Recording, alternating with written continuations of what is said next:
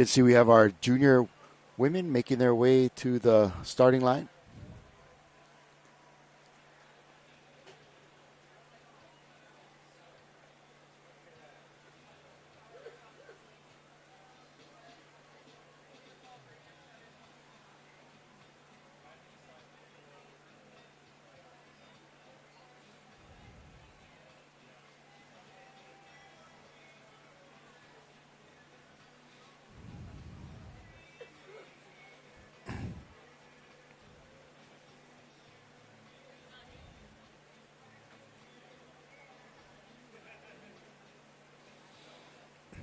Our volunteers working hard, chest deep in the ocean all day.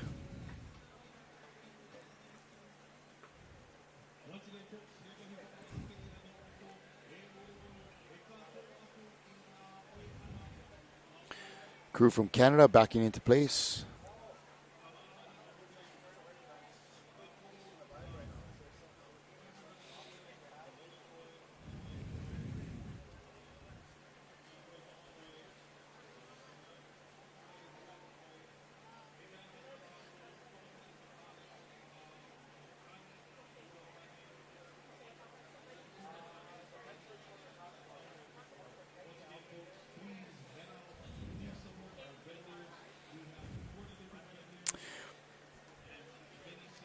A little bit of rain this morning here in Hilo. Nothing that we're not used to or haven't seen before here on the eastern shore of the island of Hawaii. Thank you for joining us for our coverage of the International Volleyball Federation 2024 World Sprints here from Hilo Bay.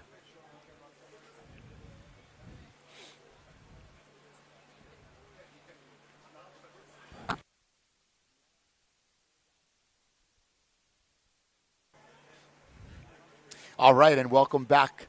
I understand we are live again. Yay. Happy to be bringing you this coverage of the 2024 IVF World Sprints here in beautiful Hilo Bay. As you can see behind me, it's been a little rainy this morning, but to recap, we had 5 heats of our women's 60-plus V1. For top 2 in each race will qualify, with third place entering into a repechage. And so following that, we've just had our 3 heats of elite men. Some stellar performances. Some surprises for me was Rapa Nui looked really great out there. Tahiti and Aotearoa, solid as ever. Hawaii looked great. Australia looked great. In this last race, we just had the gentleman from Brazil qualified in their heat in first place. Nice performance from Brazil. And so what you see now on your screen is our first heat of elite junior women racing a 500-meter in the V6, and that is Team Hawaii. Team Hawaii in front of you, getting a warm-up, heading out to the starting line. We're going to have Hawaii, New Zealand, USA, Brazil, and Tahiti in this first race of the 2 elite junior women crews. Again, elite junior women coming up, 2 heats of that. And we're excited that we're all back up and live on your Facebook page, whether that's IVF, HCRA, or Ocean Paddler. I'm Kalai Miller, and we'll be bringing you live coverage all day long from right here at the beach at Hilo Bay.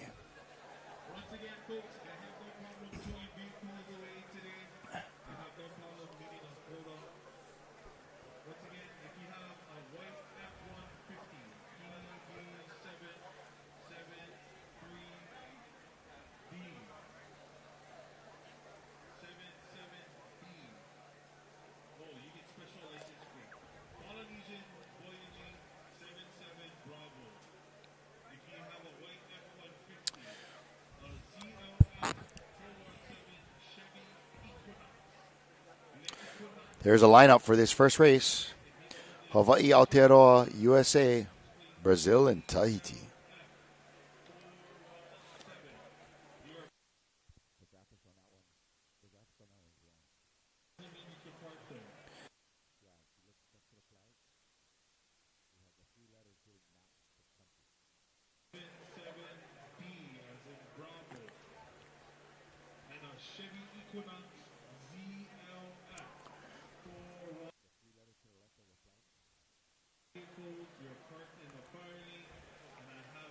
All right, here we go, ladies, paddling out. This is the Junior Women Elites V6 500 meters.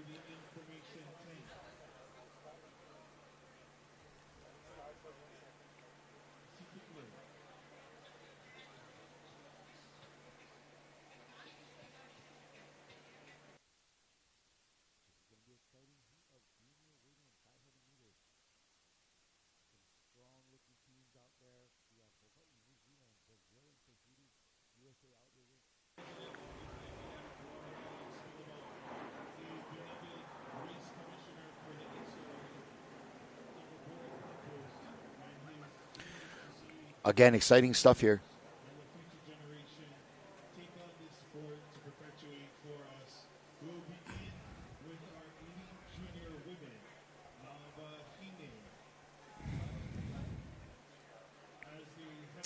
Elite Junior Women, they're in the next heat, getting ready, getting lined up.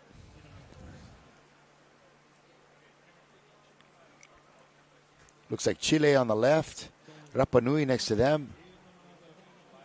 Cook Islands in green. All these young ladies getting ready to go.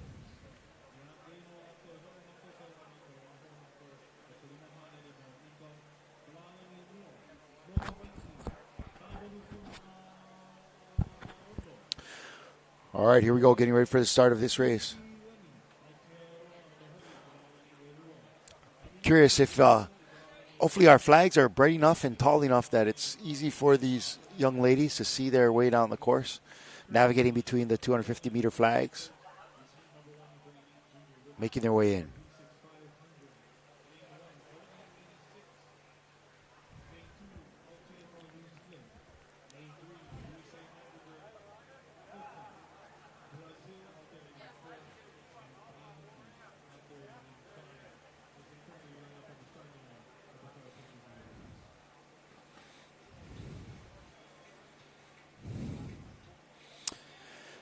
And they're in their blocks. This is lane one of the junior ladies V6 500-meter race.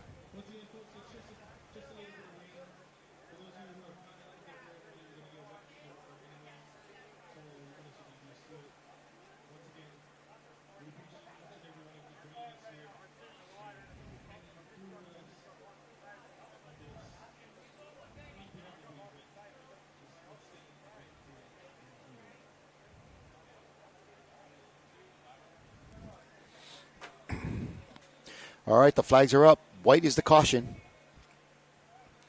There is our official boat there.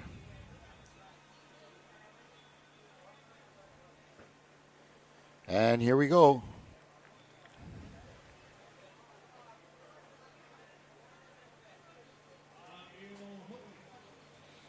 Get ready, ladies. Here it comes. Red flag allows our crews to be approaching the starting line here.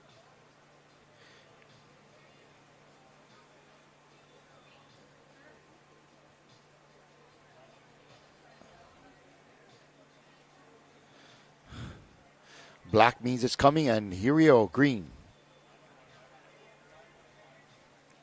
Again, in lane 1, it's Hawaii. Lane 2, New Zealand. Lane 3, USA Outrigger. Lane 4, Brazil. Lane 5, Tahiti.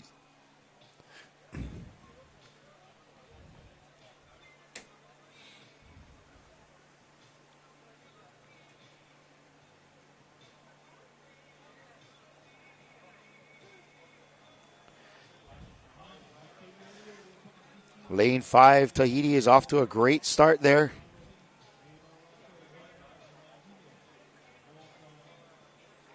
In lane 2, that is Aotearoa, New Zealand. And in lane 1, Hawaii.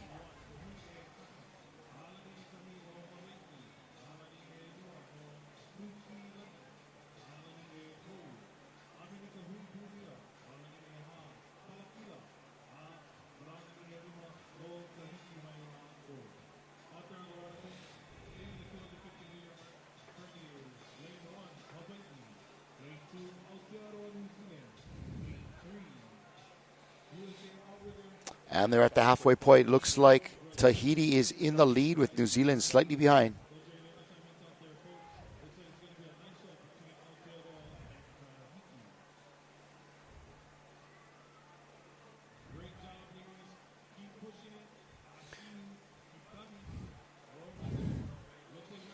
They're closing in on the three-quarter mark of this race.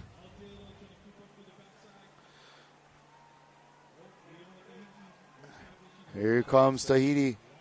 Come on, Hawaii, let's go.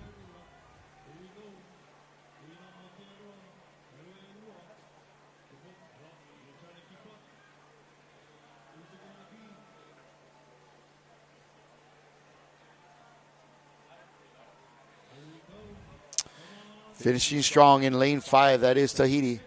Approaching the flag.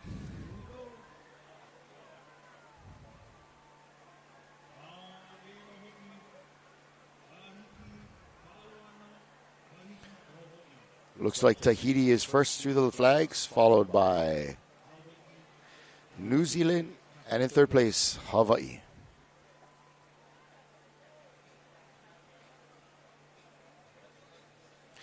Nice work by these junior ladies. We're looking for US and Brazil to follow up. And in lane 3, that's Team USA.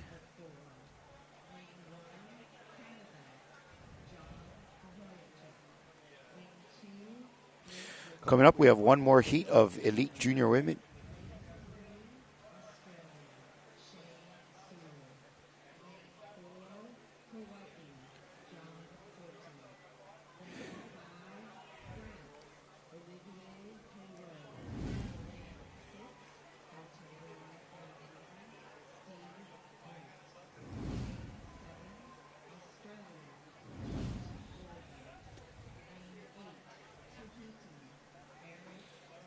Quick replay of the last race.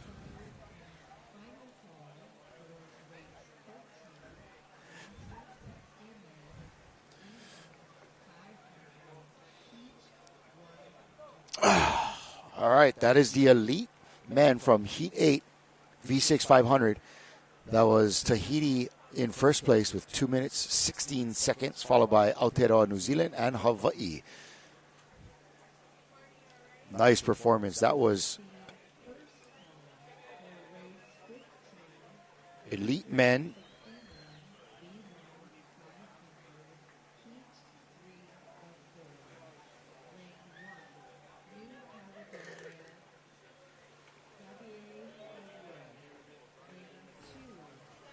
Okay, that was a weird. That last one was weird because Hawaii, is that the final? Is that it? That was the final? There's no other race? It's just based on time? So there were 3 heats of elite men.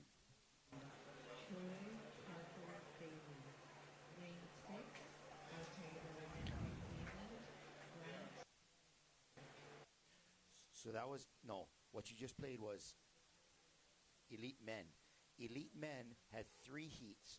Hawaii, Rapa Nui, or New Zealand and Tahiti were in one heat, and Hawaii was in a different heat.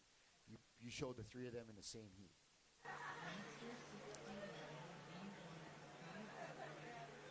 Unless that's the final, and it's by time.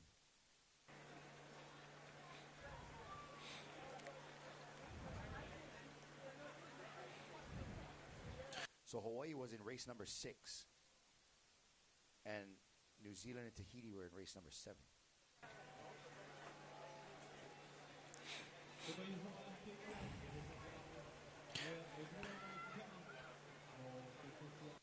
So that's my question. Is it a final based upon those are the 3 fastest times done?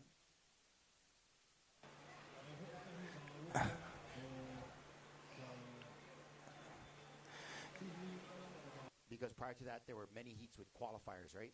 And like right now, this is Elite Junior Women 500. There's only 2 races.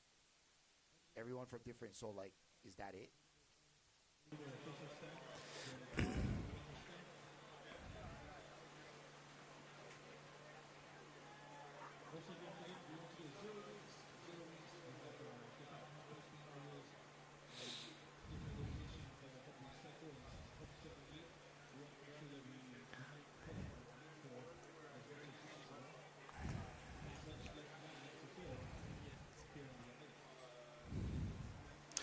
All right, again, this is heat number 2 coming up of the Elite Junior Women V6 500. We're going to have Chile in lane 1, Rapa Nui in lane 2, Cook Islands in lane 3, and Australia in lane 4.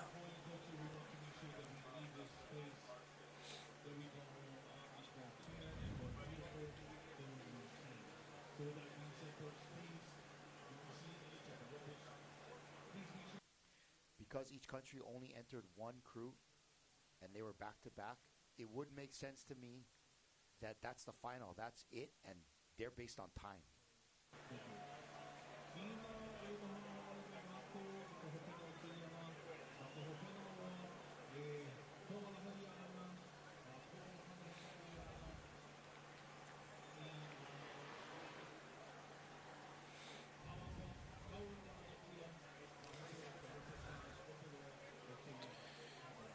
Yeah, that I'm aware of. Was that last recap that you had? It had Tahiti, New Zealand, and Hawaii. Was the men's.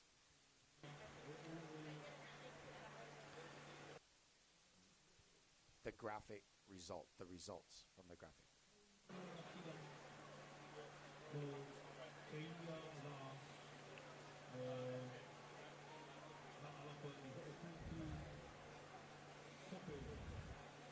All right, on your screen coming up is Elite Junior Women Heat number 2, race number 10.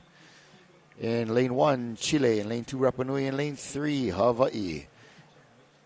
Oh, sorry. In lane 3, Cook Islands. In lane 4, Australia.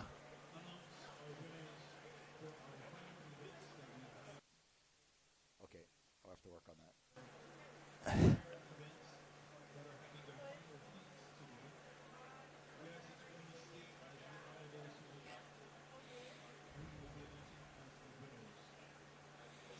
All right, that's Chile paddling out there.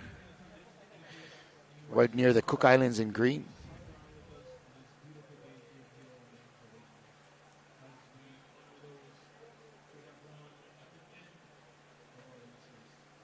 Rapa Nui there.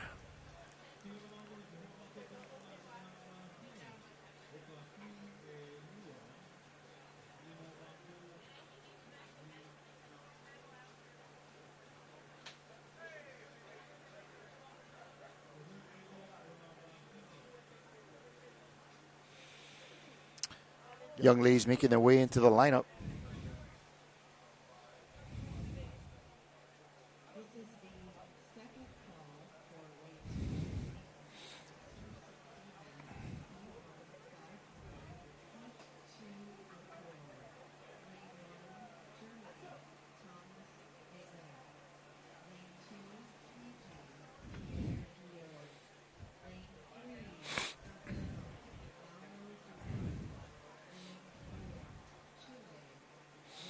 Here we have our 4 entries in this Elite Junior. Coming up, we're going to have the Elite Junior Men racing that same course in a V6 500 meters.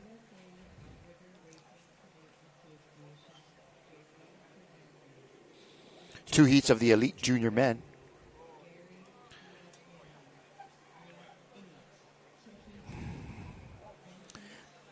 We're about to go live in Tahiti, I think.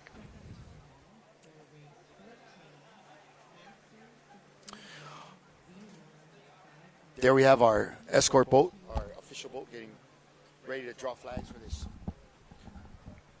second of the 2 Elite Junior Women's races.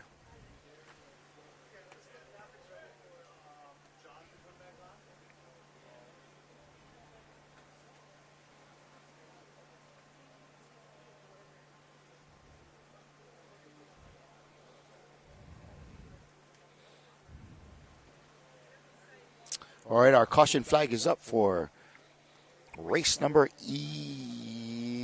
10. Race number 10. This is, again, Elite Junior Women, V6 500 meter. Lane 1 will be Chile, Lane 2 Rapa Nui, Lane 3 Cook Islands, Lane 4 Australia. These young ladies are looking fast. Okay, the red is up.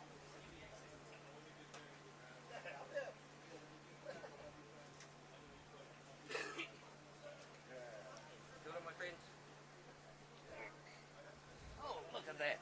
What a view.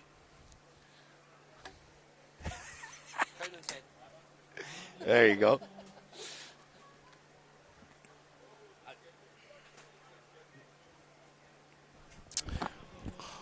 As we get ready for the start of the second flight of the Elite Junior Women's V6 500, we welcome back into our studio John Herbert, one of our race official announcers here, and he's come to shed some commentary and shed some light on what's going on, what you're seeing on your screen. We're happy to be back up and going.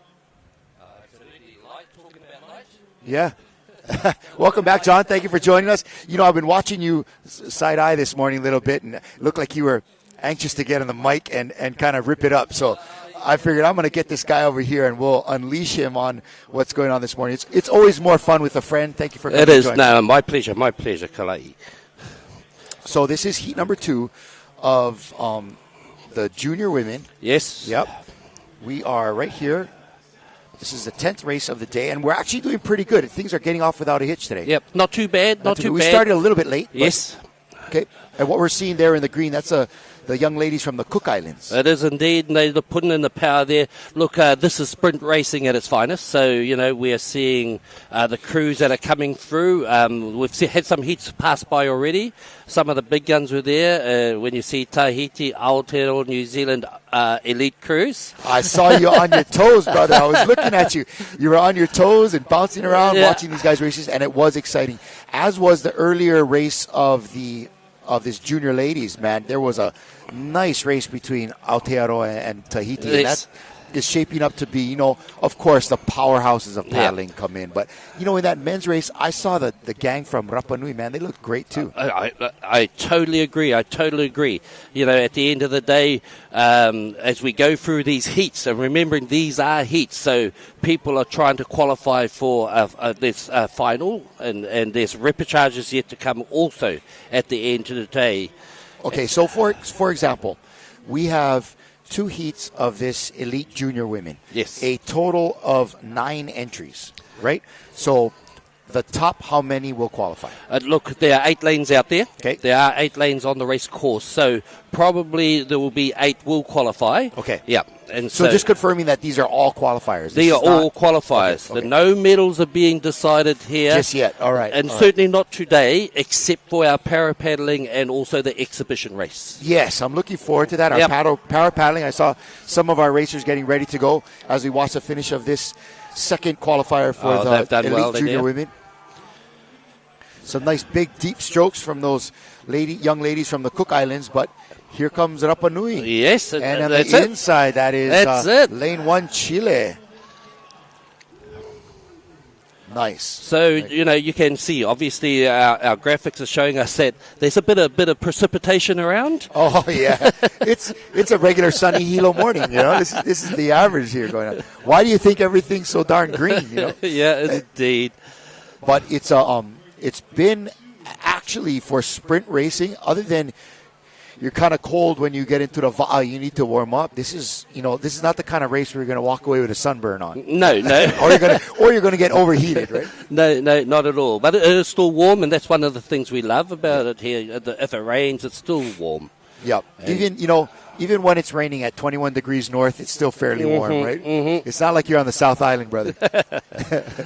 We'd all be wiping icicles off our chins, right? We'd be wrapped up. Yeah, for sure. We'd be wrapped up indeed. So, you know, racing has started. We've been going down. We're up onto race number... We're going into 11 right now, junior men. And so... Looking forward to that. Yep. Those guys are some hammers, those young boys. And there are some amazing junior paddlers out there that are putting in times that are, you know, nudging up to those elite level. Yes, sir. Again, this is a quick replay of this last race that we just had. That is the team from Cook Islands right there in lane number 3.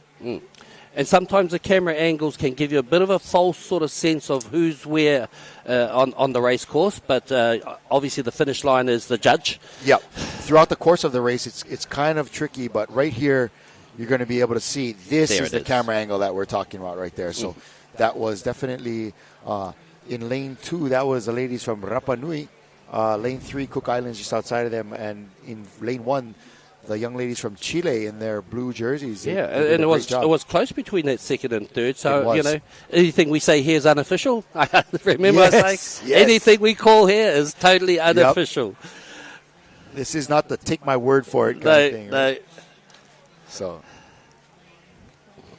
but just to recap, this the women's V1 that we saw earlier this morning, a number of heats for that one.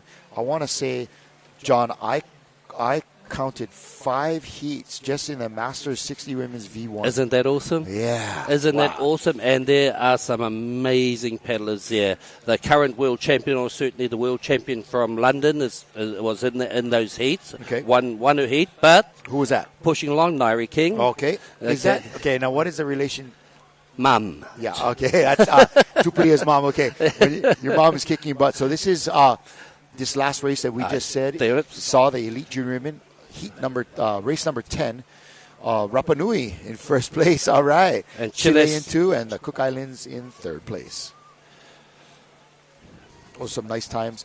We had some great racing from on the V1 from the senior ladies, we'll call them. They did great to start off the morning, and then we broke right from there into 3 heats of the elite men, the V6 500 meter. Now, man, you want to talk stroke count, John.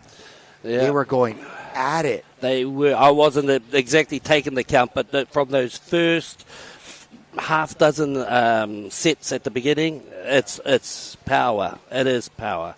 And what we're seeing here, John, is a lineup for the next race coming up. This is Elite Junior Men V6 500 meter. Hawaii in lane 1, USA lane 2, New Zealand lane 3, and Brazil in lane 4. And so you look at that, there's some great teams there in there's no soft heats. There's no such thing as a soft heat here. And so you are up against the best of each country, every heat, every race. And so, sometimes people would sometimes think, that's an easy heat. No such beast. Yeah, no such beast. And you know what is a perfect example of that for me, John, was race number 6, Elite Men's V6 500. There were some good crews in there. There was Australia, there's Hawaii, but who prevailed was Wallace and Futuna. Now, they are ocean people. Of course, they're good in the VOD, but you wouldn't imagine that they had the population base, really to produce. But man, just like you talked about yesterday with Tahiti, they live and breathe paddling. Yep. So the best are out there, and they took first place above crews from Hawaii and Australia in their heat. So, man, Wallace and Futuna, I like it. It's almost like paddling is in their DNA. Yeah, it is. Yeah, it is. It just is, and so it's what they're used to, what they're brought up with from early age, and so the results show. Yep, for sure. I always, I agree with you 100%. It's in our DNA.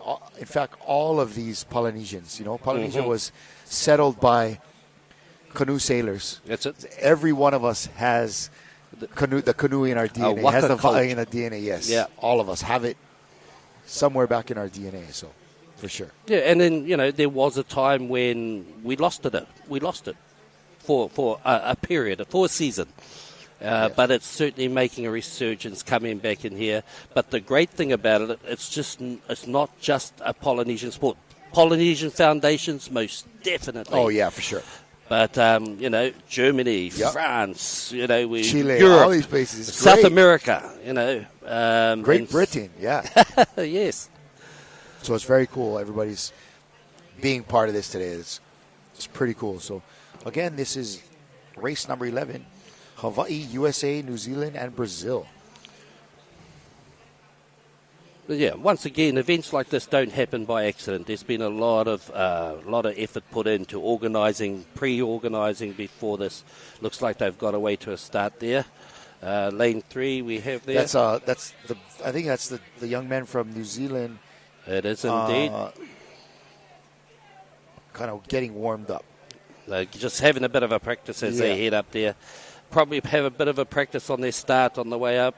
Get the blood going, heart pumping, lungs a bit of a blowout. Get rid of a few nerves. Yes, sir. As they head up to the start line.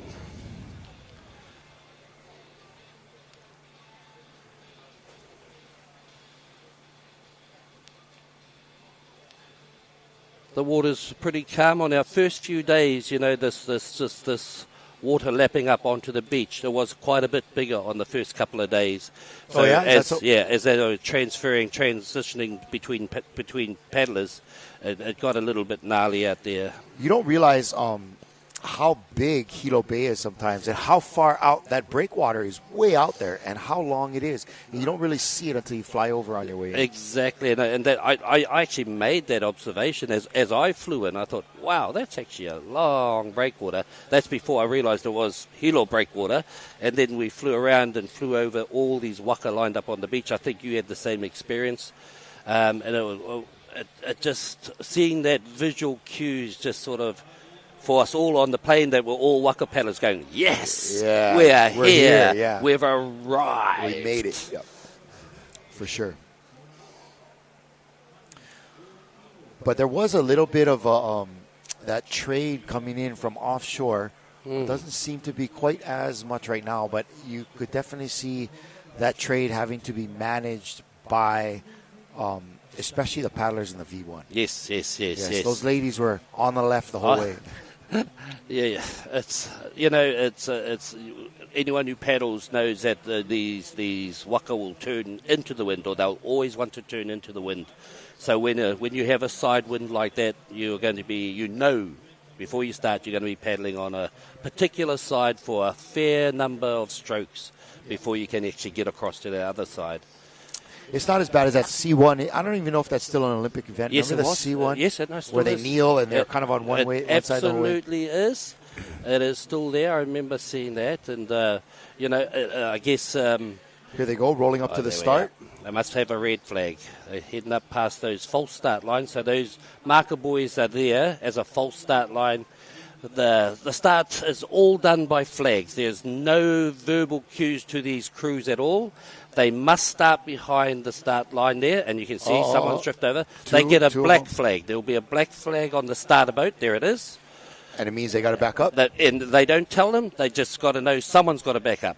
We put the responsibility on the paddlers to be in the right place when they have to start. So if that black flag, that's down now, and the green flag goes up. So that's the starting sort of process. Is white flag will tell them to come up to the false start line, red flag to the official start line, but we want them to be stationary and in line as much. If anyone goes over the line, it'll be a black flag. We don't tell them who's over the line. No one says anything, just got to back up. And once that black flag goes down, means everyone's back, and they start. If the black flag and the green flag go up at the same time, usually means someone's going to be disqualified because someone started in front of the start line. Usually, and again, I don't call that from commentary. Right. I'm unofficial. Remember, that's what the official tent is up there. Right? That's it. So you can see them coming down through this rain. New Zealand looking great on this one. I think that's Hawaii on the inside in lane 1. So there you are, outside of them in lane 2. Nice big stroke. We have USA, mainland USA. And on the very outside, Brazil, yeah. And it looks like Aotearoa, New Zealand. They have got a lead out there, but chasing hard there in lane number 1, Hawaii. And certainly no one's going to ever give up. That's one thing no one gives up. Yep, not until the end. Not until that last stroke and you get that front of your waka across that finish line. So they're pushing hard. This is going to be interesting. Yes. And so the juniors is 18 and under? There's a junior 16 division and a junior 18. So do you know Oh, no, sorry. In elites, it's just juniors. Yeah, It's just juniors. And what would be the age cap on that? 18, under 18. Yeah. So you cannot be 18. No, I think at 18 in the year of competition, yes. 18 in the year of competition. Yeah. Okay. Yeah.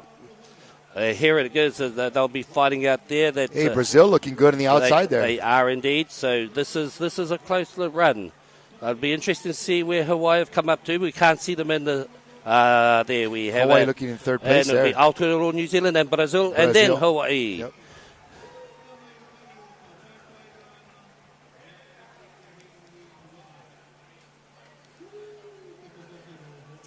We're going to head off into a quick commercial break here in between races. Coming up after this will be race number 12, I believe. Yep. And the elite junior men. So we're going to give you a quick replay of this last race. And then we're going to be heading out to a quick commercial break. Coming up next in heat number 12, heat 2 of the elite junior men. Number 12 would be Australia, Canada, Tahiti. In this, the first of the two elite junior men. That was a good start. In the V6, this is Aotearoa in 3, Brazil in 4. Aotearoa did get a flying start. And, you know, when you in 500-meter race, the start is important. Big deal. Yeah, it is, because you've only got a short race course to make up that gap. Yes. So they're finishing off. It's New Zealand, Brazil, and Hawaii. So we'll be right back as these paddlers bring their canoes into shore and make the change out. Getting ready for the next elite junior men's race, number 12. So, yep. All right. So we've definitely got things pumped up a little bit here. We got John, the hype man, over here getting us excited about this day of racing, starting off day 1 of the 2024 IVF World Sprints. And so you can see behind us the action is going to continue. Yep. We're going to head off on a short commercial break, and we'll be right back bringing you more live coverage from right here on the beach in Hilo, Hawaii. The 2024 IVF World Sprint Championships from Hilo, Hawaii are brought to you by the Hawaii Tourism Authority.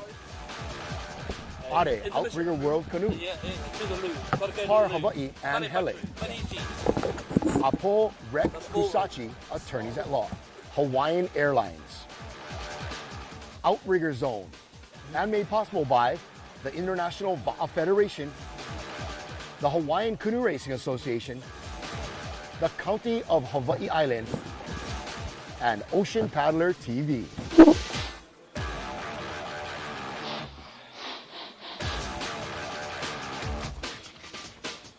The 2024 Hawaiian Canoe Racing Association State Regatta Championships are brought to you by Par Hawaii and Hele. Save 25 cents a gallon with Kama'aina rewards. The Hawaiian Canoe Racing Association and by Ocean Paddler TV, dedicated to making outrigger canoe paddling a spectator sport.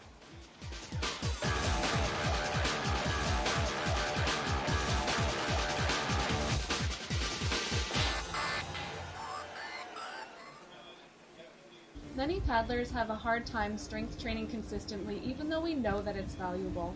That's why I started Sherry Strength online classes 4 years ago, and they're still going strong. Learn more at sherrystrength.ca. If you're going to be hiking in a place where you're unsure if it's safe or legal to access, make sure you consult with a local guide that has a lot of experience. This island is an incredibly rugged, raw, and beautiful place. It's always important to be vigilant about safety of yourself and your loved ones. Bon, non, personnellement, hein, depuis le début, depuis que j'ai essayé la montagne, je me suis bien senti dessus. Hein, et puis, par rapport à ces différentes phases, hein, tu peux ramener n'importe quel tour, surtout aussi dans n'importe quel plan d'eau, on va dire, hein, adaptable, tout plan d'eau, dans le calme, dans la montée, dans le surf de côté, maniable. Ben, pour moi, elle est simple hein, et facile à ramener.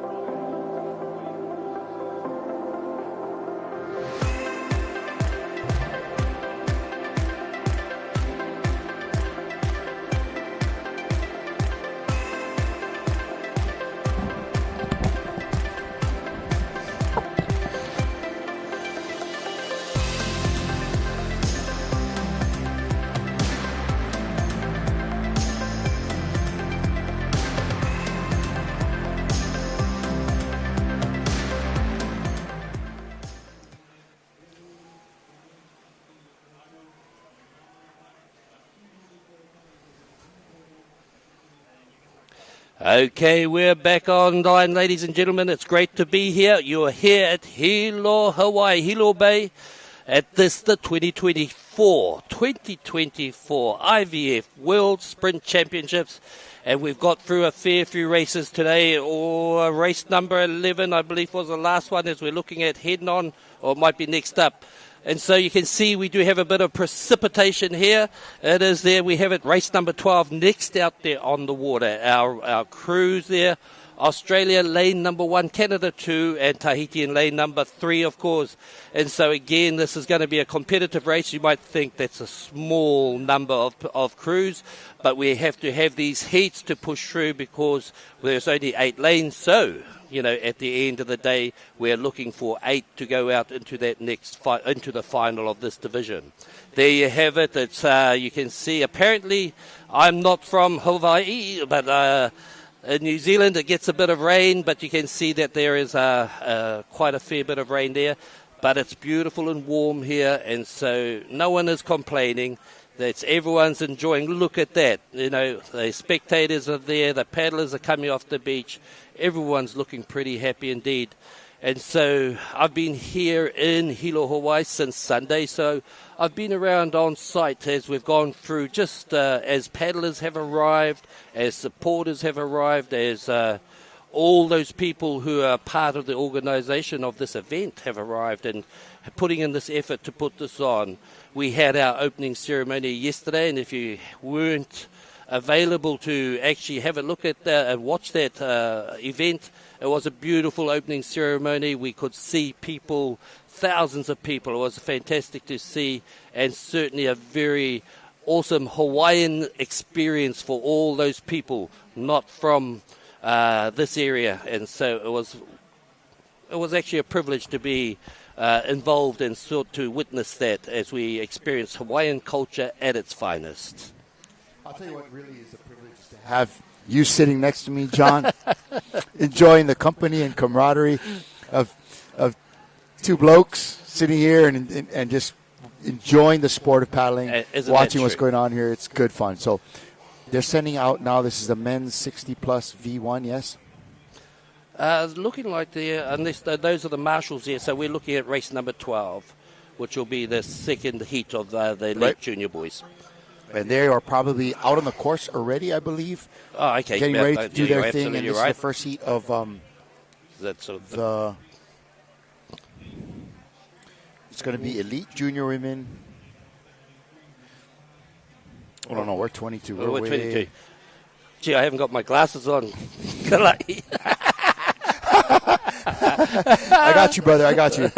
I can see with my one good eye here.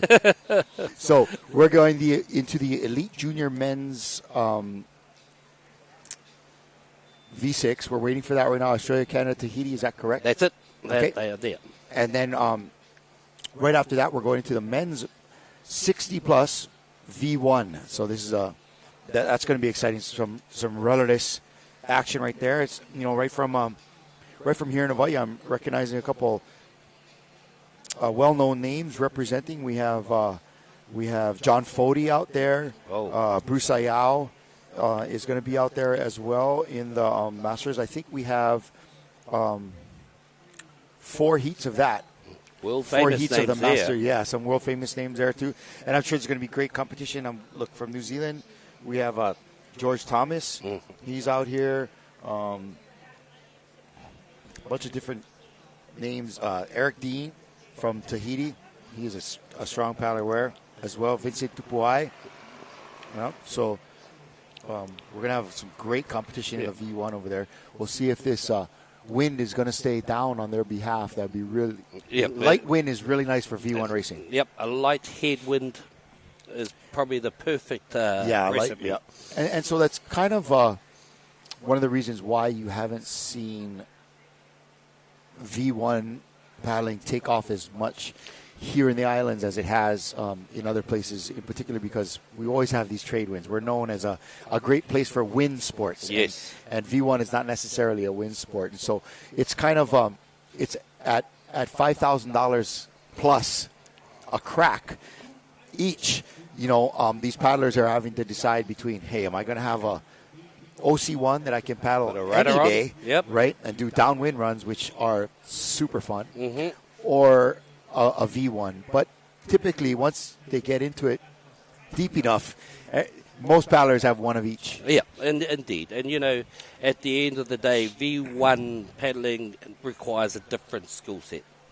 You know, obviously still a paddling stroke and everything, but you don't have a rudder to steer. So you are paddle steering all that time, making those Micro fine adjustments, adjustments. Yeah. You know, and especially if you're doing a sprint race, those micro adjustments have to happen while you're trying to go forward as fast as hard you can. as you can, Yeah. right, fella, as hard as you can. Yeah.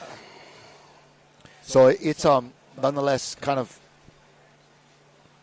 neat to see that here, and as like we said, a lot, you know, as there tends to be a lot more interest in it, the V1 paddling in Hawaii has really kind of picked up. We were able to, with the help of Are Outrigger, cover this last Aito that we had just a couple months back, and got our good friend Micah Kalama in studio to help us kind of announce that. Oh, look, we've had a start. Event number 12. So Australia, I see the very familiar colours of Australia is it in lane number 1. Obviously, that's where I'm living at the moment, so I have a vested interest there, just watching, but Sure. I'm totally unbiased as a commentator. And as I said yesterday, you know, we all belong to one nation or another. We want our teams to win, but as a commentary person, I always give people's time in the sunshine. Yes, Yeah. for sure, Yeah. for sure.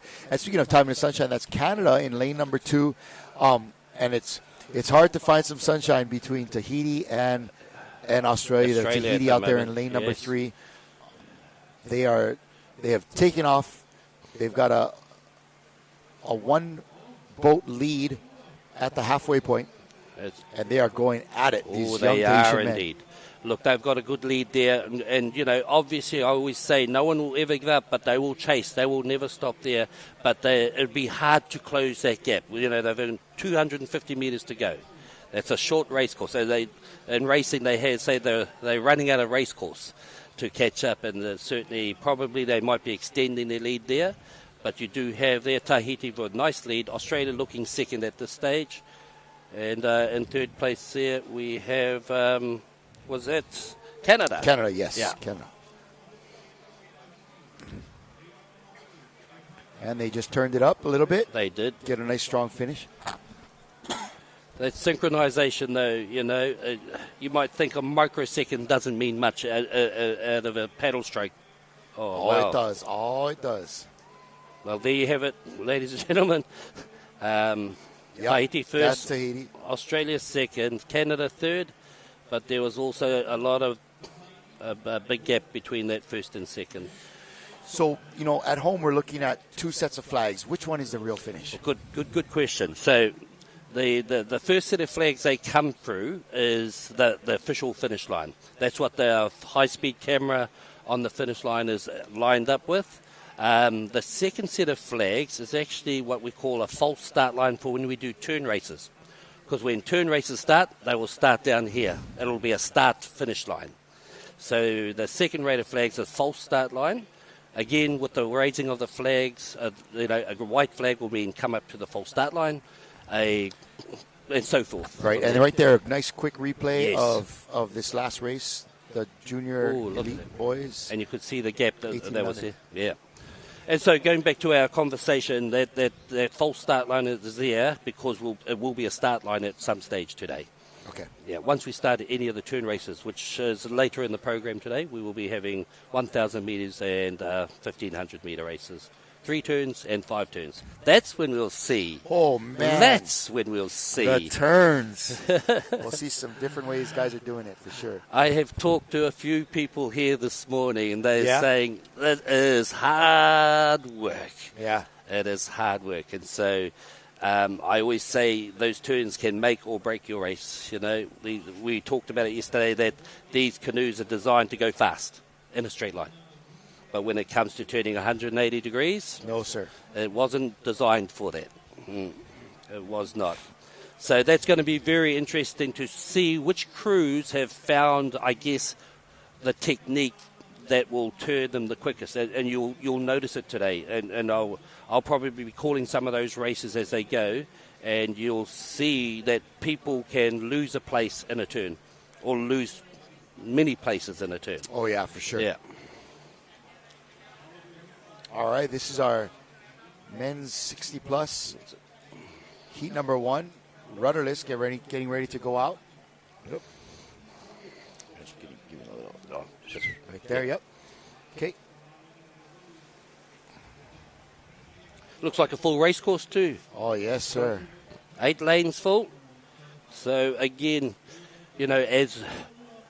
as I've been commentating over the years in Aotearoa, New Zealand, some of the races we have 16 lanes. And so trying to keep track of paddlers and crews 16 lanes wide is not the easiest task in the world. But we will have 8 lanes coming up in the next race. So you can see that in this division, there are a lot of paddlers. And so, we were talking earlier about how this is an intergenerational sport. So grandparents can be paddling with their mokopuna, their grandchildren, at the same event. Oh, there we go. Our first heat of the men's V1 rudderless. And big shout out to all of our gang logging on to the Ocean Paddler Facebook page. You're logging on. I see Kelly Russell making a comment about the Matahinas not turning too well. And Tuatahi Teri Vegas Kame from, obviously from Tahiti, sending out the Tahitian flag with a big let's go. So aloha to all of you guys that are tuned in to us, sending your comments. Mahalo for that. And hopefully you can stay with us all week long.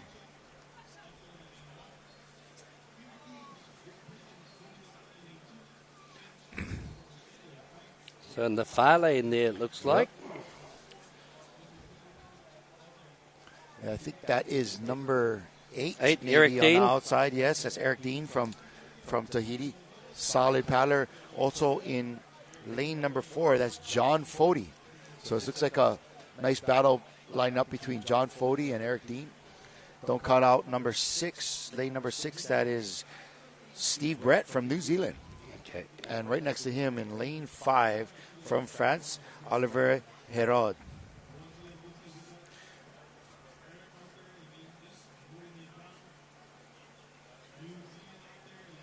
Eric Dean in lane 8. Looking pretty strong out there. The camera angles, again, give us a bit different perspective, but, the camera angle that counts is the one on the finish line. Yes, sir.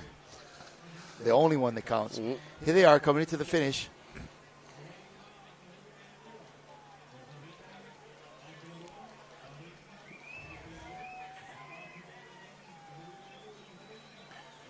There we go, coming into the finish, and we'll get a good camera angle of this. Looks like Eric Dean from Tahiti finishing in first place. Yep, and coming in. John Fody in lane 4.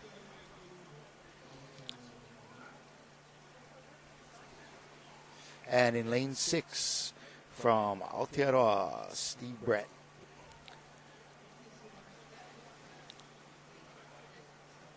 So for these paddlers, it's none of them that's their first rodeo. They know each other. Oh, yeah, they all know each other. It's hard to even get warmed up at 500 meters for a lot of these guys. Yes. So the next lot heading up. Is our next sortie.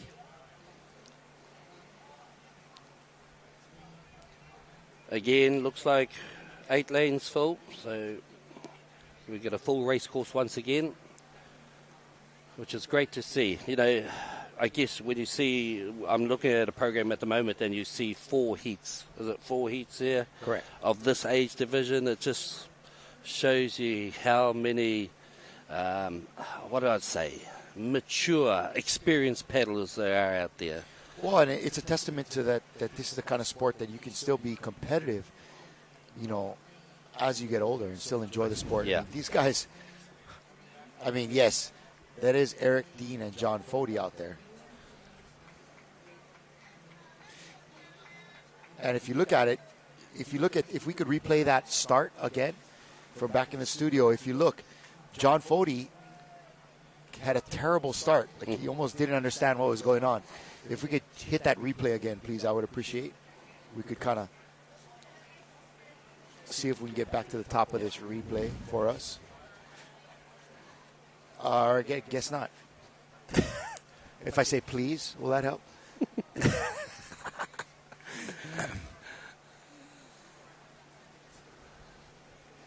But yeah, well, I was talking earlier about how important the start is because it's a very short distance. People think 500 meters is a long distance, half a kilometer, but in the racing terms here at the World Championships, it is a short distance. These are sprint races. Our longest race is a 1,500 meters, which we'll see later on today. And so there's our results. Results in the V1 500 first heat. Eric Dean. I am always interested to look at the times too, the finishing times, 2:24. Yep. John Fody. Yep, 2:28 there, 2:33. It's about a half a minute plus faster than the women of yes, the same. Yeah. And then, the elite men will again be a little bit faster. Oh, yes. Yep.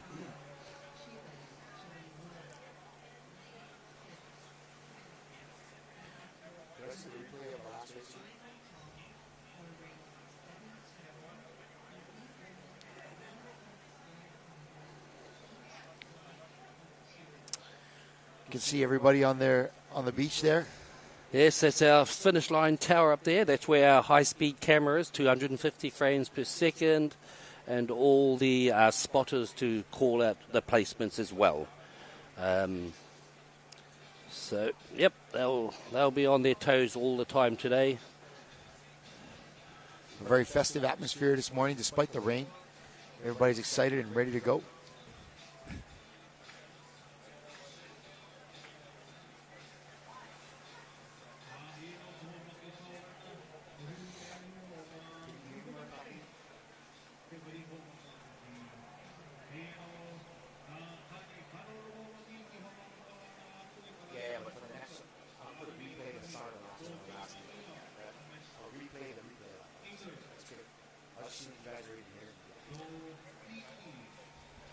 All right, so this is the next heat of the Masters 60-man V1 500. We have from Germany, Thomas Ehlert. From Fiji, Pierre Guyot. That's a name Brazil, that I've heard, yes. Mauro Dutra. From Brazil, Chile, we have Rodrigo Dominguez, I think. From New Zealand, George Thomas. From the U.S., Gary Hernandez. Yep. Okay, and we just had the start of that race. Wait. Look for Vincent Tupuai in lane 8 from Tahiti.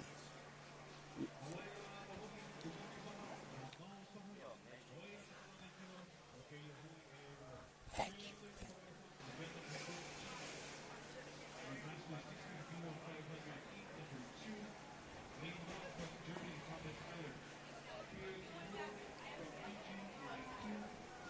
And they're pushing it down that track there. There we go. I shouldn't say a track, the race course. Yeah, right this there water. in lane 2 from Fiji, Pierre Guyot.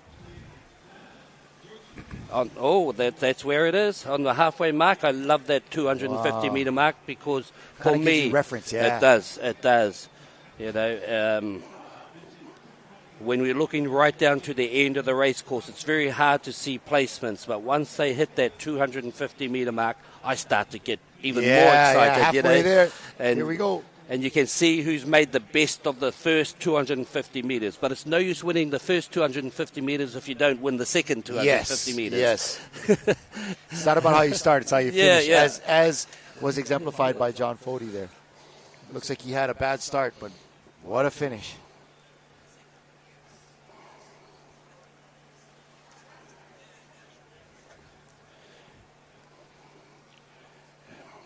And for people that might be watching that aren't versed with the sport, why do they paddle on different sides, a different number of strokes? That's the steering part of things. You've got to be on the side that's going to keep you in as straight a line as possible and keep you going forward as fast as possible.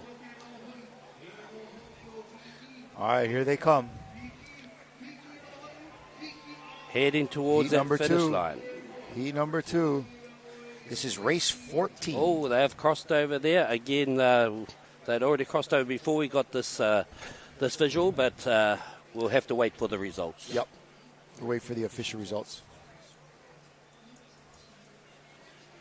Some paddlers looked like they were doing good. Was Vincent Tupuo'i and Pierre Guillot, and from Brazil, Mauro Dutois. And you can see... Here we go, a quick recap. There we go. Again, some even starts there. You can see the two that have been fighting it all the way. They've stuck together down this race course. Sometimes it's good to have stiff competition next year. It makes you push yourself. Isn't that the truth? So, it's just, it is an incentive. You say, you shall not pass. Yeah, you shall right. not pass. Number 2 looks like he was having some kind of He had a bit of a challenge hiccup there, yeah. But it didn't affect him too much. Yeah, no joke, right? He still was able to win that. So unofficially, those two gentlemen on your right from Fiji in first, and from I think that was Brazil in third. Yeah, there we go. There's our results.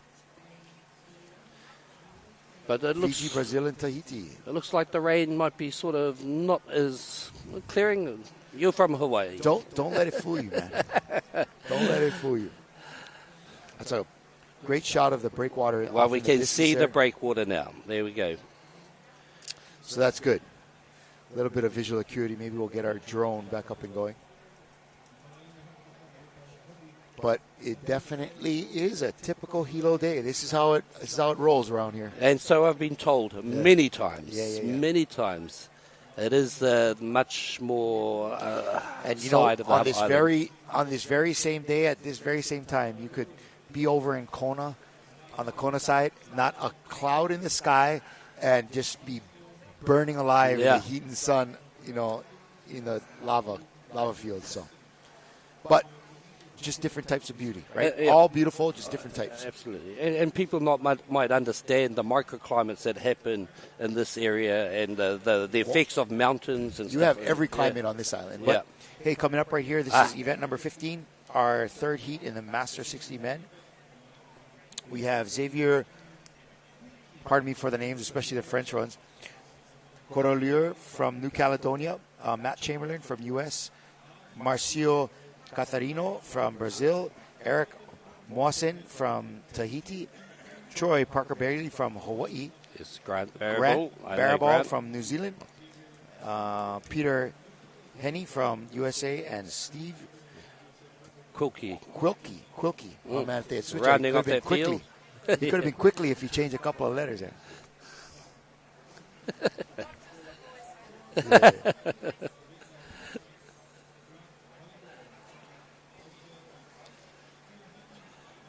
I hope we didn't pull you away from your duties up there. Look, race 20, I'll have to head back down. Okay. Yep.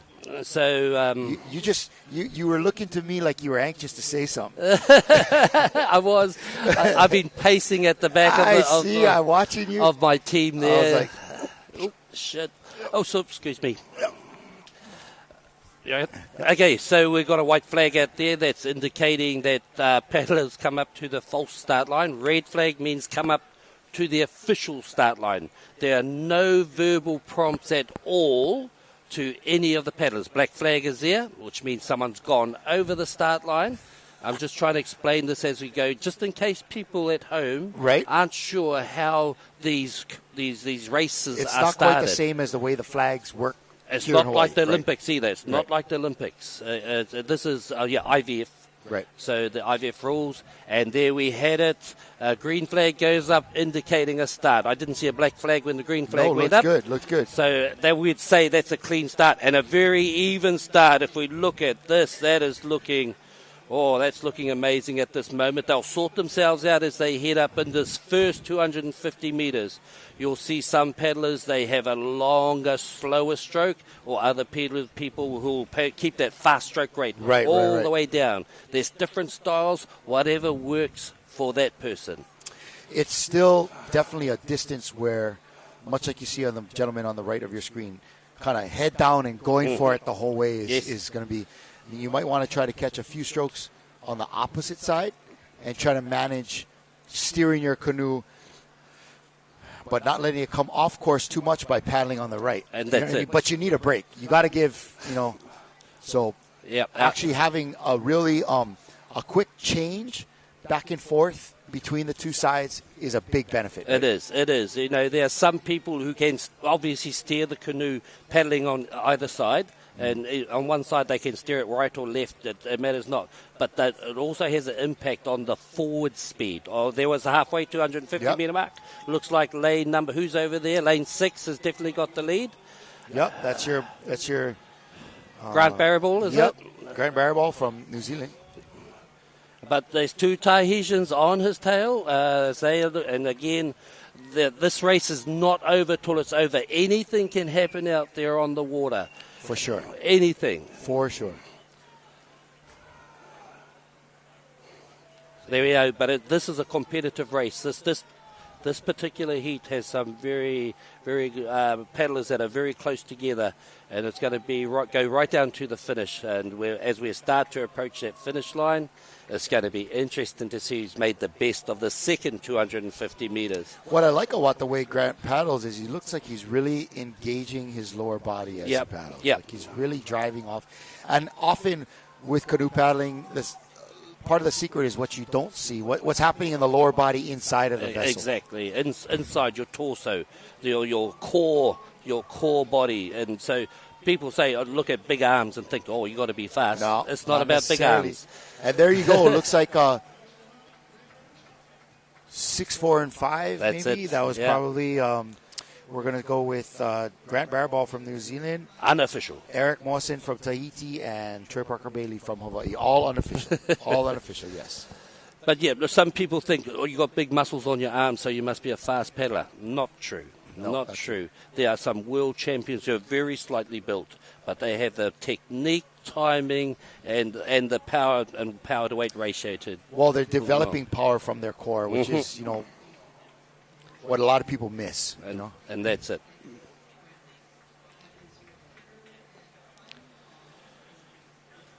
So the conditions are pretty good out there, Kalei. Yeah, pretty light. There is still that little breeze coming in from offshore, but it's fairly slight. I mean, look at that red flag is not even moving hardly. I think it's wrapped a little bit, but hardly even moving. Nice finish line there. And so we're going to have a quick replay of the last race. As you had mentioned, a really good start. Yep, there was quite a bunch of them that got out there early. 250 metre mark again as always indicates to us who's made the best fist of that first part of the race. But nice performance by Grant Barraball from New Zealand. And, really it seemed like he pushed hard to get out to a real quick start and then just kind of held it. And hold. And let everyone chase. He seems like a taller fella. And he is. The taller people, I guess in a lot of water sports, the taller people have that extra reach. So, they may have a slower stroke rate, but their paddle has gone out. Yeah, that's the word. Their paddle is a longer time in the water, and so each stroke actually pulls them forward that little bit extra. All right, coming up next is event number 16. So we have 47 events today. We have 44, 47. I think we're about a third of the way there. Yeah. We're about a third of the way there. I'll jump in about 20 okay. And we have a total of getting through the paper here. 47. You're 47. right. Yeah, absolutely right. Repechage at the end there. Yep. All right, exciting stuff. Yeah. Looks like our elite women are up next. Again, and then it's going to be V12. Yes. Elite men V12. Yes, we've got a fleet of V12s behind us sitting on the shore, and so the V12s. It's almost like you're talking about engines. Well, we actually are talking about engines. Yeah. The engines of Waka. It's a V6 or V12. All right. Yeah. This is our final qualifier for the Masters 60 men, V1 500 meter. In lane 1 will be Lyle Pryor from New Zealand. Lane 2, Jim Underwood from Canada. Lane 3, Roger Baumann from Germany. Lane 4, Mike Matthews from Singapore. Lane 5, the legend Bruce Ayao from Hawaii. Jorge Jr. from Brazil. And Colin McCarthy from Samoa in lane 7. Exciting stuff. First Samoan paddler I've seen out this morning. So there they are, lined up at the start line, waiting for the flags. That's all that they're waiting for now. They'll hold there. The best breeze for the starts is a slight headwind again. Just to kind of hold you in place. Hold you in place, that's it. Whereas a tailwind is pushing you across that start line. But once you get going, a tailwind's kind of nice. I know. Certainly, definitely, that's a nice breeze for them at the moment. It's only a slight breeze. Up they come. We don't see the flag boat this time, but here they come up to the start. And they're going to definitely want to start, John, on the upwind side of the lane. Yes. Indeed. Okay, we're not far away. I'm excited to see that V12. We don't do much of that kind of racing around here. No. Okay. Again, it adds another dimension to V6 hulls lashed together. All right, we got Kalo Lalahi coming in on our Facebook page saying, "Go Colin." And Jeff Guy saying, "Fa malosi, Colin." Yeah. Kia ora, Jeff. All right. Colin McCarthy from Samoa. You got some fans out there, brother. All right. Cecilia Piper is saying thanks for the flag explanations. And mahalo to OPTV. And she's a big fan of yours, John. Mahalo. Yes. Man, Colin has got some fans. All right. It's Colin TV right now. Away they go. And there we go. That was the start of the men's race. Our last qualifying heat for the V1 500. Again, we got a bit of a lineup here, it looks like. Maybe lanes 1, 2, and 4 heading out there as we approach this halfway mark. We'll get a better view. But Aotearoa New Zealand looking like in lane 1, and I'm only going by the colours of the shirts. I'm sure that's a Tahitian paddler in there as well. And 2. Ooh, somebody's out there in 5. Oh, and again, just because of that's that Bruce camera. Ayao. There you go. And he has Bruce. definitely got the lead, Bruce. Well done up there. That's the first 250 metres done. Yep. And dusted. But Lyle Pryor is looking good on the inside there as well. So is Jim Underwood from Canada. Okay, I know Jim, and so he'll be pushing hard from Canada. Bruce Ayala is a fabulous steersman, and it would serve the logic that he has the feel for something like the V1. Yes. Just the way that he's used to running his paddle through the water, a real feel for making that canoe move through the water and trying to steer it. Although again, it does seem like these guys, look at the flags on there, they're down. Yes. So they got really light wind, which is a good thing. Bruce got a sizable lead right now. Most definite, a very sizable lead. Looks like the second and third is Aotearoa Canada. Out there's our reverse view, looking across the shoreline and the spectator bank and all the... Bruce Ayala comes from a legendary Hawaiian waterman family. In fact, he lives here on Hawaii Island, but on the Kona Coast side of it. Congratulations, Brother Bruce. And in second place, Lyle Pryor from New Zealand. And Jim in Underwood. Third, Jim Underwood from Canada. Unofficially, of course. But I think we're pretty safe with calling that one. It's when they're so close together. My buddy John here next to me, he's got a shirt on that says official. I'm going to get a shirt that says unofficial. Because everything I say don't really count until those guys call it out. So true. I hadn't even thought about that one. Here's a replay of this race.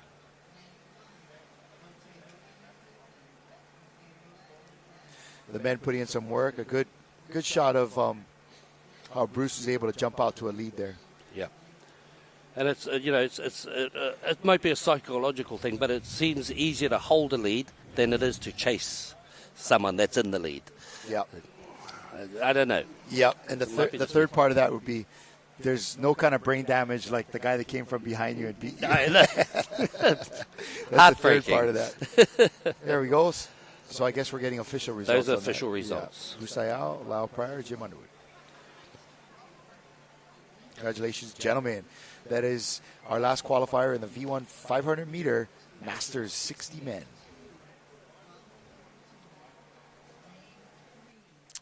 Bruce is the steersman for the that Nakua Kona 50 plus crew that's been having a lot of success lately. Fantastic. They've been pretty much, at least here locally in Hawaii paddling and last year at Catalina and stuff, they've been definitely taking their division in the 50s. Not only that, they've been giving the open hard rubs, as we like to say and here. being very successful in their travels around the world. Yep. So we're not too far away. Oh, here we go. We've got there the elite woman.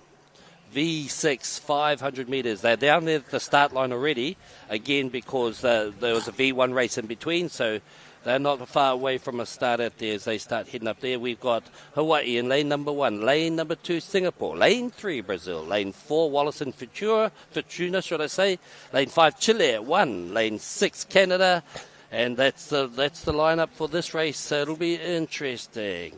This is elite woman. That's my new favorite, Wallace and Fortuna. Yep. I just think it's so cool that, their population base, I was just looking on Wikipedia because I had to educate myself.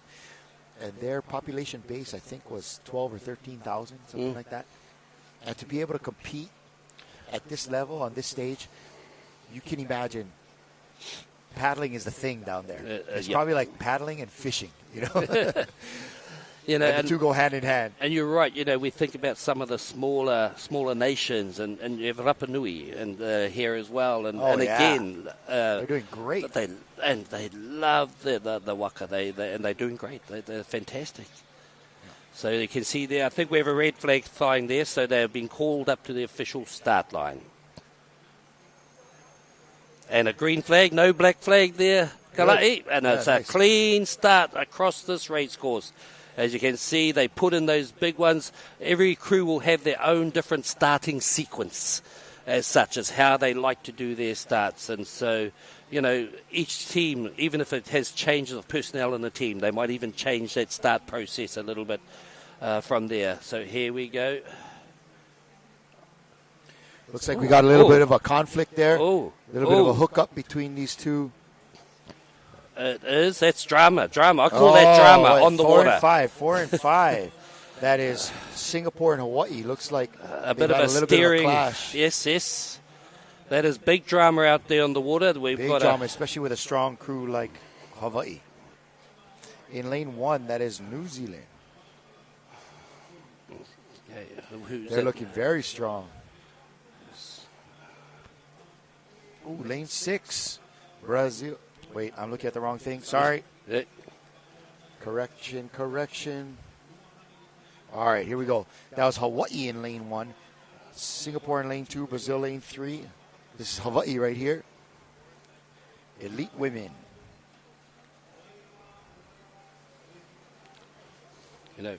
For me, always I wait for that 250-meter mark just to give us a very definitive viewpoint of who's made the best of that first 250 meters.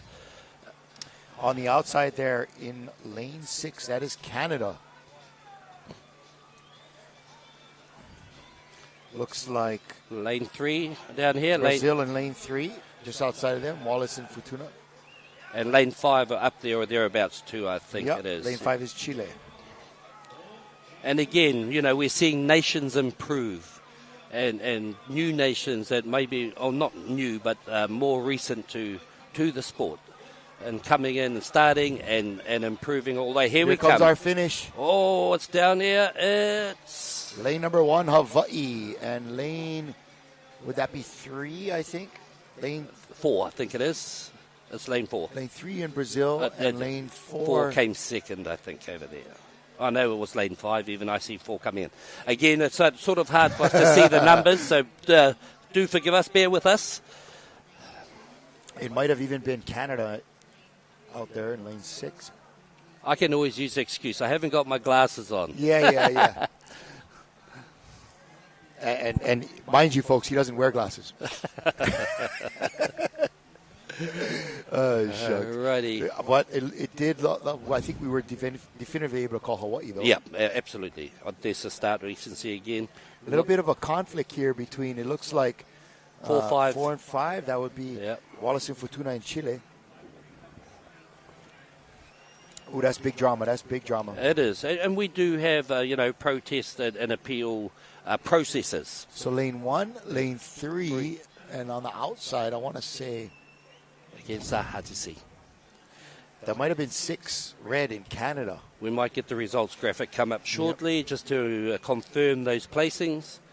So when we give you the times and results that you're going to see on your screen, those are from the official stat. That is. So that's not me and John giving it our best. I forgot to our stop best my stopwatch. attention. Yeah. But yes, that'll come directly from official timing. You see this lady in the bottom of your screen? You can tell she's from Hilo. She's just wearing a T-shirt, and the rain don't bother her none. Look at her. She's just swinging her bag. She's happy. Strolling up. The other way you can tell she's from Hawaii, see on her, she's got a whole bunch of bracelets on. All her Hawaiian bracelets there on her wrist. Half of them say ku'uipo, which means sweetheart. There we go. Yep, and our big aloha T-shirt. And she's having a good day. Yep. There All we right, go. here we go. That was it was Canada on the outside there in second place. So Hawaii with time of 2 minutes and 9 seconds in first. Canada in second with 2:11, and right behind them Brazil, each spaced out 2 seconds apart. Very competitive race, John. Yep. 2 seconds. Hey man, you can just like you see in practice. Every time you're lining up, you can shed 2 seconds pretty quick. And they'll come back onto the short. They'll have a debrief. They'll talk about they'll review their whole race, what worked well, what they may feel didn't work well. Think about how they can improve in the next one. It's. But again, like you mentioned, not having a good start could be 2 seconds right there. Absolutely. It may be 0.5 of a second at the start, but they can translate over the course of the race to 2 seconds. Okay, we have up there our next race on the water. It's race number 18. It's Elite Woman V6 500 meters. Again, it is a champion teams out there. Lane 1, USA. In lane number 2, Australia. Tahiti is in 3. Germany in 4. Aotearoa, New Zealand in 5. Lane 6, we have France. Lane 7s and 8, they're not being used in this particular heat. So we are looking at that lineup down at the start line. Who'll be next up on the water? I really have been enjoying watching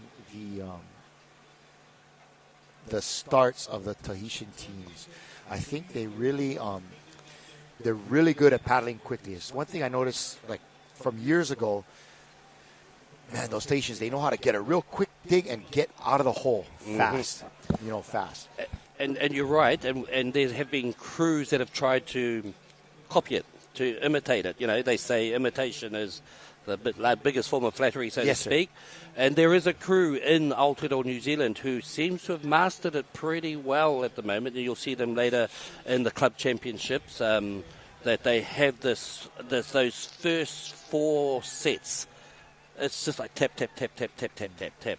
But does it get them going? And so it's very much a Tahitian style. I think you're right. Well, I think to play that game, you've got to have the fitness behind you. Like, I've been lucky enough to watch over the years Shell Va'a, for instance, win Molokai Hoi so many times, and their stroke rate was much faster than anybody else, right? And the times that they did lose was to other crews with much slower stroke rates, right? It was kind of interesting. But I've seen crews try to replicate what Shell Va'a was doing, and they simply didn't have the fitness. Because as soon as you are so burnt, if you're trying so hard and you're exhausted trying to keep a certain stroke rate, and, maybe 1 and 2 can keep it or whatever, but if 3, 4, 5 or whatever it is, even one person out in the boat can't keep it, all the timing falls apart, and now you're just working harder with a less of a result. That's it. You know, we talked yesterday about the role of that every seat has, and the seat 6 is a very responsible role. The steerer, the captain, and everything. Like I said, we talked about it yesterday about them being the counsellor, the coach, the enforcer, so to speak. So they get a feel for what's happening in their waka, and if something's not working, you know, they say you can't keep doing the same thing over and over and expect a different result. So if it's not working, sometimes you have to change mid-race. Oh yeah, for sure, for sure. But it's interesting. Like I've seen, like you talked about, copying is a sincere form of flattery. Oh yes, I've seen them try to copy, and you cannot, because you know Shelva is running up the mountain every morning and then going paddling in the afternoon. Well, whatever they do, but it's going to be interesting to see their starts coming off of this. Even especially in the V12, that's going to be cool. Absolutely. I'm looking forward to that as I see them being loaded into the water at the moment. So they'll be on the water in the not-too-distant future. In fact, it's probably me. I've got to head off on race number 20. Okay. And so what are we up to now? We are on... 20 is going to be the para. Yes, I'd like to head down for them and support them as well. Yes, sir. Yeah. Yes, sir. So we'll get through these elite races. Elite women, yeah. Yes.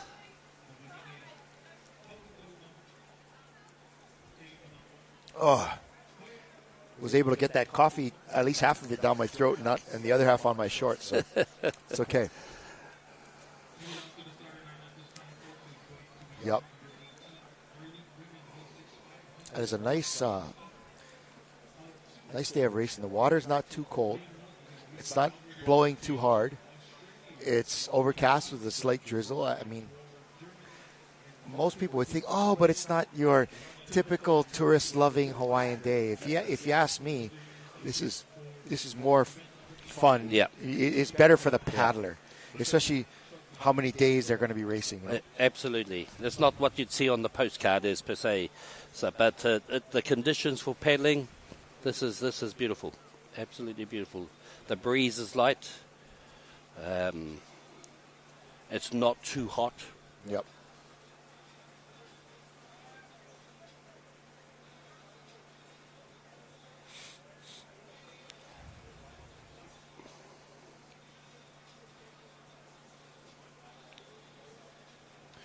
Just see a bunch of those V12 paddlers.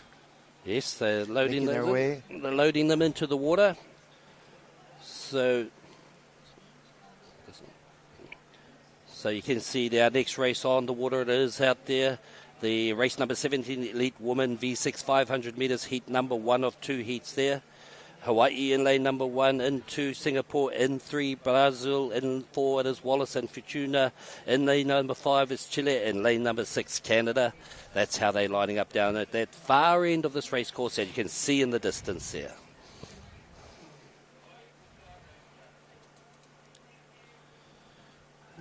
So if you count out from the sides, and you can see the V12s heading off there, heading up to the start line also. Okay, it might be just a... Yep. Okay, great. Again, aloha to everyone. Hello to everyone logging on our Ocean Paddler Facebook page. Stoked to have you with us. We're looking forward to getting all of your comments. Okay, we're going to have the start of this race. And I believe this is event number 18. It is indeed. So let me just tell you who's out there on the race course at the moment. I made a mistake before, so my apologies. In lane it's race number 18, the Elite Women W6 500 meter heat number 2.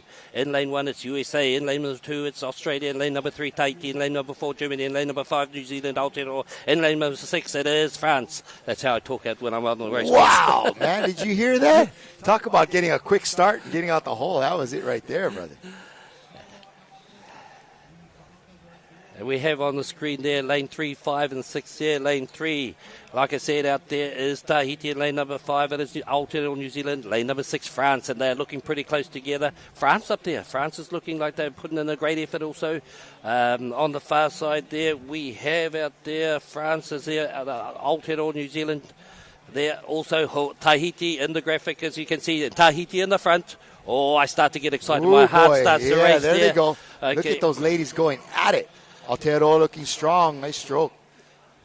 Lane number 1, USA there in the picture for a little while there, but it seems that at the front of this race at this moment in time, it is certainly Tahiti had the lead at the 250-metre mark, and Aotearoa, New Zealand inside them.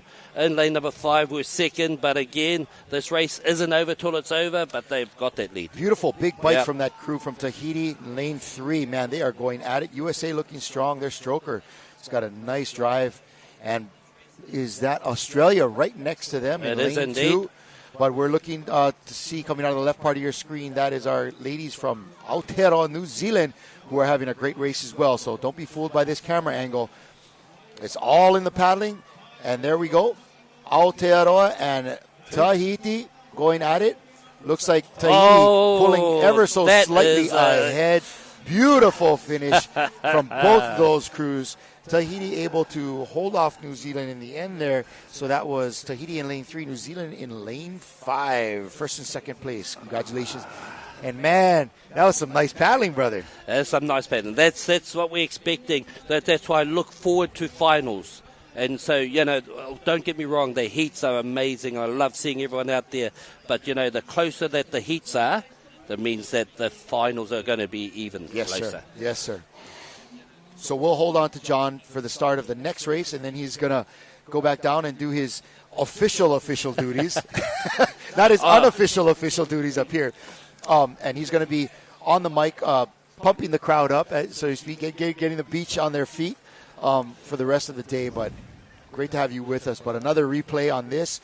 USA in lane 1. Look for Tahiti in lane 3. There's our ladies from Aotearoa in black. Beautiful, nice big stretch. Nice drive through that canoe. Look at that, John. It's amazing, Seat 2 has a beautiful stroke. And you can compare, when they're side by side, you can have a quick comparison about the stroke rate and also the technique. There might be very fine differences in technique, or sometimes there's quite obvious differences in technique. I have noticed over time, though, when you look at the crews that are Successful. winning, the winning crews, there's simple. typically not a huge difference in what they're doing. It's no secret. I mean, it ain't easy. You just follow what they're doing, and it's easier said than done. But there's no secret to being a quick paddler. True. And look at this. This is the first This of is our exciting. V12s. I'm kind of excited about this, John. This is V12. We don't get too much of this here in the islands. So this is the elite men V12 500-meter. Lane 1, we have Brazil. Lane 2, Australia. Lane 3, Tahiti. Lane 4, USA. And Lane 5, Canada. This is event number 19. So towards the end of this race, our good friend John will head off into the sunset, and maybe we'll catch him a little later on. Yep. Fourth season. But really, I mean, you can tell I enjoy doing this a lot more when there's somebody like yourself here to kind of work with. So mahalo for and there you have pumping me up before you go out there and pump everybody up. Good old John's it's like drinking a Monster when you hang out with him. It just gets you uplifted, brother. There we go. Brazil, Australia, Tahiti, the U.S., and Canada in 5 lanes. This is a V12 500 meters. V12. So this is fast, furious power. I mean, this is like this V12 with these elite men. This is like paddling on steroids right here. Right? I call this the drag race. The drag race. Yes, this sir. is a And drag here we race. go. We got a green flag. And we have a start in the drag race. Look at that. 12 testosterone-filled men Yes, sir. hitting this race course. And look at that start. That's pretty even start. And again, you have to have that synchronization between 2 crews side by side. It's 2 There's our different hulls. Canadians in lane 5 right there. Okay. Looking good. We have, I think that's Brazil on the inside right next to That's me, right? yellow and green, which would be Australia. Australia. Yep. And just outside of them, That would be Tahiti. Tahiti. And the U.S. There's Tahiti right there. Look at that. Canada Boom. in lane 5. Beautiful. And look at it. You got to be synchronized. Wow. Look at it. You just Holy mackerel. And look at the changes. Folks, from two old fellas who've been watching this sport for a while, It's that's some beautiful stuff. It is a beautiful sight to see. And so that's the first 250 metres done. And this drag race, as they push up, there's no let up. You know, if you're thinking that they go into any here cruise comes Australia. stage. And so, again, look at that graphic. That is beautiful. Tahiti definitely have the lead out there. Canada are looking good too. Australia, also Brazil, is it on the far side there? And so, again, we can see who's got the lead definitely. But, again, for the next placings, we'll have to wait and see. And if the two crews are, the two different hulls are not in sync, you can really see it's starting to yaw back and forth, and you get a lot of movement and vibration between the hulls. And you hear creaking sounds on the ama. Yeah. You know, as it's imagine flexing. those Yako are held down to the Vi with only ratchet straps. Look at that. Whoo, that is beautiful stuff. They just went across there. Maiteiroa.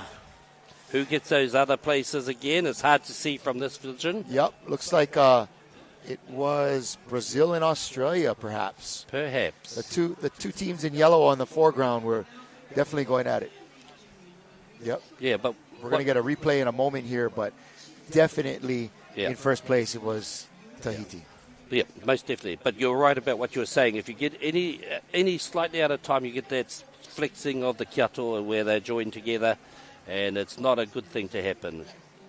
And it certainly affects your forwards motion. Here we go with a little replay. Nice. Boom, out of the hole. Look at that.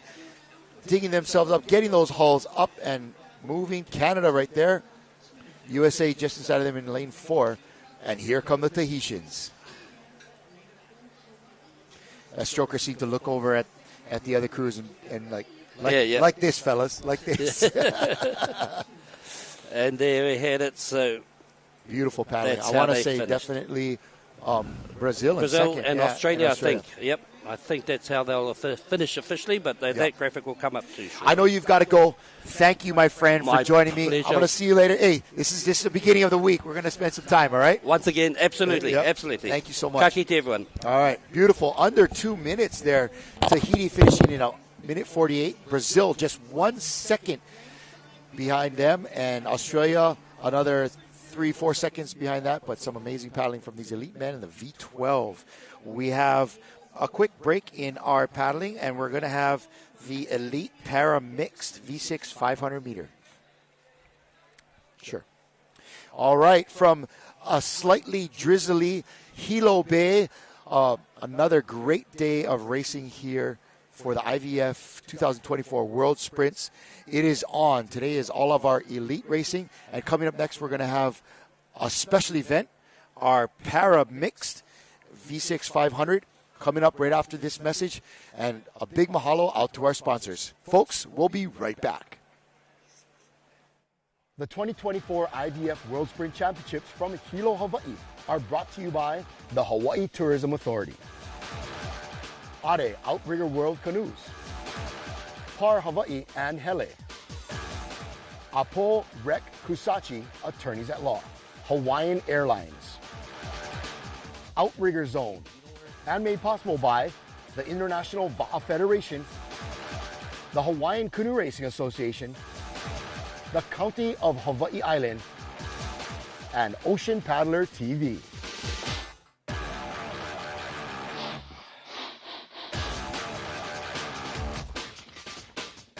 The 2024 Hawaiian Canoe Racing Association State Regatta Championships are brought to you by Par Hawaii and Hele. Save 25 cents a gallon with Kama Aina rewards. The Hawaiian Canoe Racing Association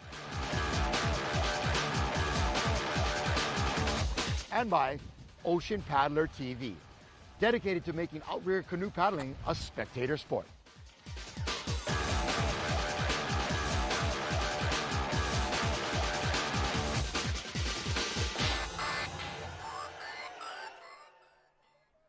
Many paddlers have a hard time strength training consistently, even though we know that it's valuable. That's why I started Sherry Strength online classes 4 years ago, and they're still going strong. Learn more at sherrystrength.ca. If you're going to be hiking in a place where you're unsure if it's safe or legal to access, make sure you consult with a local guide that has a lot of experience. This island is an incredibly rugged, raw, and beautiful place. It's always important to be vigilant about safety of yourself and your loved ones. Bon, moi personnellement, hein, depuis le début, depuis que j'ai essayé la montagne, je me suis bien senti dessus. Hein, et puis par rapport à ces différentes phases, hein, tu peux ramener n'importe quel coup, surtout aussi dans n'importe quel plan d'eau, on va dire, hein, adaptable, tout plan d'eau, dans le calme, dans la montée, dans le surf de côté, maniable. Enfin, pour moi, elle est simple hein, et facile à ramener.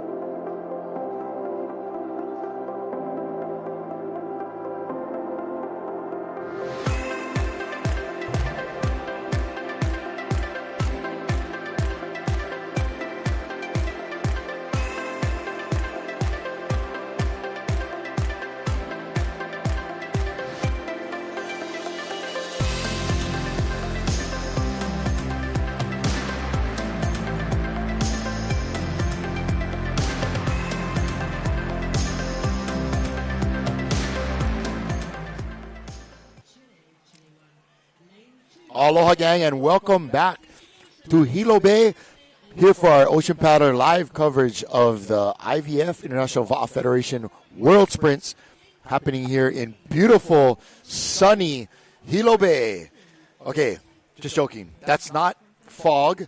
That's just some light raindrops, making sure that everybody stays cool and well hydrated.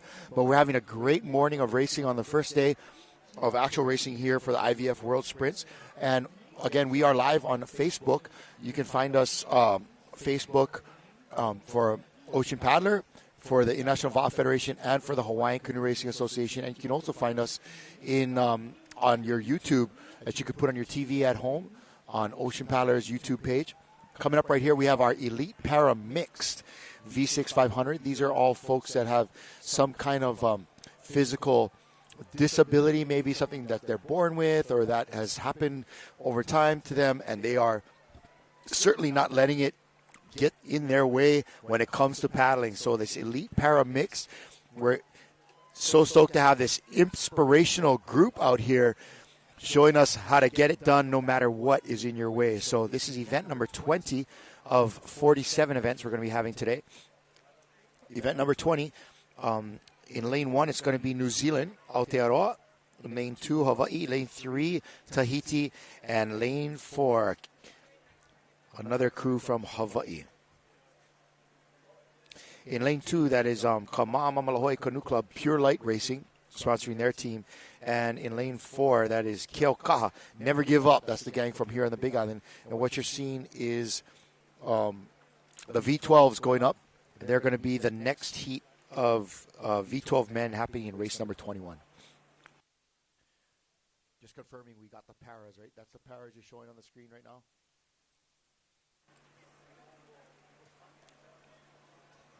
That what you're seeing on your screen right now is our group of para paddlers making their way up to the starting line. Again, this is four crews in this heat for the para paddlers. Basically, paddlers with some sort of physical limitation or disability, whether they're born with it or it's come as a result of an injury they've sustained in their life. But the great part about them is they haven't let it hold them back from being able to participate in their ocean sports they love, like paddling. And so paddling has been a great outlet for a lot of these folks to be able to be active and be part of a team sport and get out in the water. And so, again, very inspirational and very competitive. They are out there giving their 110%, trying to do their best in their category. So a big mahalo to all of our para paddlers and their team that makes it possible for them to be here.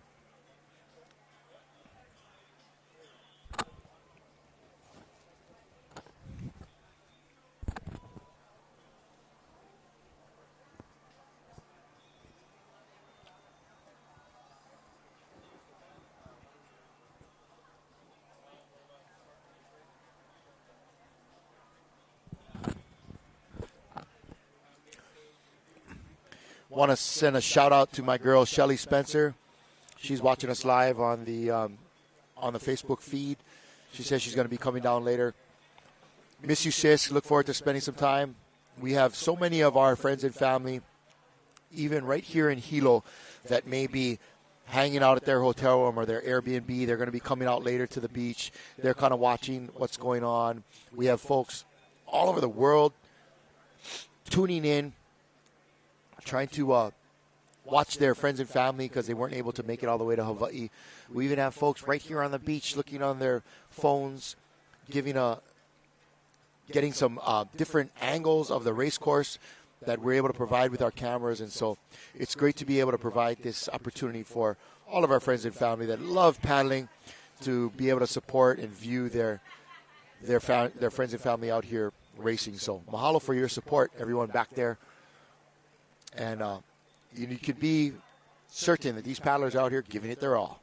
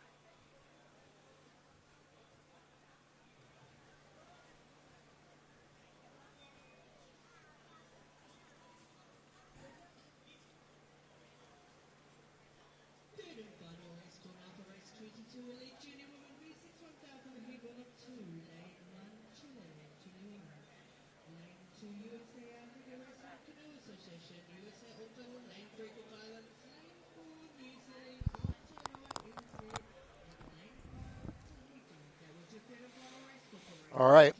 Again, coming up, this is the para. 4 crews in this one. We have New Zealand, Tahiti in lane 3, and 2 crews from Hawaii in lanes 2 and 4. New Zealand there in black. And I believe we're just holding on a moment. We're getting our Tahiti crews up here. And despite all of this rain that you're seeing here in Hilo, I'm getting the report that it's sunny and hot as hell in Kona town. So it could be, pick your poison. It's either going to be a little rainy or Africa hot. So if you're out there paddling, sometimes a little bit of rain is nice.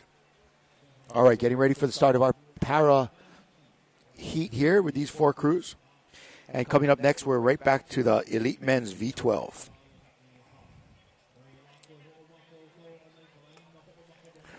Again, we're going to be watching our Facebook feed for any commentary that you folks might have. Anything you want to add to this? All right, and they're off. In lane 1, that's New Zealand.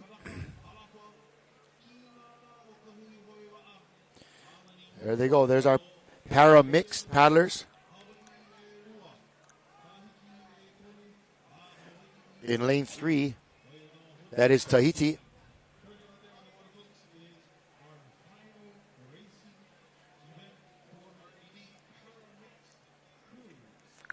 Elite para mixed crews here.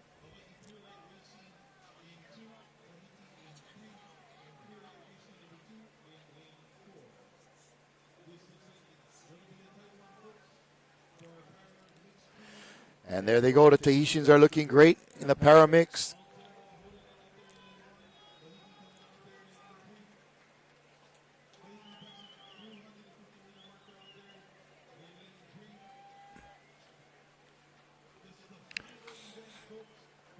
In lane 1, New Zealand. They look like they're at the halfway point.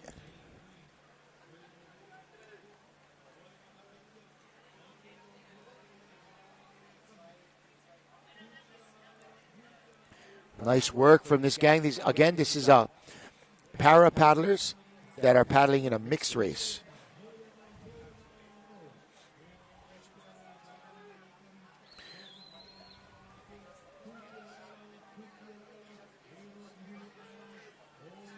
Nice work, gang. Here they come.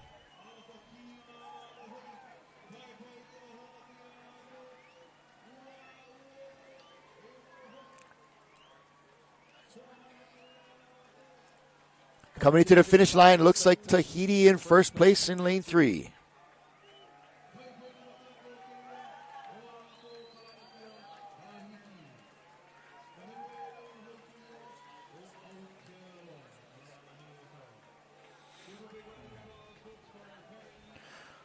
All right, nice work from our gang from New Zealand as well, coming in second place. And rounding out, it's the two.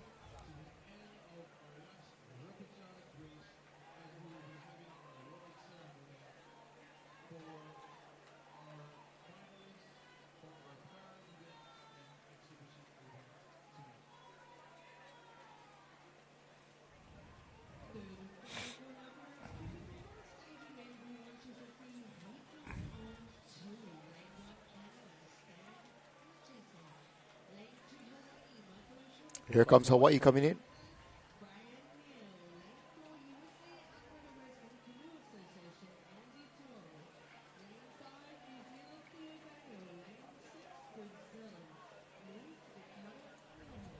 We have Ronnie Rai Fatau saying Imoa Ma'ohinui from Tahiti. And we're down. Alex, can you hear me? Alex.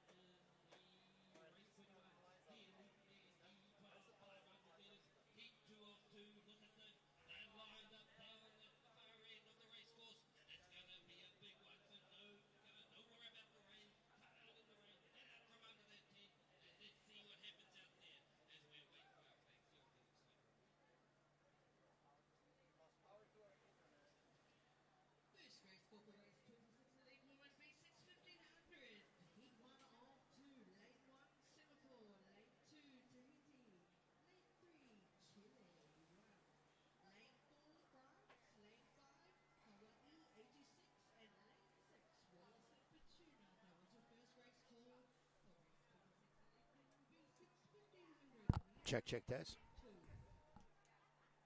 Okay.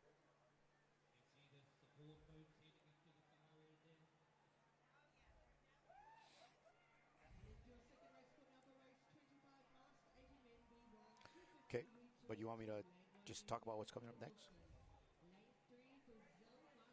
I am now.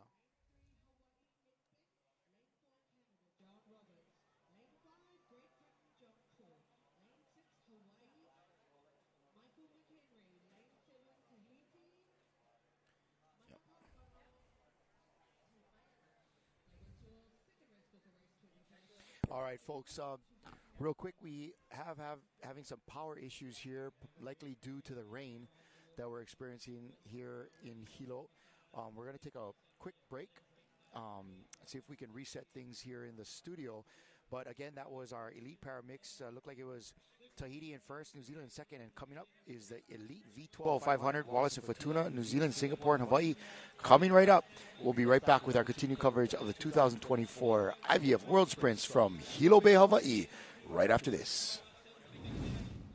The 2024 IVF World Sprint Championships from Hilo, Hawaii are brought to you by the Hawaii Tourism Authority, Are Outrigger World Canoes, Par Hawaii and Hele, Apo Rec Kusachi Attorneys at Law, Hawaiian Airlines, Outrigger Zone, and made possible by the International Va'a Federation, the Hawaiian Canoe Racing Association, the County of Hawaii Island, and Ocean Paddler TV. It's important for visitors who do come to the island of Hawaii to remember that you're in somebody's home. Everything is alive and everything should be treated with reverence and respect, and I think that that's the best way to enjoy it.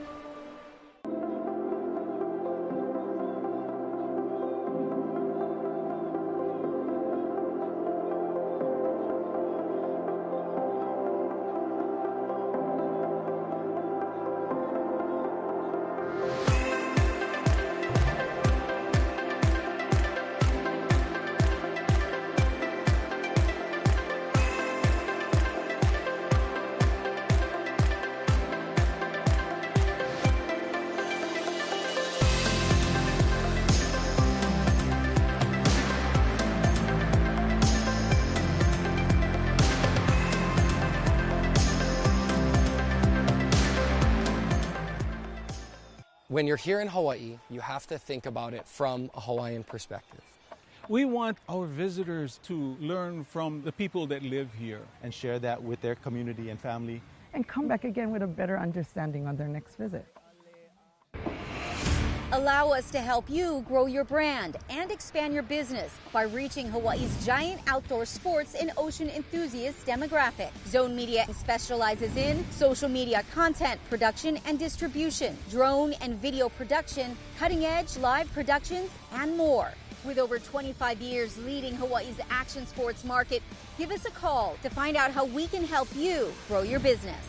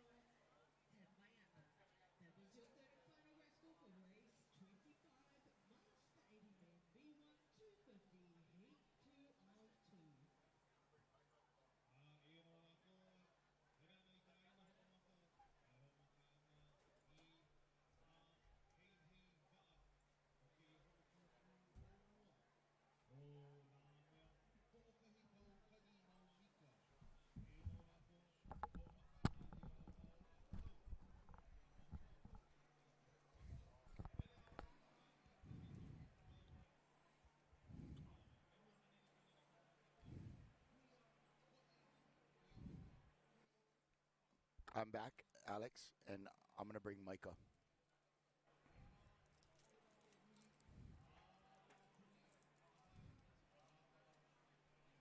On that one I was. I am now. It's me and Micah, right?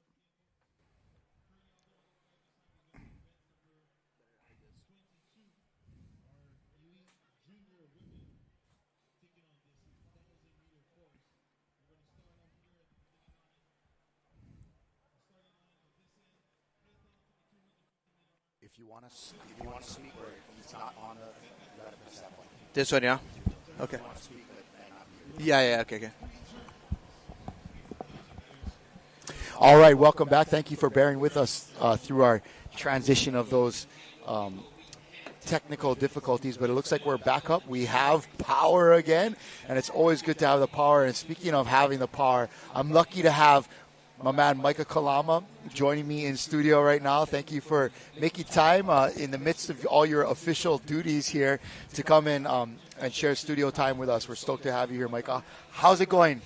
It's going. We're definitely day one is started off really well. I know we were a little delayed. We had some rain, and of course we just want to make sure everything is proper. Everything is all set up accurately, and this gives every racer the opportunity to race the vessels to its standard. So that's the main Everything thing. Is fair. Exactly. Right. That's the main thing. I think people, more important than being a little punctual is to making sure that the course is fair, the vessels are fair, everybody knows where they're supposed to be, when they're supposed to be, and so, to get those little things ironed out on the morning of day one, totally understandable. But, Micah, it really looks to me like the event's coming off really efficiently, really clean, and it's like humming right along here.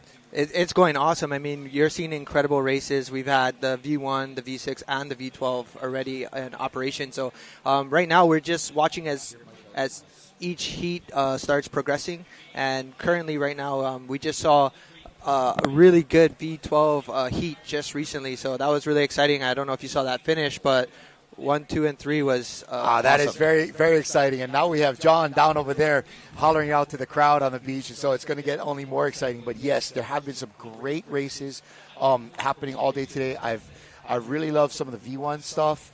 I kind of am a big fan of the V12. I think there's a whole nother dynamic there, like we were talking about just a moment ago off screen, how you can have the 6 guys paddling in sync.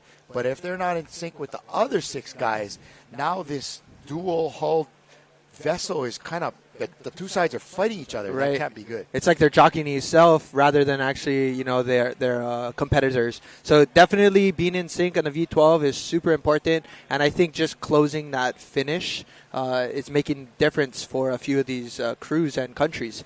So really exciting to see the V12. I think I've been fortunate enough to paddle in some of the V12. But absolutely, paddling together is more important. Yeah. Now there's 11 others and yourself. So yeah, it's really one thing to paddle in sync with everybody who's straight in front and back of you, but now you got to kind of side-eye the guy on the other side.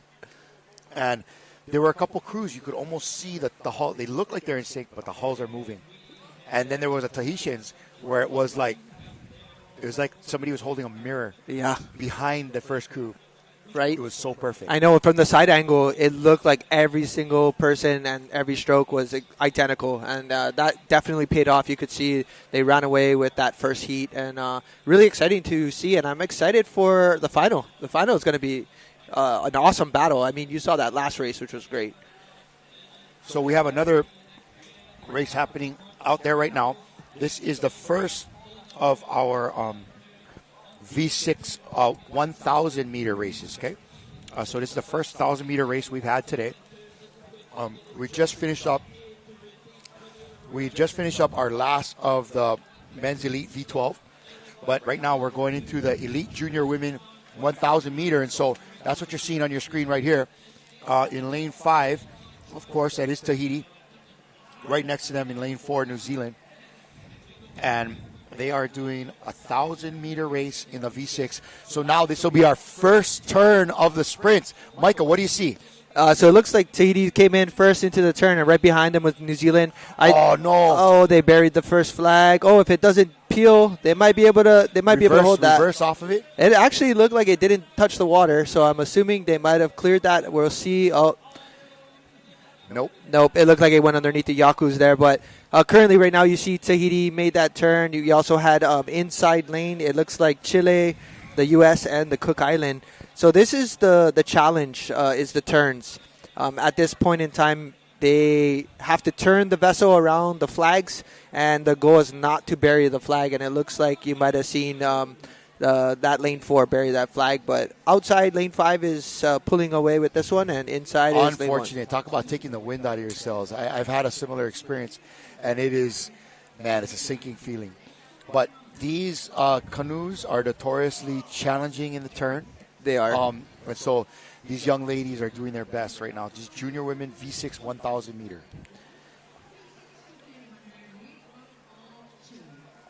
So these turns are currently 250 meters apart, these flags. So it'd be 3 turns total. So they're coming in they're coming in for their second turn. Right here is Tahiti. Very good angle. Looks like they have that wide approach. You can see number 1 is Unin in the front. They're basically keeling in the front. 2 is reaching out. 5 is reaching out to bring the end over. And 6 is just backpedaling and just kind of bringing that end around. And so, Mike, a little bit different from what we experience here in Hawaii sprint race paddling is you not only have to turn around the flag and not bury it, right? Right. Not interfere with the flag. But you also have to stay in your half of this perceived lane. Correct. And that's something that doesn't happen in Hawaii paddling. It doesn't. I mean, we do have a middle buoy that kind of allows you to, it's more or less of a guideline, and as long as you're not interfering with the other crew, you won't be penalized. But currently, if you do go outside of that orange buoy, you will get disqualified, unfortunately. So there's definitely an elite sense of competition here. Yeah. And so it's exciting you have to watch. To stay in your half of that lane. Correct.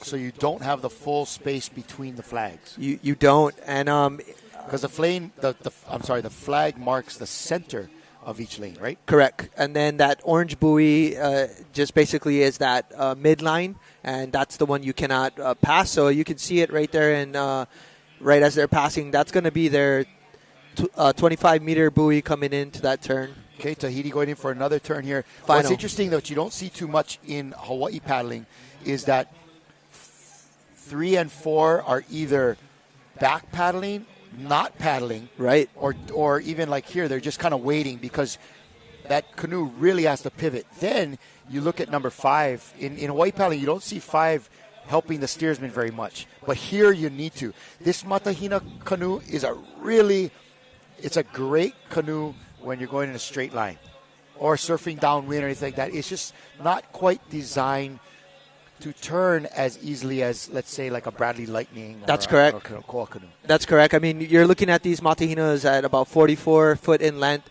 They carry a very predominant V throughout the entire canoe, and it's not like the Bradleys or Hawaiian canoes that have a nice rocker in there that allow you to spin. And so definitely you're utilizing every paddler in your canoe to bring that turn around.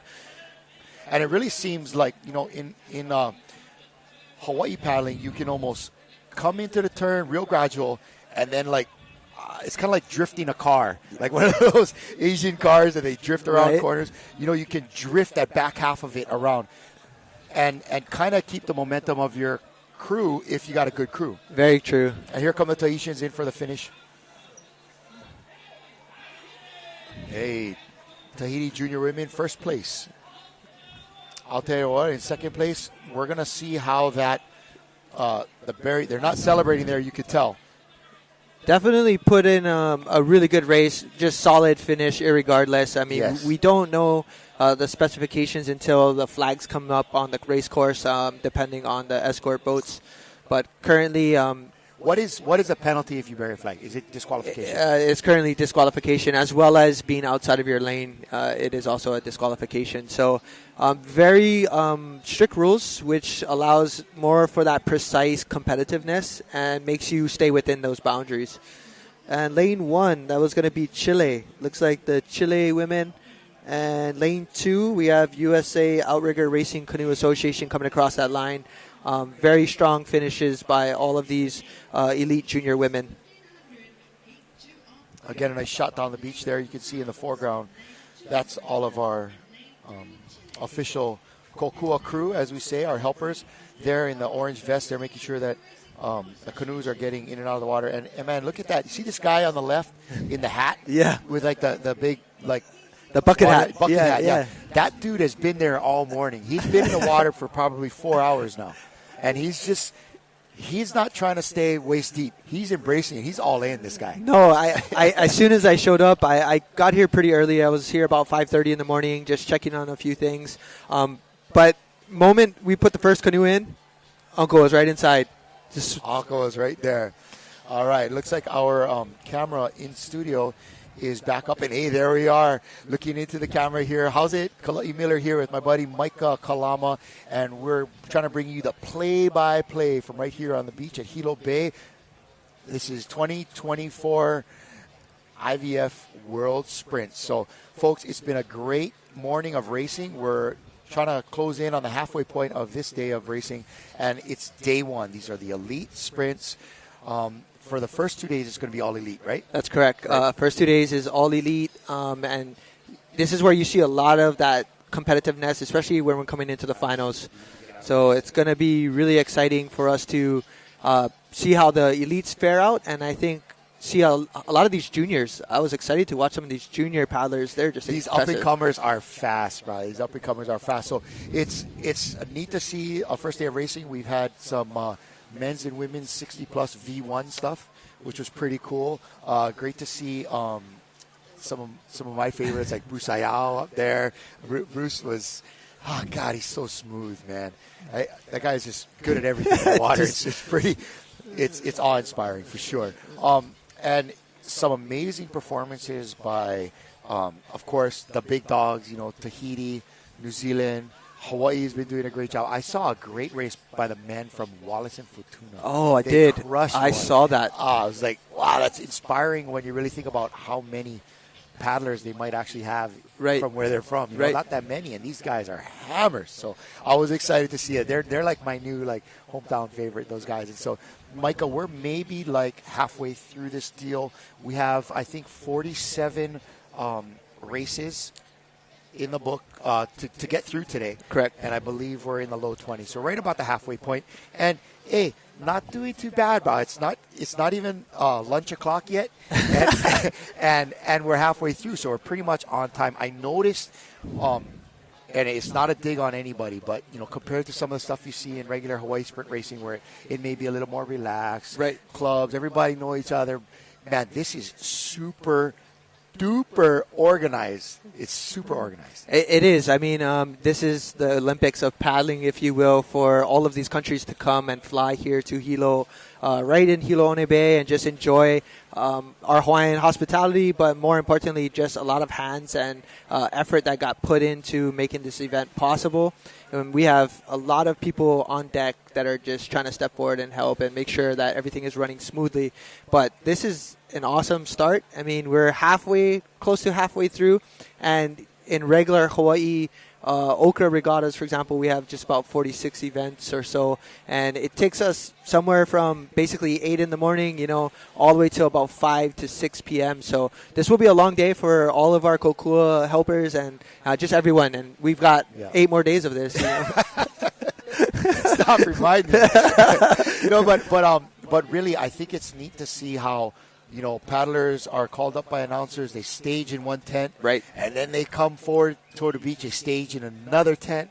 Then they're finally released to go and get their VA. But it's super organized. Right. Would you be able to explain to folks at home what they go through to get from being just showing up to getting in the VA and actually racing? Yeah, absolutely. I mean, currently right now, just thinking about waking up in the morning, depending on when your heat was. But if we were going, say, your second, third heat out of the day, you definitely want to get here early because, one, parking is definitely filling up, and it's already busy. One quick second. We're just going to jump in here. This is event number 24. This is the Masters 80 Men V1 250 meters, and that in itself is impressive. These guys are 80-plus years old. So we have from Canada, Stan Makasek, Michael O'Shaughnessy from Hawaii in lane 2, Brian Neal from Canada, lane 3, Andy Toro from USA, lane 4, Theo Vale from New Zealand in lane 5,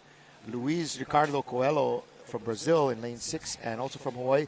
Oh, yes. Uncle Gaylord Wilcox. Mr. Wilcox. All right. I never quite get on the trust fund list. Pretty soon. But man, this guy is like a machine. He just keeps on going. Yeah, Uncle Gaylord keeps on going, keeps on giving, and just what an incredible person. Yeah, he's been a big part of the IVF over time. Absolutely. But let's go back. Before this race gets started, I think the question basically is what does it take to actually, before you get in a canoe?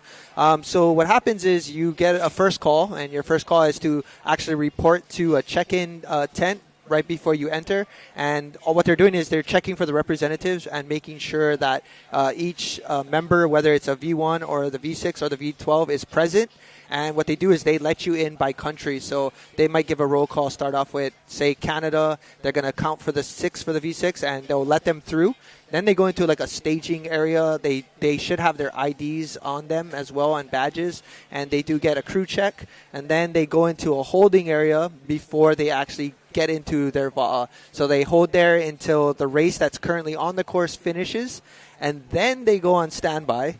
And then once the other racers go out to the course, which is the second set of groups, then they'll get to stand by on their canoe. It's a lot, but it's almost, to have this thing happen in a timely manner, it's necessary. Yes, yes, absolutely. So currently, looks like we have. Yeah, we're going to be one back. So Yep. I think the graphic we have earlier was one race ahead. So we're looking at race number 23. This is Elite Junior Women. Correct. V6 1000. Again, watching the turns. In lane 1, Brazil. 2, Rapa Nui. 3, Australia. And 4, Hawaii, represented by these young ladies. This is a 1,000-meter race, 3 turns on a 250-meter track. Yes? Yep, that's correct. So it looks like we saw the first heat of the Elite Junior Women previously. And here we go. They're in the staged area, so they're basically floating up to the start line, which is the smaller flags.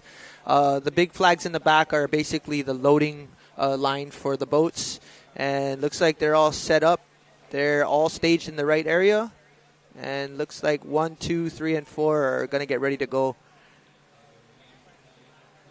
Again, this is your 1,000-meter women's elite junior. 3 turns. So in the foreground there, that's Brazil. Rapa Nui right behind them in the red and white. Just outside of that, in the yellow and green, is Australia. And then Hawaii in the red jerseys on the outside. Have you noticed in some of the paddling styles, do you think they changed from men and women, or do you feel like the rate's been pretty much the same for both men and women on the V6? You know, Mike, I was trying to identify some similarities and try to see really what was working. I think, like, if you're Tahitian, somehow it works. Right. No matter what you do.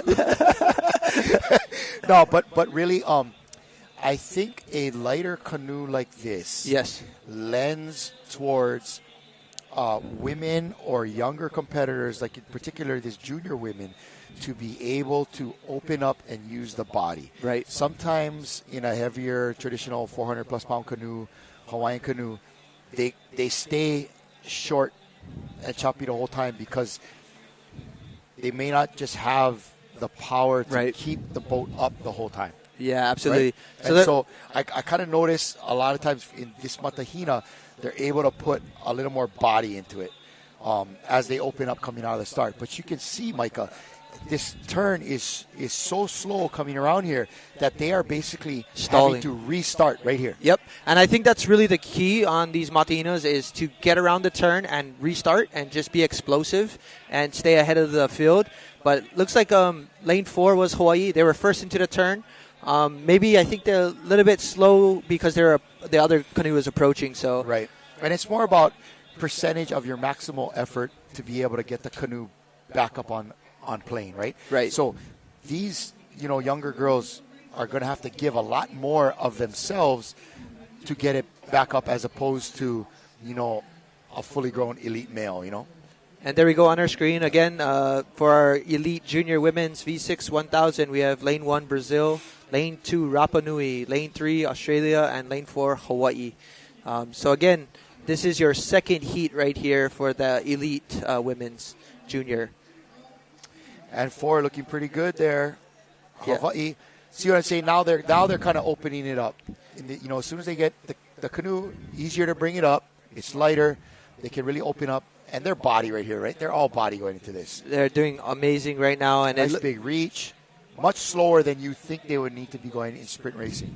I agree. And there we go. They're setting in first into the turn once again. This turn looked a lot cleaner, but it's definitely a slower turn just to get that end around. And you notice the difference. In Rapa Nui, these 3 and 4 are still paddling. In my mind, they shouldn't still be paddling. You should stop at this point and allow the canoe to pivot. Like, look at Brazil. Yeah, they have, even the girl in number 3 is trying to pull over.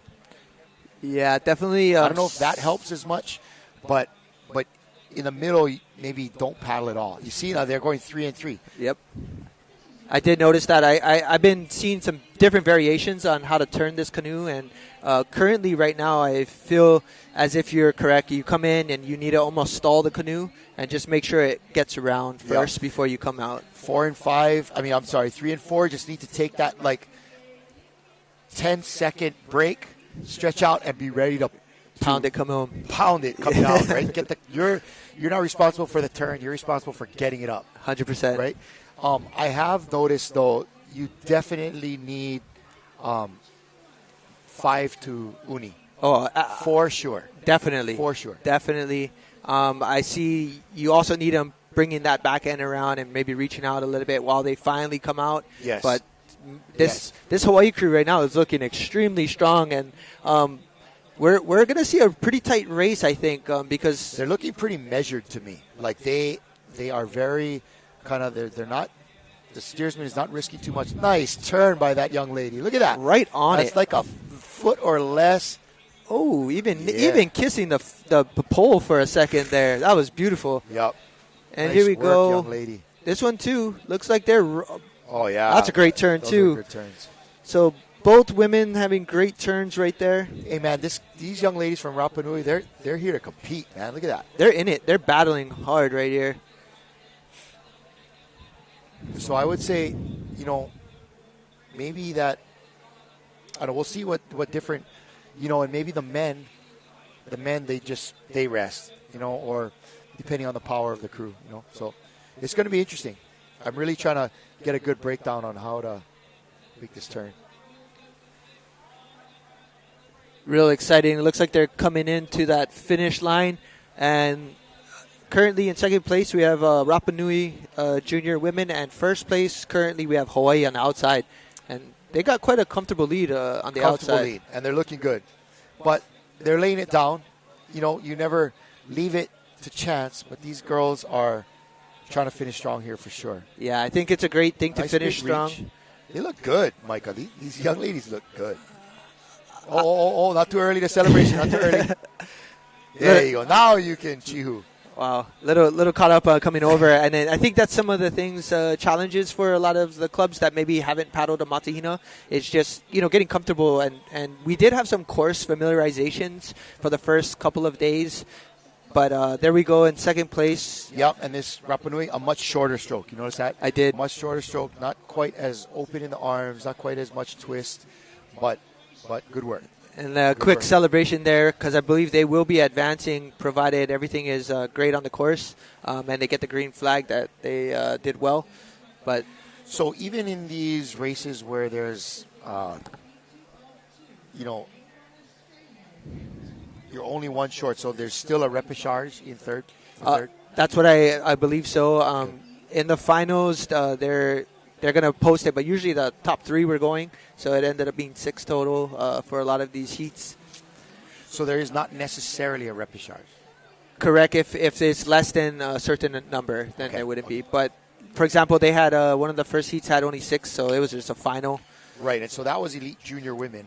We had only 2 races of those for a total of 9 total entries, and it would be the top 3 in each of those. I believe so. 6 into the finish.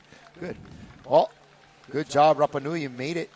I just love, again, they're not a real populous nation, but, man, they have a strong presence here.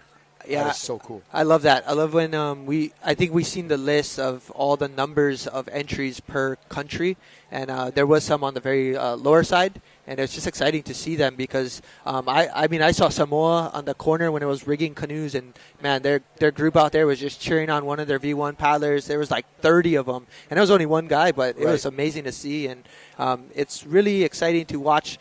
I know people here in Hawaii from their countries are here already. They live here. So to see somebody from Samoa or Germany, and there we go. It looks like those are your top 3 right there. That was for event number 23, our second heat in the elite junior women for the V6 1,000 meter. Those are 3 turns on that one. Hawaii in first place with a 5:39. Rapa Nui with a 5:58 in second. And Australia, 6 minutes and 22 seconds in third place. We're going to assume that all 3 of these crews will be advancing to a finish, and the finish will be tomorrow, Mike? That's correct. Actually, I believe it might be. Some of these might be later today. Yeah, I believe it might be later on today. There are some repechage races at the end of today for the V1 stuff. I did notice. Kalamai folks, we're looking through our program printed here. So I think it's all stays here, and then the repechage is for elite men, elite women. Oh, yeah, so it will be later today. Okay, perfect. Yep. So here we go. This is what we got coming up. I'm excited to see this one. Right here we got our Masters 80s men V1 250-meter straightaway sprint. In lane 1, we have Canada. In lane 2, Hawaii. Lane 3, we also have another Canadian racing. Lane 4, USA. 5, New Zealand. 6, Brazil. 7, Hawaii. So we have 7 in this one. This should be an exciting event. I mean, these are Masters men 80. That is impressive to be here on the stage and getting ready to go. So they are racing a slightly shorter course than we did see earlier in the day. So earlier it was 500 meter for the V1. Right. And for the 80-year-olds, it's going to be a 250. Yeah, I think for those of that are viewing, we have basically 4 sets of flags. We have a flag on the far end of Hilo Bay. So basically that would be a starting point for some races, whereas the starting point for these races are in the middle for the 250. And they're off. And Uncle Gaylord on the outside. He looked like he had a really good start there. He did. And I think that was the challenge, is staging the canoes, the V1s outside while you're sitting there. It can be a challenge. As you can see, paddle steering is not as easy as it might look, but it's looking really, really good right here. What I'm seeing right now for this race, Micah, is that the rain has backed off, right? And compared to earlier, there's a lot less texture on the water. Like the wind has kind of dropped off, allowing these gentlemen to definitely get a few more strokes on the right side, making it a more favorable race for them.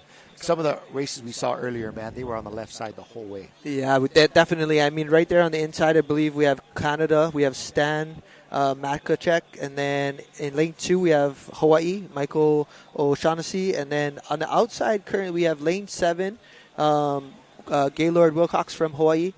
So these are the top 3 currently from what it looks like on this drone shot right here. So they're coming up to that final. You see that orange buoy? That's basically telling you about 10 meters out. All right, here they come. Oh, this is going to be tight. Looks like a Hawaii battle.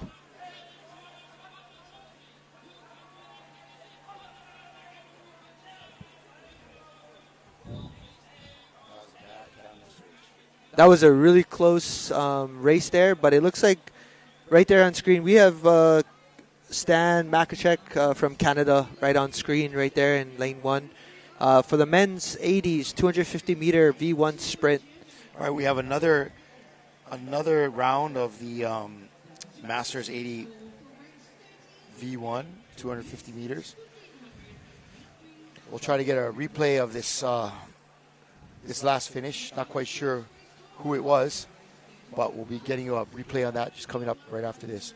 Thank you again for joining us for our live coverage of the 2024 IVF World Sprints from here in beautiful Hilo Bay. It's a great day to be out here racing, and man, it's just a very cool festivities here. I kind of like the way the beach here is laid out. You know, it's got this area behind in the parking lot where you can have all the food, booze, and the vendors, and it's like a little mini festival. It's like a ho'olaulea up here. It's awesome. I mean, right now we have, if you walk down that line, there's probably like 50 different vendors that you can go and see different retail items, T-shirts, shirts, hats. There's a ton of food trucks here, and there's thousands of people walking around right now checking out this beachfront, and this rain is not stopping anyone from enjoying their day. No, it is not, bro. Well, at least we got the drone back up. That's good news. I love the drone shots. Please bear with it. You know that we have a couple of little raindrops on the lens. That's nothing that we can do anything about, but it is what it is. And that's a great shot, though, of this entry here. Right there we have our top 3. It looks like... Well, it was a Hawaii. You called it, man. Michael O'Shaughnessy, I believe he's from right here on the Big Island, right? Gaylord Wilcox lives on Oahu. I think he's originally from Kauai. And then that would be... And then we got Stan Makacek. We're getting some shout-outs over here. Some shout-outs from the sisters over there. And John Makacek from Canada over there. But, yeah, we're coming up right here. We're having the elite.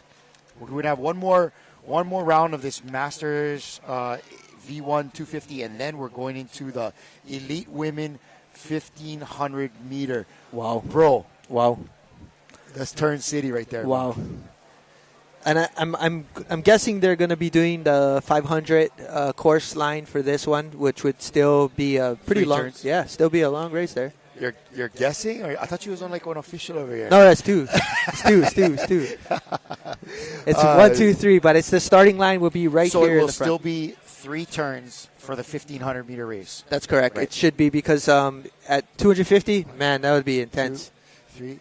Yeah, it's 3 turns. It would be so intense. That'd be good. So on the 250, wait, what? No, 2. 2 turns. 2 turns. But they wouldn't go 5 turns on a 250 course? I mean, 5 turns on a 250 course would be pretty intense. Pretty nuts in this. So, again, mahalo, Michael, for coming up here to join me in the studio. It's always better when you got a friend. So, coming up on the screen, you have our race 25, Masters 80 men, V1 250 meters. Go ahead, Michael. You can read that off for the folks at home. Yeah, so this is Heat 2 for the men's Masters 80. In Lane 1 is New Zealand. We have Peter Wilson. In Lane 2, we have Brazil, Michael Coleman. Nick Beck, Lane 3, wow, man. okay. What an awesome thing to see. And then we have John Roberts in Lane 4 from Canada. John Court from Great Britain in Lane 5. In Lane 6, we have Michael McHenry, and that's from Hawaii as well. And then last but not least, in Lane 7, looks like we have Mana Pamano Te Maiana from Tahiti. So this is going to be a really good race right here. Again, this one looks like, 7 total. And there we go. We're off. And Lane 6 looks like he was just still there. That was maybe just staging. Maybe didn't see the break early. But it looked like 1, 2, and 3 all had really good starts on that race. Yep, there's Nick Beck off to it right there. Lane 2, Michael Coleman from Brazil, man, he is going at it. Nice race. And it looks like that little bit of rain texture is coming in on the course. So it's just making sure you find your flag coming into your finish and finishing in your lane. Lane 2 is definitely having a good race right now. It looks like the pace is up there and is set up really nicely. Lane 7 on the outside from Tahiti. Manapamano Te Maiana is having a good race. Look at him, man. He is cranking it. That rate is perfect, and it's just continuous. And it looks like he actually is way out in front. He did not have a good start. He No. did not have a good start, but man, did he have a good race. Look at that. And it looks like he's coming into that closing 10 meters. And, it's a pretty good race inside lane 2 as well. Inside lane 2 from Brazil. And I think in lane 1, that's going to be Peter Wilson. Peter Wilson from New Zealand. Yeah, it looks like we had 7 outside lane 7. Looked like they closed off with an unofficial first place there. Lane 2 from Brazil, Michael Coleman coming in second. And lane 1, Peter Wilson from New Zealand. That looks like your unofficial finishers for first, second, and third. But right behind that, I believe, was we had a Hawaii, Nick Beck coming in fourth. So we'll see how that closes out, and we'll see who's going to advance. But what an awesome race by these men's elite 80s here. I'm going to call them elite because they're out here showing us what it's like to race at this age and continuously show us youngins what we need to do to stay in shape. Show us youngins. Oh, man. For real. So as you can see right there on the course, we got some pretty good sized rain coming in, and that's been kind of the day today. We've got some little squalls coming in of rain and a little bit of mist, if you will, so it does become a little bit visually hard. We just had a little bit of an increase in our rain. It's kind of giving us the bob and weave a little bit, Michael, right? It was kind of light, and then it like went away, right? And then it was sunny, and then we put the drone up, and now it's raining hard again. But for anybody that knows, this is typical Hilo weather, and it's just paddling. It's one of those things, just suck it up and keep paddling. It's not stopping any of our spectators from all these countries watching their family and friends race, and man, look how excited they are on that screen there. It's really impressive to see all of these 80s men's racing, And currently on the line, it looks like we have our elite women. This is the V6 1500. They're staging in the loading zone right before they start their race. So just now we had our men's event 25, master 80. That was the V1. And there was your first, second, and third right there. So we had Tahiti coming in first, Brazil coming in second, and New Zealand coming in third. And really good times for this heat as well. So the men's masters 80 men V1 250 looks like it's going to be all set for their final coming up. And but again, that's going to be your last heat for the master 80s. And right now they're just setting up the official course for the women's 1500 V6 elite women is coming up. And this is going to be a heat of 6. So not a full lane of 8, but we will have 6 on the race course. And as you can see right now, we have a lot of our paddlers right there. So that right there, Kalai, you see them, these women are waiting by their lanes. So this is a great shot for us to see. Lane 1, lane 2, 3, 4, 5. So they're going to stand by their lanes. And that's the boat lane that they're going to be using as well. We're getting one Shaka Cam right there. Let's go. All these ladies getting ready to race. What's up, gang? Aloha, have a good one. We got our ladies from Aotearoa right there. Germany. Haven't seen a lot of Germany racing today, but there they are. They're ready to go. Right. How come they don't look cold? Oh, man, I don't know. I think the adrenaline is starting to kick in right before they're racing. For sure. This is our event number 26, Elite Women, V6 1500. This is going to be Singapore, Tahiti, Chile, France, Hawaii, and my new favorite. I mean, Hawaii's always my favorite. Don't get me wrong. But, man, I'm Wallace and Fortuna all the way, bro. This is awesome. Just, I have no idea where they came from. I haven't heard much of them before. Let's put it that way. Right. I know where they come from. They're, from the area of, around Tahiti. But man, they are putting together some solid crews, having awesome representation, and I'm sending big shout outs to Wallace. Let's go. Let's go. You guys are crushing it. They're like that underdog team, from the small town that's coming up and throwing blows with the big dogs. I love that. I love these guys. They're tough and they're water people, man. You could tell. Yeah, this is going to be exciting to see because I didn't get a chance to watch that last race, so I had to watch the replay, but it was impressive. So let's go, ladies. This is going to be your heat 1 of 2. So the first heat has, again, Singapore is going to be in lane 1. Lane 2, we have Tahiti. Lane 3 is Chile. Lane 4, France. Lane 5, Hawaii. And lane 6, Wallace and Fortuna. So this is going to be exciting, and this is a good shot of our race course officials right there in the escort boat. They're just staging outside just to make sure that everything is set up. They, again, are making sure the course lane is ready. And there you see them. All the women are lined up at their starting line. And, again, this is your 1,500-meter course race. So basically 2 turns here, and we're going to see an exciting race. So I just was looking at our Facebook feed and noticing how many people are chiming in with this weird link to a live streaming website and stuff. And folks, just so that you know, that's typical internet, social media BS. These are scammers that are trying to come in and get you to jump over to their live stream where they're trying to steal and corrupt our content that we're putting together here. And I talked to my producer real briefly about it. And he simply said, hey, we're going to do our best to try to continue to block these people, but they're going to be jumping on other people's Facebook pages, creating fake Facebook pages to be able to do this. But, hey, if we're giving you good live coverage, why would you need to go anywhere else? We're bringing you the real, authentic thing. Me and, to say proper English would be Micah and I are sitting here live on the beach, giving it to you. We have our team of great technicians here, making sure that we get you great camera angles and all the best info. And so, unfortunately, here come the scammers again. But much love going out to all of our loyal followers and listeners. We're stoked to have you with us today and feel very privileged to be able to bring you these special World Championships to you wherever you might be. So avoid the scammers. stay with the hammers. Yeah, there you go. I love that. Let's go. So we got our 6 women right there staging right there on the course line. They're about to get started. We have the red flag up. That means get ready to go because we're about to go live in probably right now. There it is.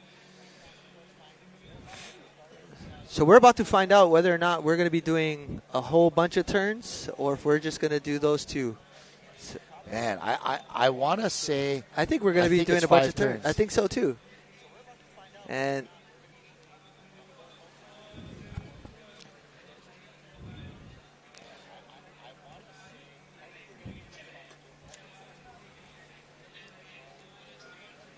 It does make it exciting, though.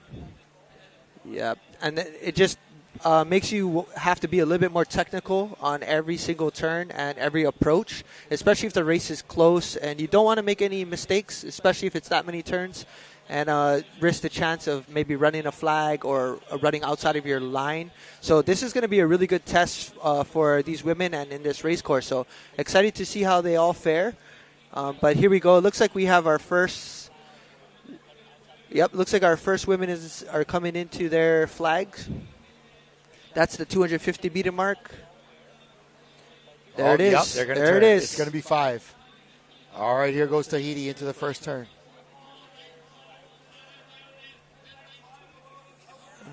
All right. Tahiti in lane 2.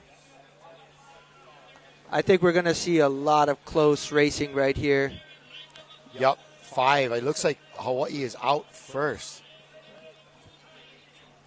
They had a really good restart as well, and they were flying. So this is going to be a good here's test. the problem, right? Here's the problem is that you come to a dead stop, and now you got to be able to pick that canoe back up and go again. That's rough. That is a lot of work. A lot of work for 1,500 meters, but this is the beauty of this canoe. I think you can get that boat running quickly and then accelerate and hold that pace and keep that mileage up. And this is going to be a really close race. And we're going to see maybe some separation, maybe around the 3rd turn. I believe if they're having really good turns, you're going to see a fast race for some, and some you might see a little technical. Yeah, it is challenging in the turn, Micah, you're right, but it does get out of the water quickly, too, I noticed. So, upon playing quickly. So, here's our ladies from Tahiti. And a nice shot of lane 1, Singapore, was just coming into our screen. Ooh, looks like lane 5, Hawaii, going into the turn first. Yep. And Hawaii set into their turn. So it looks like 4 and 5 are both reaching out right there to help 6 get around.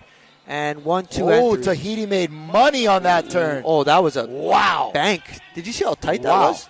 They went in a half a boat length behind and came out a half a boat length ahead. Killer. Wow. What a turn. What a turn. Look at this drone shot, though. This is exciting. I think those girls in the front just horsed that thing over. You know what I mean? The Tahitian girls, when it came to bringing the front around. I believe they did. I think they had just realized to use a lot of strength in the front and bring that boat and whip it around as fast as they could. And lane 5 right there, we have Hawaii. Oh, sorry. Yeah, that's Hawaii.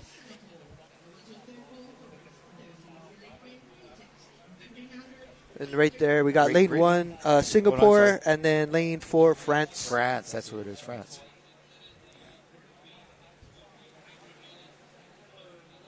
Let's go, ladies. Nice shot of the Hawaii crew. They have really good timing right now. It looks like, again, that longer stroke, but definitely the rate is up. All right. This is turn number 3 here. Again, that orange buoy right there is about a 10-meter mark. It's telling you you're coming in too close to your buoy here. Let's see how this turn looks. Looks like they're going to kiss that flag right so you there. got 3 and 4, but try look in Tahiti's boat. Are they doing that? It looks like 3 and 4 were just kind of resting. It's hard to tell. It looks pretty even right there. They both hit that 10-meter buoy on the outside pretty evenly. I think Tahiti had a small edge on them, though. Yeah. I think you're right, Micah. And look at that stroke rate. It's way on. Up there. Yep, it's on. I know it looks right now that Hawaii is ahead, but, you know, it might be the camera angle. So Don't be fooled by this. You can only really tell when you get to the flag, Micah. Yep, only at the end, and we'll know who's there. But that boat looks like it's moving really, really well right now. A little slower stroke than the Tahitians. Yep. But a big, nice grab. Look at that girl in 5. Nice big reach. With her tita bun on top. That's like the classic Hawaii look. Yeah. If you don't have a tita bun, in your crew, then they're not from Hawaii. The other classic look is like the girl in 2 and 3 with the ponytail coming out the hat. With the hat. All right, here we go. Tahiti coming in. We'll have to watch. See, look, 4 is not really reaching over. I did notice that. 3 is, though. And definitely 1 is cranking on the uni in the front. Oh, yeah. Look I can't believe she's not breaking a paddle. Did you see how she set up? She was like cross body. Was in it. Yeah. Cross body, and it worked out really well. And she wasn't just poking. She was like, kind of kahing that bowl a little bit. That looks like the Tahitian chap. Looked like Vaimiti Maoni in seat 1, and she definitely has a lot of experience in these. Oh, absolutely. She's a great competitor in both V1 and V6. A great coach, good advocate for the females for Tahiti, and she's one of my favorite people to hang out with and talk to and get to know. But this crew is putting on an excellent race right now. And again, this is your first heat of your Elite Women's V6 1500 meter sprint turn challenge here.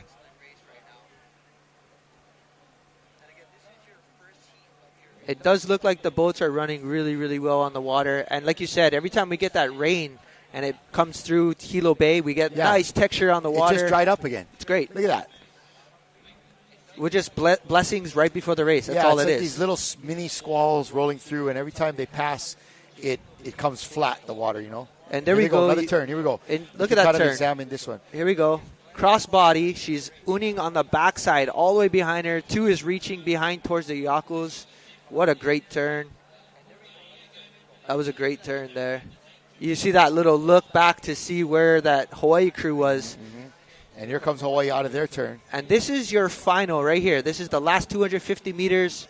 We're going to see who's going to take home that victory. You know what I did notice right there was the stroke count in the turn was a lot faster for the Tahitians. It wasn't necessarily the position, the middle part, but in the turn, the amount of kahis or unis, was up for the Tahitians. They were kind of going at it hard, and then when they came out, they settled down again. They were almost at a start rate, Yeah, that was a really good view. But here come the Hawaiians. This is going to be a battle. This is going to be a tight race. When we see that orange 10-meter buoy, we're going to see how close this race is going to be. I don't know. These Hawaiians are opening it up a little bit. Nice stroke they got going on. They definitely have some strength. Do not count out those Tahitians, though. Tahiti is here to play, let me tell you. No, Tahiti just turned on the booster at the end right there. They're going for it. This is a great race. Irregardless, these two crews look like they will be advancing to that final. Oh, wow. Oh, Tahiti by a bit. Yeah, a good, maybe 2 boat lengths. Yeah, easy. Great race, though. Nice work. Nice job. And right there, we have France coming off in lane 4. And if I'm not mistaken, I believe that could be Iloha in that boat for the women's and the French crew. That's right. She had moved up to France, and she obviously got citizenship. Are there citizenship requirements for entry into this race? So I believe when I looked into it, as long as you have your nation's card, for example, like a passport, you're able to get verified with the country. You're allowed to represent your ethnicity of where you're from. So are Tahitians French passport holders? So that's what I was looking into, but I didn't get the official word. We'll just check with one of the officials, and we can get a good understanding on how those work on the official side. For instance, Wallace and Futuna, are they still technically part of France? I mean, I know you see the flag, right? And then you're wondering. So in this last race, the Elite Women V6 1500 meter, 5 turns on a 250 meter course. Tahiti in first place, followed by Hawaii and France. This is going to be a really good battle right here for your final. So I guess, would you say they went all out, or do you think you might have been reserved towards the end? Because I don't know if it's going to officially change your lane or whatnot. So no, I doubt it. I think I've developed over time a big appreciation for Tahitian paddling and Tahitian paddlers. I think they are very passionate about paddling, and they are so darn good. And I'm not counting out anybody like Hawaii or any of the other big dogs like New Zealand or Brazil.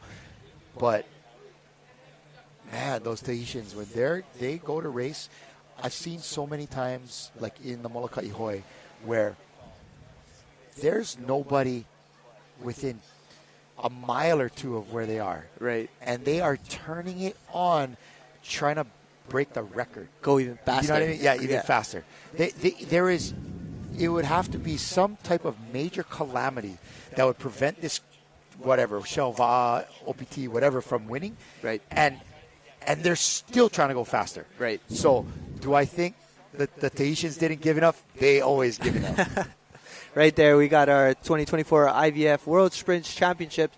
This is our second heat, the Elite Women V6 1500. So we're going to see another 5-turn race in Lane 1. We have Australia, Lane 2, Brazil. Lane 3, we have Germany. Lane 4, Aotearoa, New Zealand. Lane 5, USA. Lane 6, we have Canada.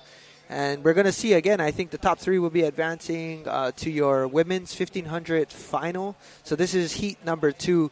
And right there we see our women disembarking the Matahinas right there on the shoreline and swapping out. But I'm sure that 5 turns got you feeling a little something. Micah, did you just come with a disembarking? Hey, I did. I like that, Micah. Heck yeah. All right. Well, this next crew from Hawaii is going to disembark. Aloha to these ladies. That's their Kilohana women right there. Oh, cool. Mehalani on there. And then we've got Miss Makua there. I think we all know Kaina Makua training a lot of these women. And, man, they work really, really hard. So it's great to see them moving on to that final. They had a really, really, really good race. And they got to see their competitors and see what it's going to be to take on the final. So this will be exciting. So I have a question, Micah, they're saying that each one of these crews right here is elite racers, right? They're the best from that country. Right. But, and I can't speak for the other nations, but when I'm looking at the Hawaii paddlers that are coming out, it's usually like a club-centric bunch. I wouldn't say it's the 6 necessarily best paddlers in all of Hawaii. That's correct. And I think that was a testament to watching the trials that we had in April. And we saw a lot of clubs come with their regular crew members from their club. Wherever their club's best 6, right? For example, like the Kailua crews, Lanikai crews, a lot of them are racing with their best 6 in their crew.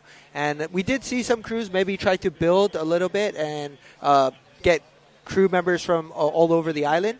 So, for example, the V12 was kind of an example of that, which is really cool because we had a whole mixture of Hawaii paddlers from all different clubs, and that was so exciting to see. And I think that had a little bit to do with the maybe not so much in time with each other because everybody's paddling different from different clubs. But you're absolutely right. But I believe some of the countries, if you're looking at even Tahiti, for example, I know some of these crews were qualified, like, for example, out of Bora Bora, and that might have been their junior men. So for sure, I think there's a little bit of differences in all of these countries. But for Hawaii, a lot of them representing right out of their hometowns. So that's always exciting to see. So they're the best in Hawaii at their own hometown. So that's exciting.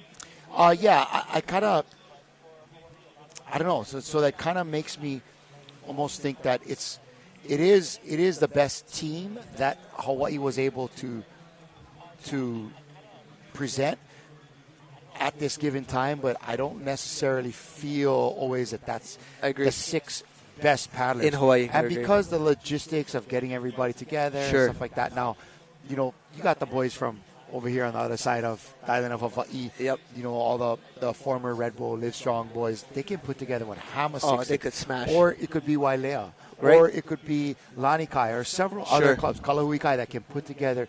And it's just a matter of whether they were willing to do the logistics at the time and put together the effort to qualify. Very true. I mean, if we look at, like, we're just coming off the Olympics. I mean, you have all of these countries, and they're coming from, for example, the United States, from every different state in the in the U.S. And like, same thing is being done here. But it's exciting to see, and I agree. I think we could have maybe put together a top-tier 6-man crew, and who knows, maybe even 4 or 5 top-tier 6-man crews, all representing Hawaii. But we were definitely a lot of prideful communities that came together and just said, hey, we're going to represent Kilohana, or we're going to represent Lanikai or Kailua, and just go for that. So super excited. And there we go. We have our women elite 1500. They're going to be lining up in the stage area. They're getting ready to go. Our next group here. So we have our second heat coming up of the elite women V6 1500. That's going to be event number 27. We're going to get that graphic up here in a moment. They had planned originally for this to happen at 11 o'clock. It is now, I think, about 12 o'clock. Yeah, 12:30. So not too bad, actually, all things considered. All right. So this is our event number 27, I believe, coming up. Elite Women second heat, V6, 1500, lane 1, Australia, 2 Brazil, 3 Germany, 4 New Zealand, 5 USA, 6 Canada. So I think some of the things that we had to consider is we are setting the course up. They're all in the loading area, and they're working their way up to the starting line here. So we have currently 6 women's crew on the line right here.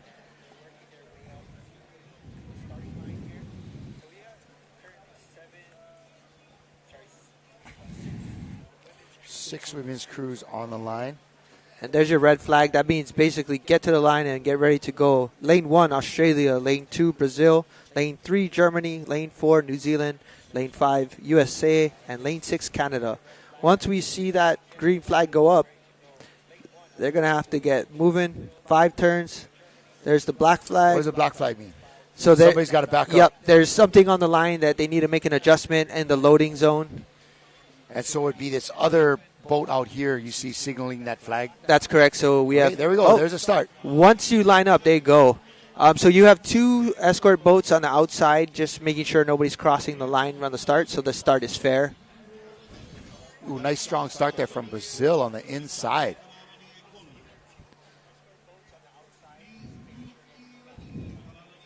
Again, this is going to be 5 turns here. We have your women's heat number 2 elite 1,500 meter course.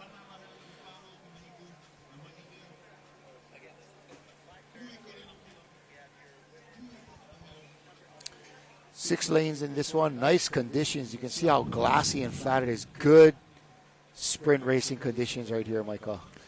Yeah, this is perfect. I mean, you couldn't have asked for better sprinting water right now for Hilo Bay. Looks like it's still pretty even for about the top 4 crews. 1 crew just slightly back, but like you said, you can come into a turn, be 1 canoe length behind, and come out half a canoe length ahead of everyone. So it's really just coming on to the setup and how this course is going to work out. But you can see them pulling really early, setting up for that flag. But really tight turn there for a couple of the crews. Wow, nice turns. Well, all of them. You really kind of want to bump the flag a little bit, but not run it over, right? Right. Just come in and set a good angle and just kiss the corner of the pole and then move your way back out. But that was a great turn by lane 1. Yeah. Brazil, nice turn. Or is that? Oh, that's Australia. Come on, that's Australia. And then out there in lane 4, that is Aotearoa, yes? That's correct. We got New Zealand, Aotearoa out in lane 4.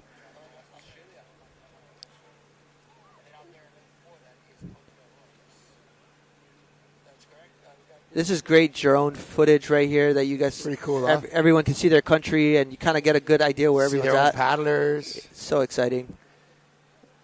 I remember before drones, we were just trying to do this with helicopters. Helicopters? It was much more difficult.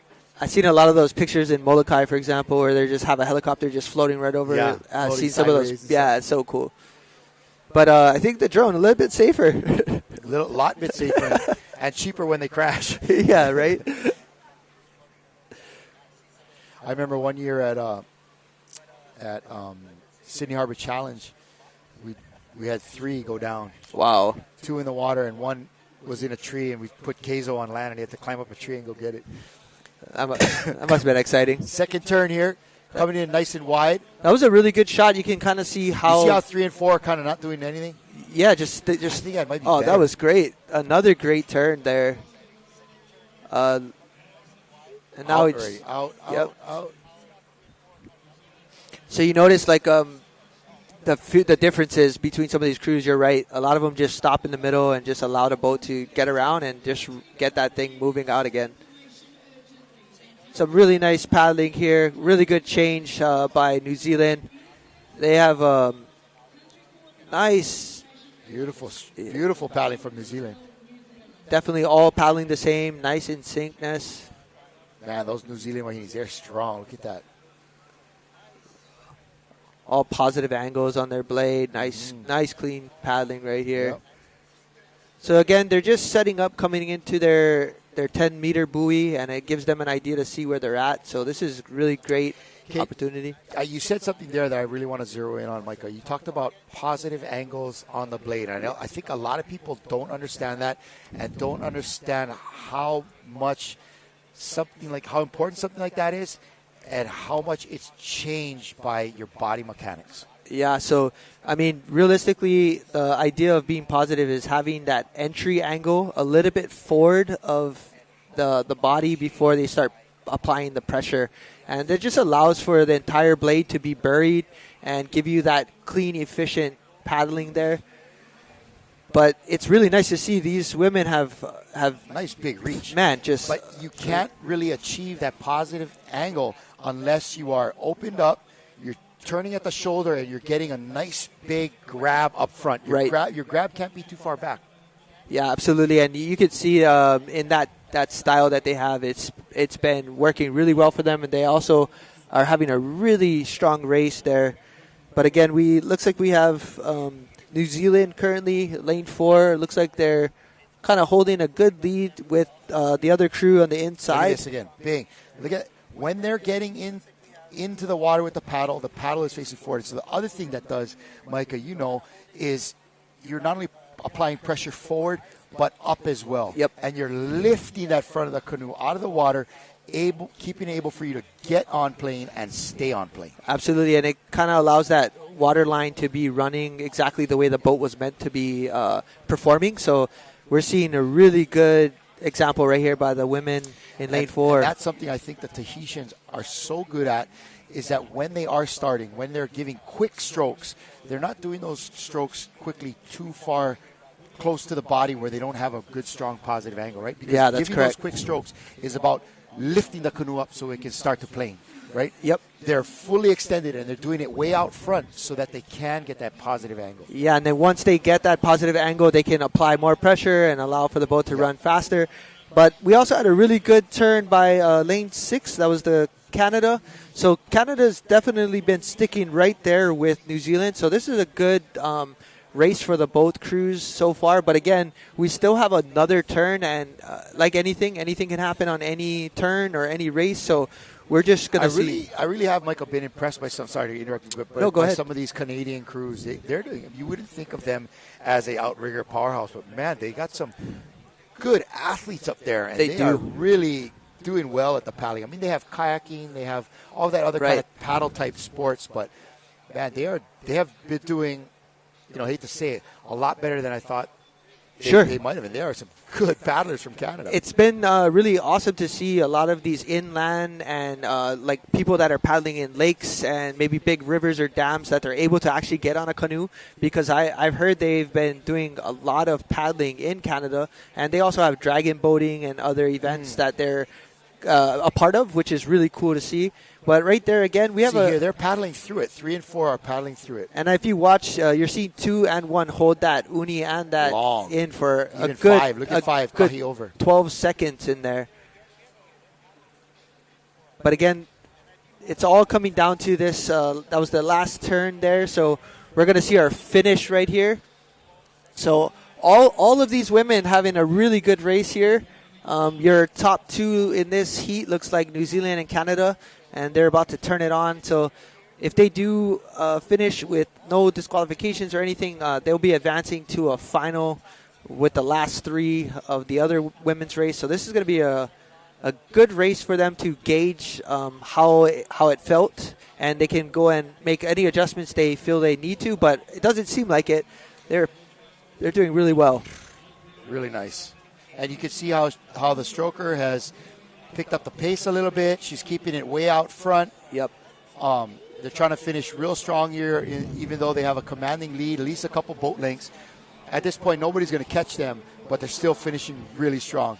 Those paddlers from Aotearoa, man, they're scrappy. They're gonna keep coming all the way to the last stroke, even if they're in the lead. They will. So there you go. Nice work. Coming across first right there was New Zealand, and not too far behind we have Canada coming in lane 6, but they did an excellent job. These women raced really, really hard and got a good gauge of this 1,500 meter course here. And right behind in lane 2, really good race by Brazil.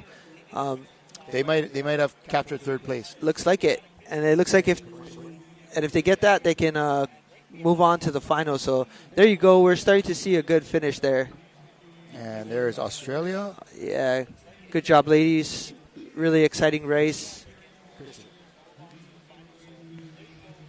And a good congratulations there from seat 1, just telling them what a good job they just had. I mean, really impressive race by all of these women. But looks like your top 3 might have been Brazil, Canada, and in first New Zealand unofficially. So we'll see that. We'll see either if they get moved up into the finals or a repecharge, but that was a really, really exciting race to see. All right, coming up next, I'm looking forward to the Elite Men's V6 1500, event number 28. Results are on for that race we just had. That was Aotearoa in 8 minutes, 11 seconds. Canada, 8:24. Brazil, 8:30. So those are your top 3 finishers in this second heat of Elite Women's V6 1500. And there we go. Right on screen, we've got your New Zealand men getting ready. So again, that was the holding area before they can go out and walk out to their canoes. But currently right there, those women that just won their heat from Aotearoa, looks like the men is coming on. We also have, looks like we have 5 and 5 in this 1500. So we actually have 3 heats for the 1500 meter race here. But the canoes will come in. They'll do a quick canoe check, make sure everything is proper on the boats, make sure everything is in order, and then they'll get to swap out with their country or whatever lane that they'll be racing in. Nice work by those ladies, and excited to looking at event 28, Elite Men's V6 1500. In this next heat coming up will be Rapa Nui, New Zealand, Great Britain, Wallace and Futuna, and Hawaii. That's your gang. That's my gang right there. Let's go. I'm going to hang out with those people. They're cool. Yeah, this is, again, that was your 1,500 meter second heat women's race that just finished. Right now, what we do need is we just need them to finish. There will be a quick change of paddlers, but of course, they'll just double check the boats, make sure everything is proper, and then they'll send out the crews. But we're excited to watch this one. This should be a really good race. I mean, we've got some heavy hitters in this first men's elite. I mean, they're all going to be heavy hitters, but right now this is an exciting one. I believe you're going to see a good competitive race between these coming up. So, and our friends over in New Zealand are blowing up the Ocean Paddler Facebook page. They got Trini Harrison is watching from the far north in Kaitaia, New Zealand. Aaron Nwaka, Sean Herbert. Let's go New Zealand. Anna Whitehead, they are blowing it up. Tiriti Harrison. All right, yeah, and this is the next heat coming up. This is Elite Man V6 1500, Rapa Nui, Aotearoa, Great Britain, Wallace and Futuna, and Hawaii. Christian, are you here right now?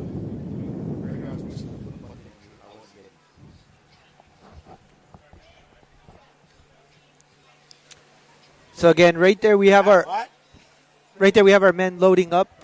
So we have our first 5 men heat coming out right here. So 5 crews going out. What happens is they have to come in. There's just a quick check on the boats before they go out, and then they get sent out to their lane. They'll be put in the holding area prior to the start to make sure everyone is ready to go. And once it's final, you'll see a red flag. If you see a black flag go up, it just means that there needs to be a course reset, or a crew needs to back off the line, or they could just be setting something. Could be a technical issue. And then once you see that green flag, that's it. That race starts, and that's where you go. It's go time, baby. So again, here we go. We're gonna see Rapa Nui. Your 5 crews going on the water.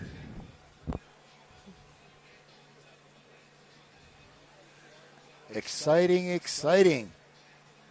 This is the long race for the big dog. This coming up right here, and what we just saw with the women are, in my eyes, the big races of this event. I agree 100%. This is what we look forward to. Theoretically, these are the best paddlers. Each nation can have represent them. Sure. And the farthest distance, right? Yes, that's correct. And right now you got, again, 5 turns here for your men's 1500. It looks like currently on the water we just have a shot of our escort boat. What they're doing is they're just making sure everything is set up and staged correctly. And once it is, they'll give us the go-ahead to tell the crews if they should stage on the line or get ready. But again, we've got 5 in this heat here. Your elite men, lane 1, Rapa Nui. Lane 2, New Zealand. Lane 3, Great Britain. Lane 4, Kalai's favorite, Wallace and Fortuna. And lane 5, Hawaii. So I'm looking forward to seeing this race here because this is going to be one of 3 heats. Again, it looks like we'll have those top 3 advance. I'm waiting for the numbers for how the repechage works here.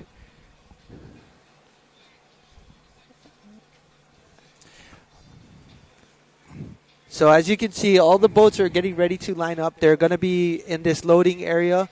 The loading area is where the tall flags are, and they move their way up into the smaller flags. It's interesting to me, Micah, for our viewers at home watching on Facebook to always kind of keep an eye on the flags. And by that, I mean it's a great indicator of the strength and direction of the wind that's constantly been changing throughout the day here right now. Obviously, we just had a little squall pass through. It was rainy for a moment. Then it came calm, super calm. Now, the water texture is still down, but you could see the trade start to fill in again, right, from the east. Yeah, you can see right there. So like Kalai was saying, you can watch the flags. You can see if the flags are moving in one lane more than the other. And it's a good indicator for you to what line to hold, especially because you don't have much room in a way to avoid that if you're in that lane because you only have so much distance for your exact lane. Again, your lane is in between the orange buoys and on either side of your flag, and that's your lane. So those are the indicators that these steersmen need to look for in order to set their turns. So currently we're going to have a 5-turn race here, 1,500 meter. This is one of 3 heats of your elite men. This is the big dogs right here, bro. This is it. This is the big dogs. I'm looking for a great performance from our gang over there in New Zealand. Right. We got guys like Tupuria King in there. That's some of the fellas from Herbert's on tour. And they're kind of just trying to roll into this. Not trying to chance it too much. Right. Paddles up, just ready to go. And if the escort boat isn't ready, they're going to have to hold water and make sure they don't jump. And are we going black? They're going to make people back up a little bit, possibly. So these are the challenges that we have on the start line. All right, so the red flag basically means, okay, hold on, stand by. The black flag means somebody is too far forward. They need to back up a bit. Right, and they're just going to wait. As soon as they back up and it looks clear, they're going to... Green is coming. Here we go. That's okay. That was interesting. We caught it on film, though. They all went. When the red flag dropped, they all knew that green was coming, so it's a fair start. Irregardless, they all went. But there you go. we're starting. I mean, this is going to be a race. This is what it's all about. Hashtag flagman problems. You know what I mean? Like, the stress of what those guys are For doing sure. all day, that's a lot of work. But they pulled it off. I think it would look like a fair start to me. No, it was a good recovery on but that. now look at interesting. The guys from New Zealand, look how they've settled in so deep. Real slow, big, long strokes. They know they've got a lot farther to go. Here in lane 5, that's our guys Hawaii. from Hawaii. It looks like we have Avon steering that crew there. He's got a lot of experience. He was able to paddle in Hawaii this past few years. Right here, lane 5, lane 2, lane 1. They're all coming in. Doing. They're all jamming into this turn. This is nice. Hawaii coming around pretty quick. Nice turn from Aotearoa as well. And want to make sure they stay within those buoys. Yeah, I think they're all solid. And here they come. Nice pickup by Aotearoa. So it looks like we have Tupuria King in 3 and Manutea Mion in 4. And there's that was a really tight turn for everybody. I feel like everyone is right in the mix. So, again, this is 5 turns. It's going to come down to just being technical, I think, in a race like this. And, again, these are your elite men, 1,500 meter. And it looks like they're settling right there. They're halfway back into the course, coming back to their second turn. But you can see the rate slowed down a little, and it's more settled and controlled. Even Hawaii, look at them. They're definitely slow and controlled. And they're still moving fast. Don't be fooled.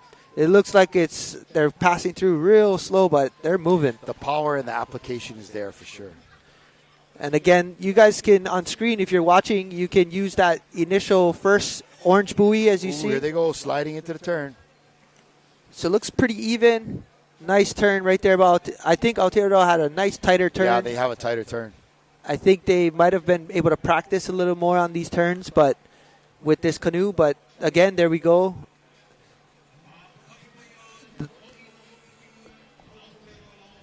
So right now we had Rapa Nui coming into that turn, Great Britain and Wallace and Futuna all battling for like that third spot. So that was all tight turns for that second group.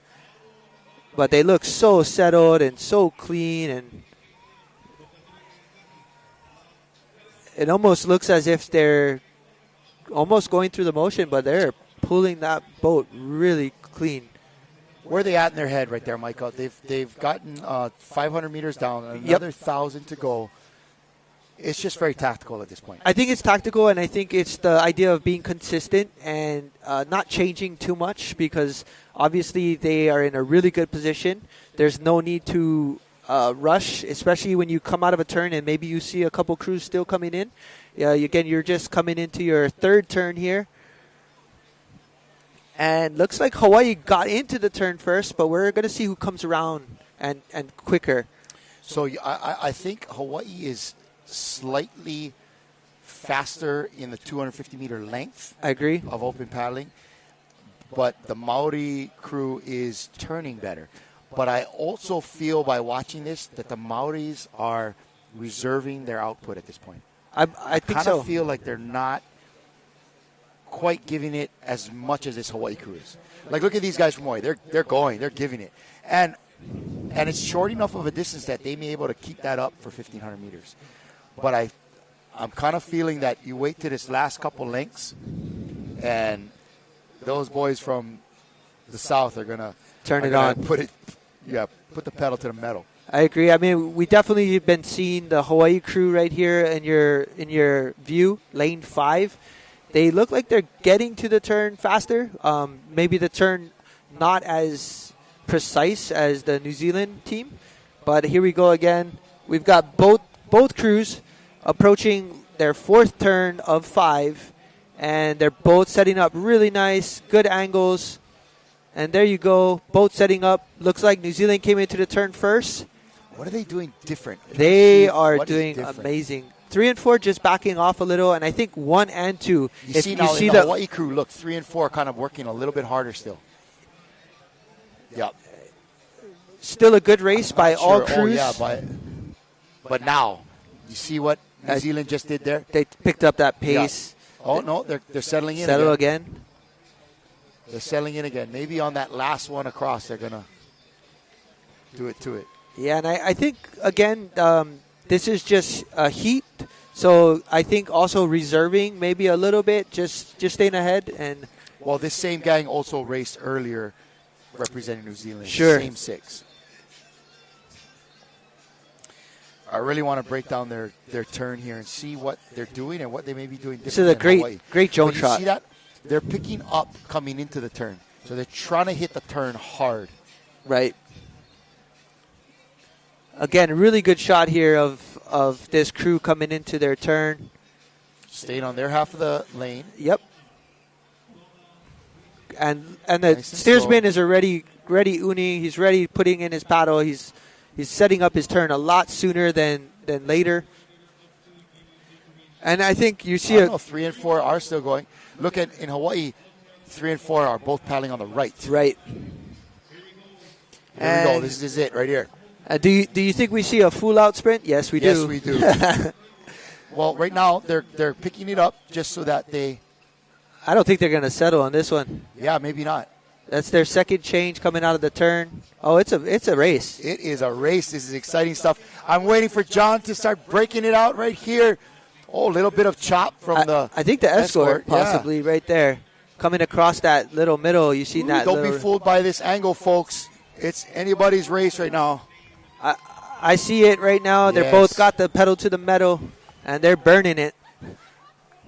The Hawaii crew putting on a strong effort, as well as New Zealand. Hawaii might be ever so slightly ahead, but New Zealand closing in that gap right there. New Zealand just turned it on. New Zealand just turned it on. Here we go. Oh, I don't know at this angle. It's definitely going to be Aotearoa. Aotearoa with the finish. Aotearoa. That was a great finish. A boat length. What a great race. So just like how we had predicted, Micah, that they had a very tactical race. You know, they looked at it, they pushed when they need to, right, and they made money in the turns. Absolutely. I mean, definitely we saw an incredible race there on the water. Your first crew coming across, New Zealand. Second crew, Hawaii. The third crew coming across, I believe. Is that going to be? It's going to be possibly here. This is going to be a battle for third right here. It's going to be really close. We either have Great Britain or we're going to have Rapa Nui. And outside lane looks like they might have edged that. That was really close. That might have been too close to call there. So we had... unless that was my boys from Wallace and Futuna. That's what it looked like. Wallace and Futuna on the outside might have pulled that one off. And we'll see how that all works out.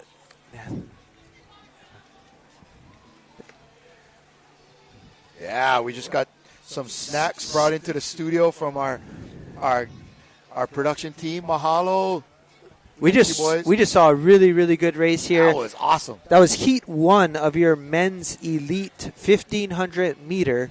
Really exciting to watch and see. I think what we're going to have to do is kind of play off that third place again, because that was really close. It would be interesting to find out who secured that third spot. Because I do think there is a repecharge on that. Repecharge for this event. And for those of you who don't know what a repecharge is, it's basically an elimination round. It allows you to qualify if you didn't make it through your first heat. But as of currently, there is. That's 500. Yeah. So we're looking at our heat telling us the how things are going today.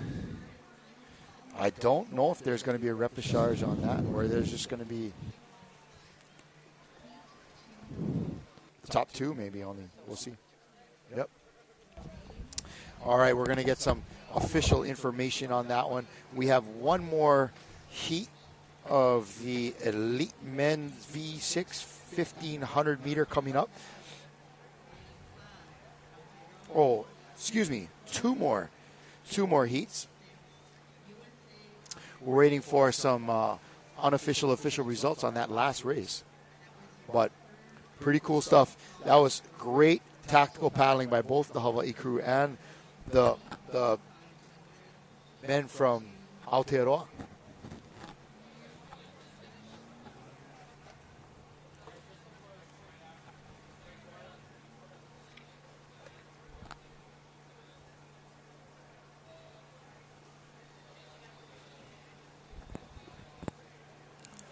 waiting for some official results on the men's 1500 meter V6 heat number 1 of 3.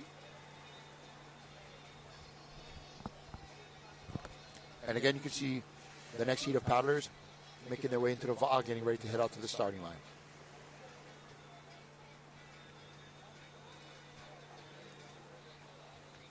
Let's hold off on that. When Micah comes back, we'll do it after. Let's get through the 3 heats of the men's V6 1500. Because by that time, I'll have to pee.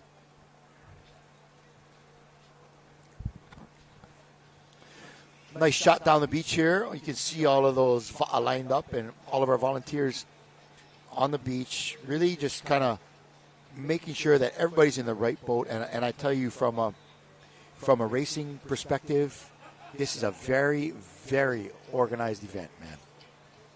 Very cool to see how good they are at getting all the proper folks in the proper place and in the proper VA and the proper line, all at the right time. It is a lot of work.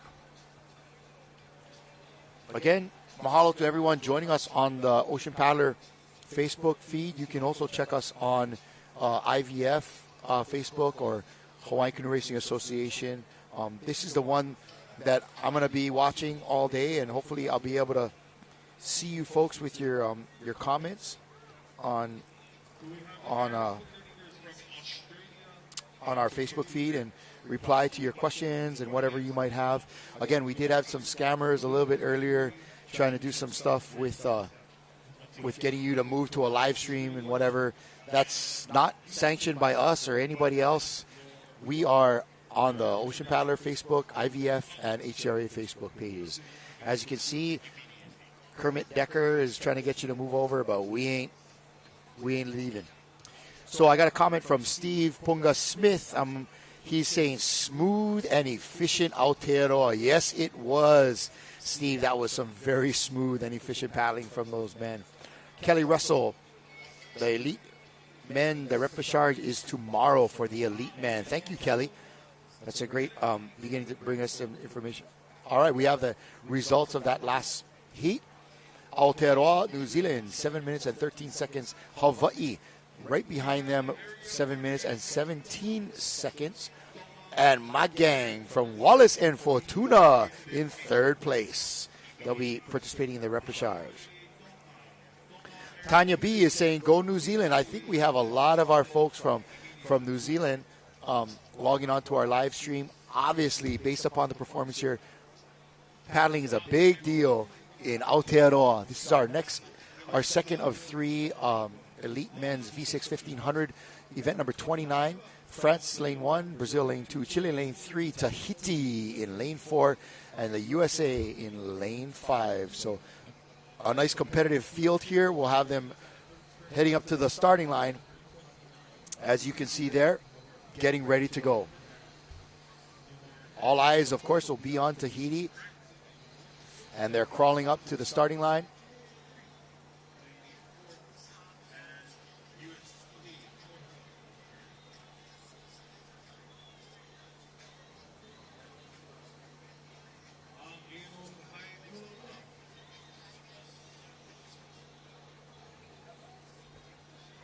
All right, here we go. Looking for the start of the men's Heat 2, 1,500 meter.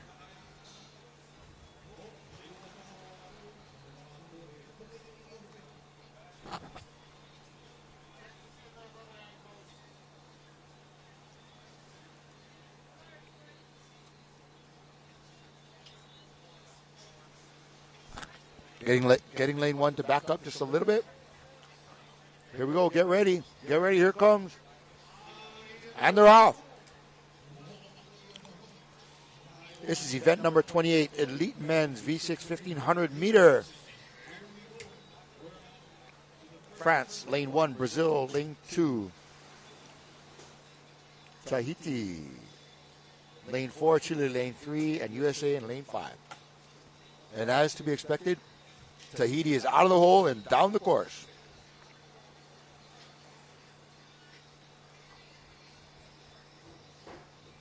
Another great start by these Tahitian men.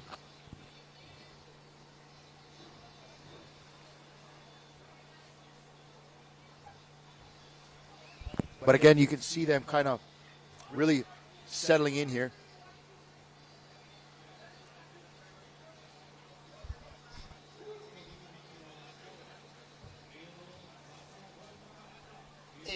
Is that Hilo Flores? Is that Hilo Flores? Yeah. In seat 1? He's stroking, not Hilo Mana. In this one, yeah. I think I did my first one.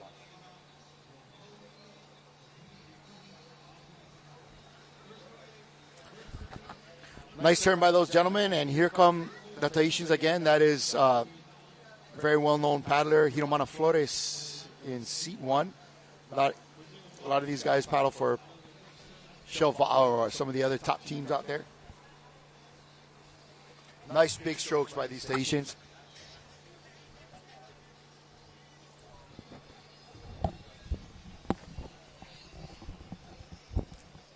Looking very smooth in the middle, coming into the second set of turns.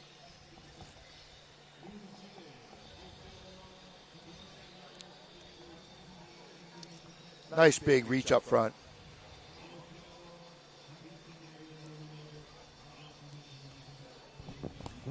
And let's see how the Tahitians are doing it.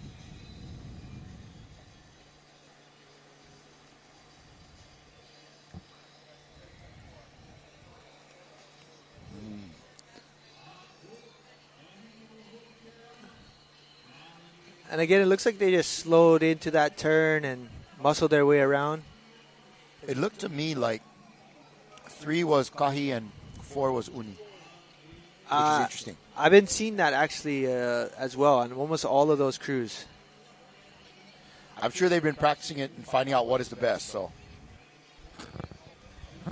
these crews leave nothing to chance.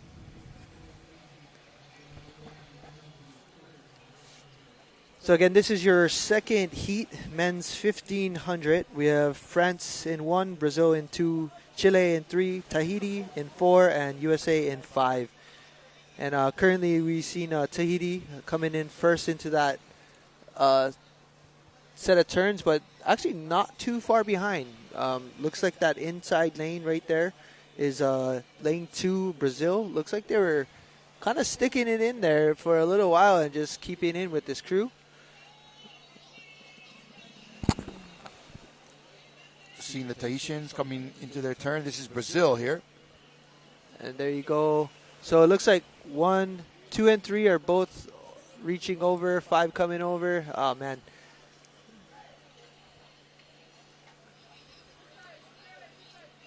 Same kind of thing here. Yep. Same kind of Same thing. Yep. But a good turn. You can see right there, that was a great view and angle of how the turn is set up. And that 10-meter buoy just allows you to show like how close you are to that lane. Right. So and those two canoes passed pretty close. Pretty close. And now you understand why they have the lanes. Otherwise, we'd have canoes running into each other at full speed, and that's not good. Yeah, absolutely. And you can see they just got around that inside. I mean, I think they're going to give it an okay on that. I don't think it's going to be a problem. So this other buoy back here that they're passing out doesn't count? Doesn't matter as much? Or so that's just the line. It gives you a 10-meter buoy, and it shows you where you should be in reference on coming out of that it's turn. only the first one. Correct, okay. correct. I'm sure these paddlers have been prompted really well for this. Again, that was France on the inside. Here you're seeing Tahiti. Brazil. Yep, Brazil and Tahiti coming in again. And this is going to be their third turn here. And folks, for those of you that are watching right here, 1,500 meters, 5 turns. This is a lot of effort in the turns. A lot of effort, Micah. And a lot of effort. You definitely are burning a lot of energy in these turns, but hopefully while you're catching your breath, if you're in the middle and you're that engine space, you're getting ready to just pound Look at it that out. stroke count, Micah. Now settling in again. Yeah, settling. So I think they just did 2 changes where they came out rapid and just settled out into a nice, smooth, clean stroke here. I would love to see what that stroke rate was compared to the other crews from New Zealand, Hawaii, in the previous heat, and because that's kind of what we're going to see in the future. if this crew happens to make it through to the finals. But again, here we go. We got Hilo weather of squalls coming in, a little bit of rain on the course. And again, cooling them down because they're going so fast. Got to wipe the windshield. Okay. Now, one is going to, he's just kind of holding it. He's And not 2 and 3 are there just kahing over. Yeah. And excellent job. Excellent. And here we go. Man, these Brazilians, man, they came on the scene and They they're came to play, man. They're here and they're having a great race right now. For those of you joining us, if this is any of your crew members, go ahead and tell us who we're rooting for, and we'd love to give a shout out whenever we get a chance to. But again, here we go. This is our second heat, our final stretch here of 250 meters for your men's second heat. And it looks like Tahiti is got a pretty comfortable commanding lead. That is a sizable lead. They are very far ahead of... Again, in that canoe there are paddlers who have been champions at Hawaii Nui, at Molokai Hoi. These are truly, truly some of the best paddlers, not only from their country, but in the world. Absolutely.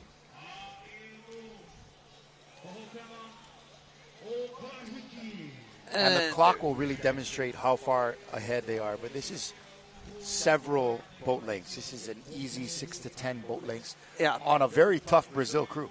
Right, and this crew was in it for the first couple of turns. They were right on the back of the canoe. So definitely just goes to show the Tahitians in this heat had a really great race. And again, this was 5 turns. A lot of ground was gained, I believe, with these turning advantages.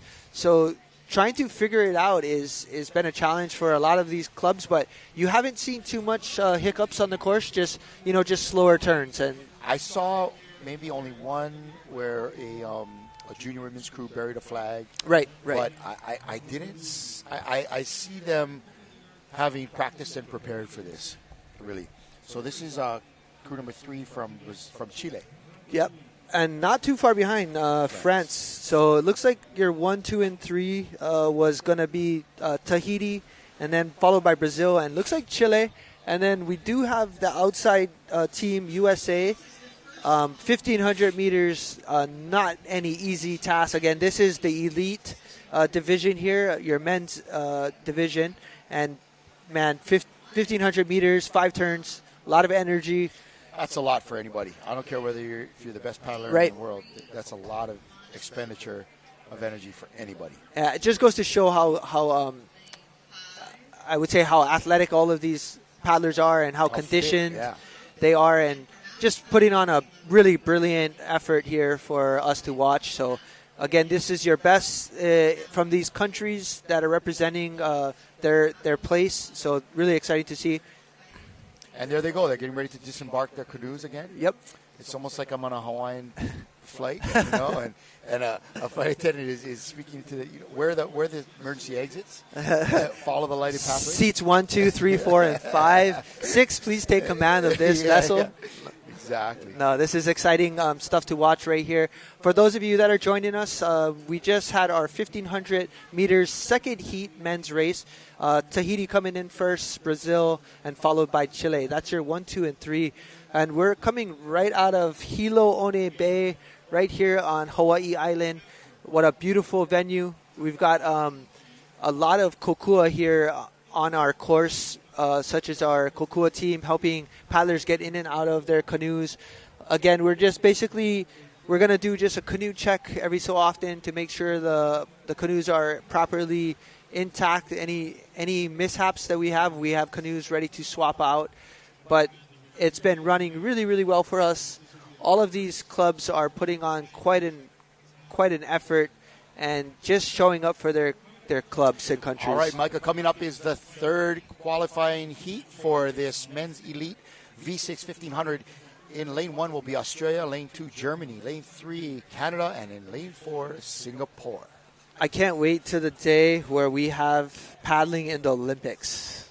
It's coming. That's what I understand. It's coming. How soon is it coming? I'm hoping within the next one. I'm hoping, but I do hear it's on the quest for it. So I'm excited because, man, we have so many great juniors coming up.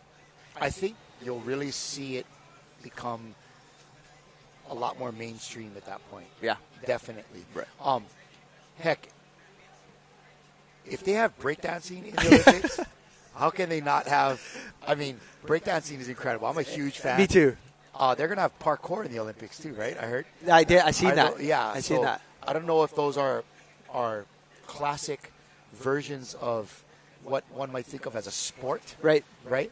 But paddling certainly is absolutely a sport. Not in the way that something like basketball or rugby is a sport, but definitely in the way that track and field, right, or swimming, or of course, other types of kayaking and stuff are in the Olympics. Did you see that slalom?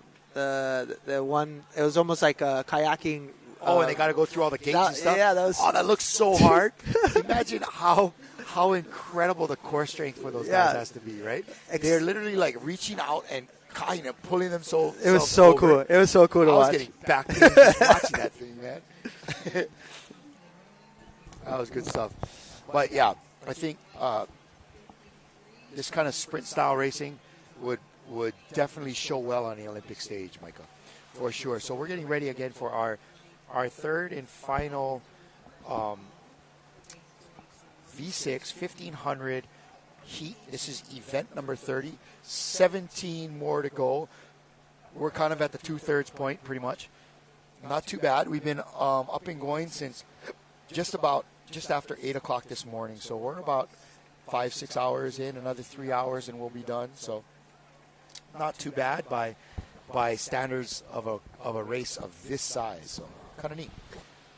Yep, and this, again, is your 1,500 meter, and then right after this, we're going to tone it back to a 500 meter course. So right now, we just got our final 5-turn course right here by your elite men division. We actually only have 4 in here, and I was curious on how things are selected. I'm assuming for the lanes and the drawings, it's, again, probably a generated heat draw, but I do want to look into it a little bit more because I know in HCRA or in the Okra, we have a generated lanes drawing for each division. So it's always great to see, and I think it could be a little bit of one of those things where people have their favorite idea of what's better, whether it's the outside or the inside. So no matter what, you get the same 1,500 meter 5-turn course today, and conditions again are actually very favorable. Here they are creeping up on the starting line. Again, for those of you watching, that red flag just means that you must get ready to start your race. So it's moving up from the loading line to your start line. And once we see a black flag just like that, so the flag that's black is just basically saying someone might be crossing the line. So you see paddlers are backing up just to make sure they're not past the starting line. And we will see a green flag when it's all clear and the race has begun. There it is. There it goes. And a good flag switch right there, red to green, and we are off. You know, it's interesting. It's interesting to notice. How IVF is doing a very similar, almost exact event, but with a little separate changes. You know, the way they do the flags is different from HCRA. Right. The way they set the lanes and the turning area is a little bit different. So they're basically holding the same race, but with a few different rule changes and a little bit different logistics. For sure. And then right here we see Australia, Germany, Canada, and Singapore. Heat 3, 1,500 meters. It looks fairly even right across the line. We're going to see the first turn coming up, and this is going to be interesting. The first turn is, I believe, a really important part of this race. It allows you to get that momentum if you're the steersman and just getting comfortable coming into your turn. And look how even that is. All 4 clubs or crews and countries are turning in. Oh, we have a kiss right there on red flag. Beautiful stuff. I love that. That's perfect. Get out of there and just start moving. So 4 countries coming into their first nice turn. turn there by Canada. And all 4 countries have coming out for their second leg here. And I will say that first, this race right here in this heat, that was extremely close. Looks like we've got some fans over there with we got somebody on the beach with a cowbell. This chiming away with the bell and maybe telling them to go a little faster. So again, this looks really settled. They look really, really good here in lane 1. Lane 1, you have Australia.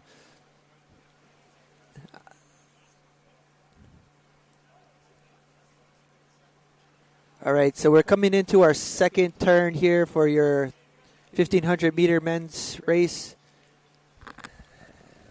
Good line here. Now watch this one, Mike. I noticed the Aussies 3 and 4 kind of just don't do much. They're not trying to kahi too much. They're not even that next screw out. As opposed to the Canadians in lane 3, they're really trying to yank it over. Right. The guys in 3 and 4. Yeah, absolutely. I mean, and those. So in Australia, the 3 and 4, they're big boys in the middle. Yep. They waited until the canoe was more or less facing back down the lane, and then Then it's their turn to turn it on and dig that canoe and get it back up out of the water. Yeah, you know their crew is counting on them to be able to give a little bit more power, especially if you have a little bit of a time to breathe and just come out and be a little bit more explosive. But it's interesting because I've been watching a handful of these racers, and they look really, really comfortable on these canoes. I mean, I haven't seen much problems in a sense of trying to paddle this boat, and they're moving really well. It's such a great canoe. Paddles beautifully. And it's not designed for 180-degree turns. Sure. No way. But they're definitely making it work. And they're doing awesome work right here. This group right here in 3, Canada. The Canadians are doing extremely well. Looks like they're coming into the turn first. And right there is, kissing the flag once again. Australia's got actually really dime turns right now. Lane 1. Yeah, their steersman doing a great job. He has a really good angle. He's been pinning that flag really well. It looks like 3 got a little bit of a hiccup in there in Canada. They had to, they brought it back around. They just got inside the buoy. Really, really well done. Well done there. I think they'll be okay. I think this type of turn schedule really requires every paddler in the boat to be paying 100% attention to the turn. Typically when we're doing turns in Hawaiian racing, it's like it's all the steersman and maybe the stroker. Everybody else is just head down, and you're just going to kahi or pull or whatever until you know it's time to make the next change. Right. Where these guys really have to pay attention, because if you can be the make or break between burying that flag or not. Because once the flag is hooked on the front of the ama, you're done. Yeah, you're not going to get out around this. And I've seen them try to backblade and pull the boat back, but it's almost too impossible, right? Yeah. And coming back out, I mean, it's going to be hard to catch up at that point. But as you've seen in that earlier shot here, we're going to see Australia on the inside and Canada right here, lane 3. But Australia coming back in, diming that turn again. I did notice on some of the other top crews, especially Tahiti, the rate at which they were kahiing and pulling over was really, really quick, really fast. Nice effort there. What?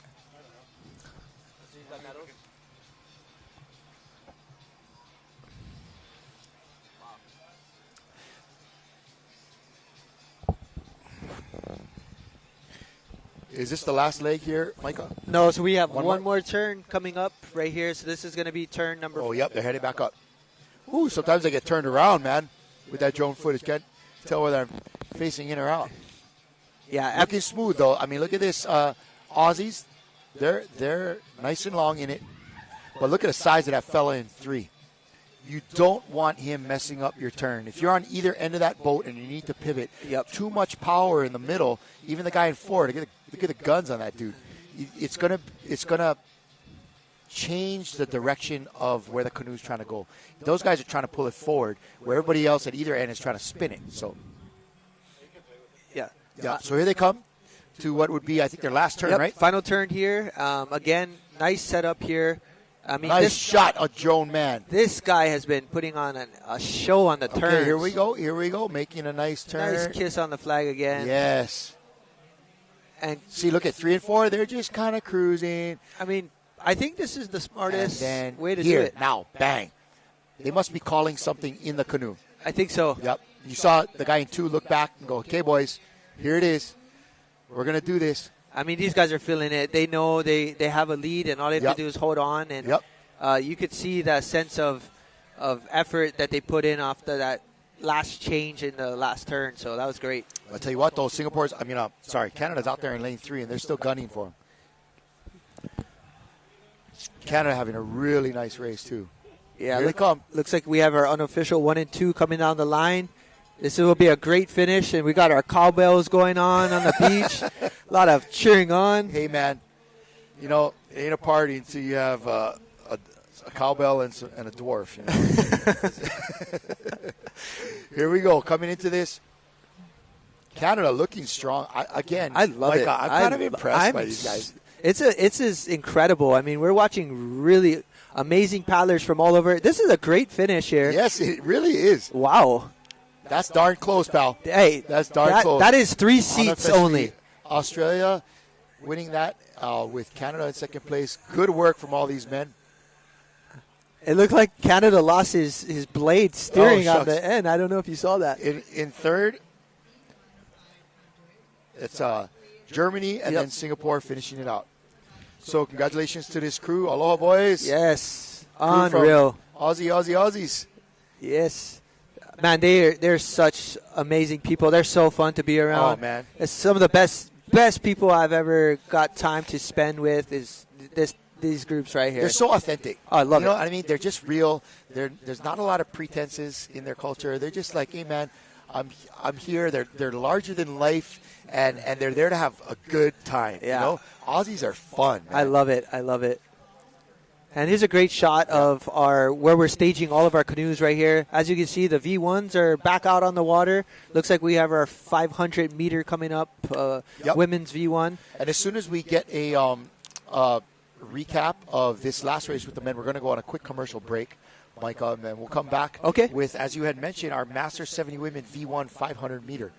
That'll be up right after this, but congratulations to this Aussie team and, of course, the Canadians. Incredible. It's been such great paddling to see, and just a lot of great effort on the water and a lot of pride, representing their country. But we'll definitely be cutting to a commercial break. But right here we have your top 3. Looks like Australia, Canada, and Germany coming in at great times. 7:55 being your leading time. Those are definitely good times.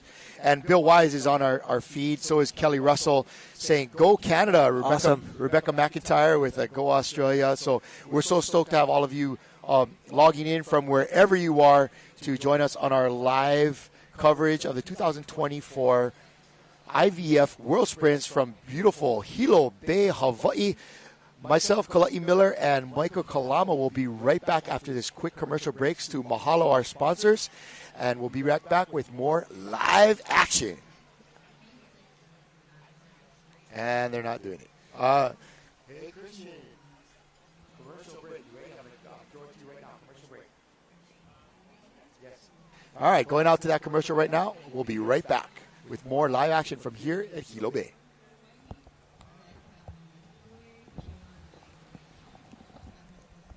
The 2024 IVF World Sprint Championships from Hilo, Hawaii are brought to you by the Hawaii Tourism Authority, Are Outrigger World Canoes, Par Hawaii and Hele, Apo Rec Kusachi Attorneys at Law, Hawaiian Airlines, Outrigger Zone, and made possible by the International Va'a Federation, the Hawaiian Canoe Racing Association, the County of Hawaii Island, and Ocean Paddler TV.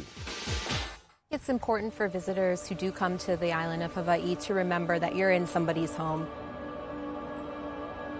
Everything is alive and everything should be treated with reverence and respect, and I think that that's the best way to enjoy it.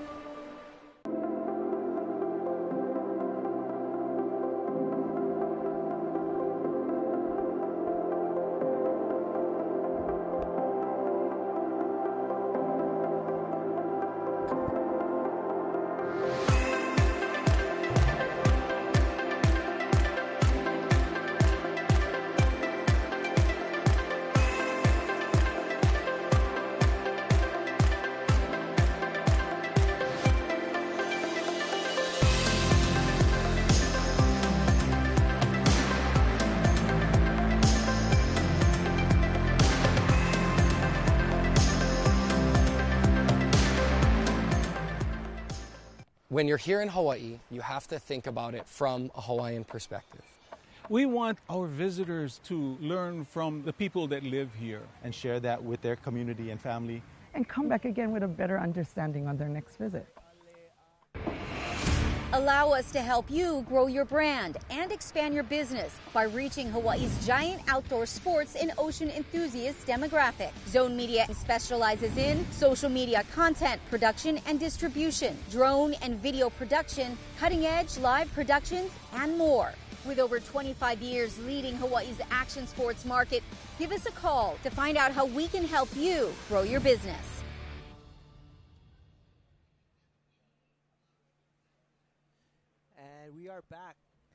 We are back to your 2024 IVF World Championship right here in Hilo Bay. I am Michael Kalama bringing to you day one live here. Currently on the water we have the Masters 70 Women, the V1 event, 500-meter sprint. This is going to take the whole length of the bay of our course here. We are bringing all live action to you, and we're just really excited to see these women's put on a brilliant effort here. We have Canada in lane 1. We have lane 2, Brazil. Lane 3, Britain. Lane 4, New Zealand. Lane 5, Hawaii. Lane 6, Canada. And the 7 and 8 lane is nobody in that event. So currently representing Canada is Cat Town. In Brazil is Victoria Birkbeck. In lane 3 from Great Britain is Denise Smith. New Zealand, we have Les Ash. And from Hawaii in lane 5, Stacy Evanson. And lane 6, we have Ann Mose from Canada. Again, this is going to be your women's 500-meter V1 sprint. And so this is just a straight shot from one part of the bay to the other. We're currently just waiting for some of our women to get on the water. On your screen right now, we've got a lot of the Kokua team here. We also have the para teams getting ready. So these Paralympic paddlers here will be jumping in using the Matahina for the V6 event coming up shortly after. So they're just prepping the boats right here on screen, and we're just excited. We're about halfway done with, or more than halfway. We're about 2/3 done with all of our races. We're bringing to 47 events here, and we're looking to try to finish up within the next 2 hours, but we're bringing all this live racing footage here from Ocean Paddler TV, and this is the 2024 IVF World Sprints Championship. Currently on the water, we have our V1 women just getting ready to line up. Again, this is going to be one of 3 heats, so we have 3 women's heats in this event here, the 500-meter V1. Such a great shot here of all of our paddlers here in their canoes. Looks like we have some people getting some paddle outs by some of our clubs here that are allowing some paddlers to get up on the water. Again, this looks more like a spectating type of boat, so that's really, really exciting to see. I mean, got a lot of our Hawaiian canoes out on the water. So we're just going to take our time. We're, again, setting up our courses for a V1 event. So as you can see, they're about to get set up. We have lane 1 getting ready to get to their starting line, as well as all the other racers. Great shot of our flags on the corner, and I believe we just had our start right there. So full start right there of our women's race. Again, women's Masters 70 V1. And here we go. So clean start. We did get our start. This is a 500-meter course. A lot of our competitors here have been paddling V1 quite some time, but it looks like lane 1 had a great start there. That's going to be Kat Town from Canada.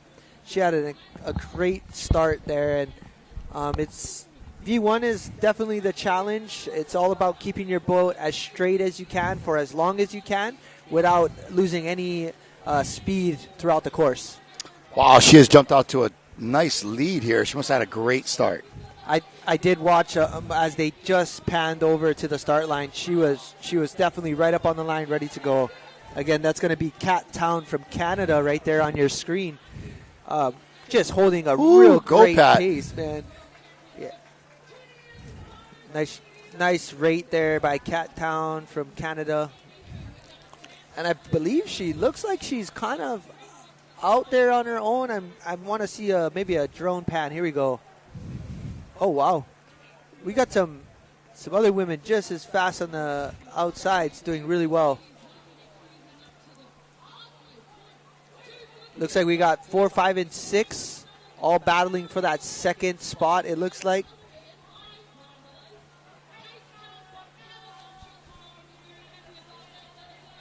And we got... Just passing the halfway mark there. That's 250 meters. Yep. Another 250 left to go. This is a great way to gauge to see where people are halfway through this race. Super exciting to see. But right here, we do have lane 1. She looks like she's got a pretty good lead on the field. Can she hold it? She's giving a pretty maximal effort there, look like. And it looked like right there in lane 5, we have Stacy Evanson from Hawaii. And lane 6, also from Canada, we have Ann Mose. She's putting on a great race as well. So it looks like the 2 Canadians came to put and represent. A lot of flat water paddling in Canada. Definitely paying off for them. Yeah, lane here 6 in Hilo. here. And right there, we got... Ooh. Man, Kat is not letting up. No, her rate's been... She's hammering this course. Again, this is your Masters 70 women 500-meter sprint here, V1. And coming up to your last 10 meters... Closing out the course, finishing commanding lead. Wow. Commanding lead. Kat Town crushing it. She's got to have about 12 canoe lengths on everyone. And here we go. We're going to have to check her ID. She might not be so. She might not be 70. That was amazing. Lane 6, again, another Canadian coming in. It looks like Ann Mose coming in there. Wow, great job. And looks like lane 5. Looks like Stacy Evanson from Hawaii. Yep. So what a great race by these ladies here. Ann was really giving her most. For sure. No pun intended. Only fun intended. No pun. Wow, what a great race for Ann. Wow. And an awesome race from Kat Town from Canada. Unofficially, your first and second, Canada. And then coming in third, it looks like it was Hawaii. We'll get an official post up after all these racers come in. So that was heat 1 of 3. Man, it's so exciting to hear these countries come together right before their races, and just so excited to be here and representing their place of birth, and just incredible.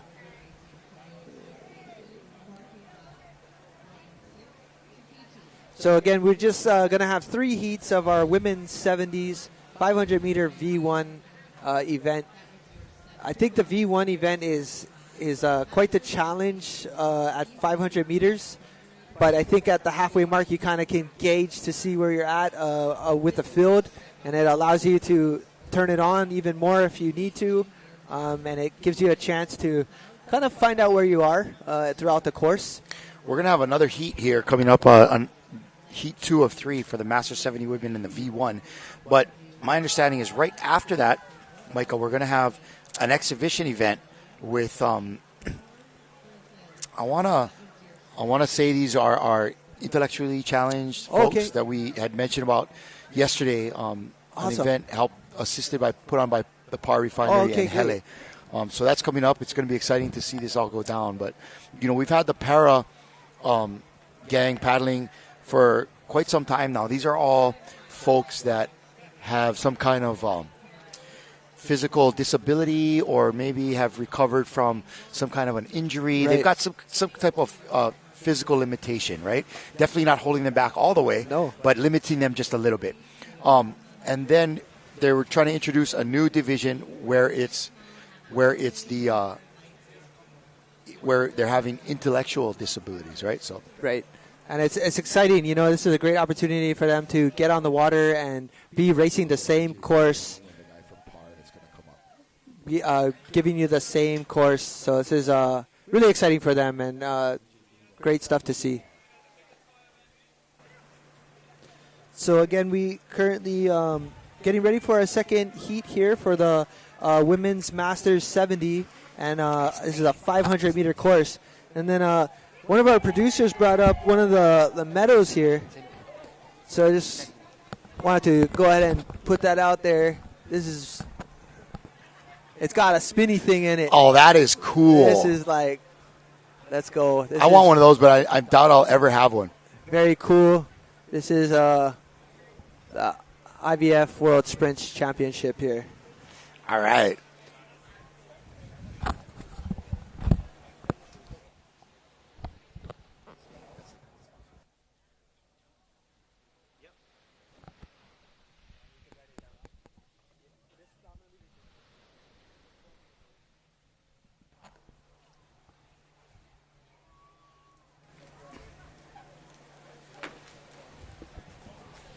And then currently right now we also have more of the para teams getting ready. And there's your top three right there. So we were right. It's going to be Cat Town from Canada leading the way for the women's first heat, 500-meter, followed by Ann Mose. And then we've got Stacy Evanson from Hawaii.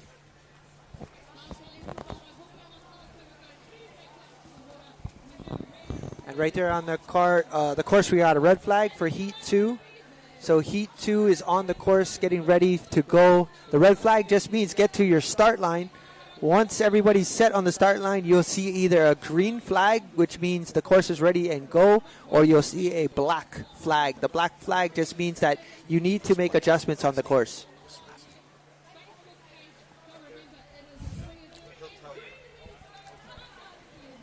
And there we go. We have a green flag. Here's our second heat right now. Going on the water. We've got a really good start. It looked like a clean start. I'm not too sure. I can't see boat one, so I'm just... So right now, our Master 70, let me help you out with that, Micah. V1 500-meter from Canada, Lorene Arkitikin. I'm trying. I don't know if I'm getting all of these names. Jane Toro, I'm sure I'm getting that one right. She's in lane 3 from the U.S. Canada, lane 4, that's Barbara McCall. From New Zealand, Kura Heke in lane 5, and in 6, another U.S. paddler, Jay Marshall. Very cool. I mean, man, this is incredible to watch at 70 years old, V1ing, and just putting out some effort. This is so cool.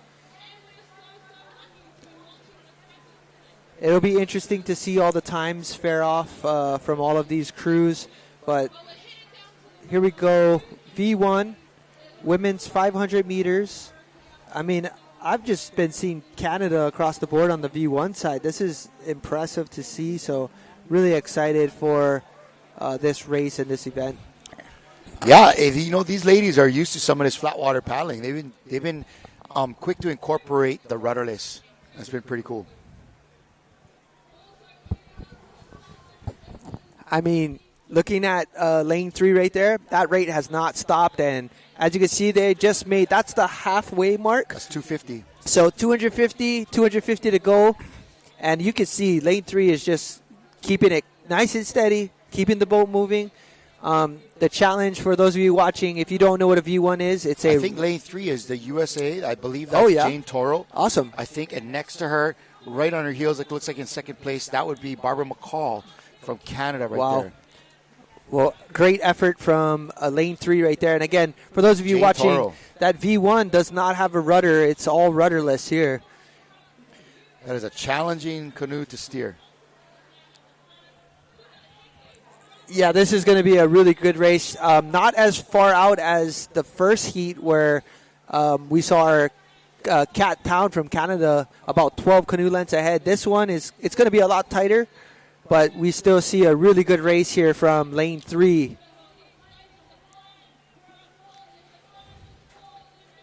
How exciting.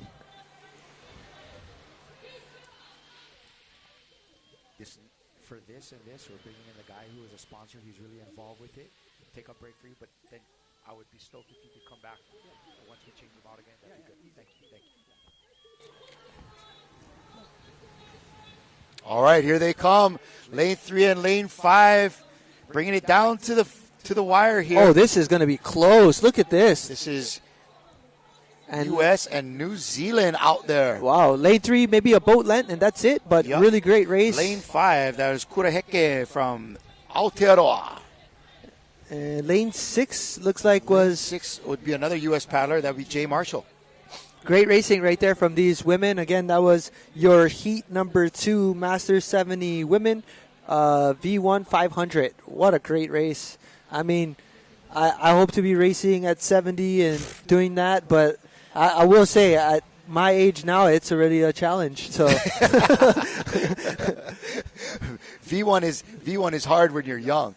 Hey, we're going to be bringing in another guest real quickly into the studio for this next couple of special races we have. Micah, go ahead and grab a break, but we're going to be bringing you back up to help us finish out the rest of the races today. Micah is always, not only with his involvement with HCRA, but of course as a V1 rudderless paddler, the guy who runs the Aloha Aito. He's always a big resource for us when it comes to calling races. So thank you so much, Michael, for being here. We expect you back in a few minutes. I'll be back. But we're going to have Nicholas come up and talk us through a lot of the behind-the-scenes stuff on these next couple races. Right on. That's awesome. Yeah, mahalo. All right. Michael will be right back. At this time, mahalo, everybody, for joining us for our live coverage of the 2024 IVF World Sprints from right here in beautiful Hilo Bay, Hawaii. Aloha to all of you who are logging on our Facebook page, not only with us, HCRA, the International Va'a Federation, and we're so excited to have all of you kind of tuning in and checking out the paddling action today. But we are going to be switching gears a little bit and moving into a couple of really special events that are coming up. That's a recap from the last race. Jane Toro in 3 minutes and 6 seconds from the USA. Kuraheke from New Zealand. And Jay Marshall from the USA in third place. But these couple of special events are here, and we got just the right guy to talk to us about it. This is our good friend, Nicholas Dam. Thanks for coming, man, to join us here. Appreciate you, man. And so, Nicholas, can you kind of shed some light for us on why you are the right guy to talk about for this, right? And what is it that we're about to witness? So about the right guy thing, I think I'm the only guy who is willing to come up here. Right. You drew the short straw? Yeah, I got the short straw. I've been working with our local club here for the last 2 years that is focusing on inclusive paddling. And it was founded, it's called Ohana Wala Lima, had its founding grounds through Sami Sampanga and Kawila, who basically brought this club to life, OSMD Hawaii. And that's where everything came from. One day on a Sunday morning, I came out of the water and saw these boats getting in the water and looked like they needed help.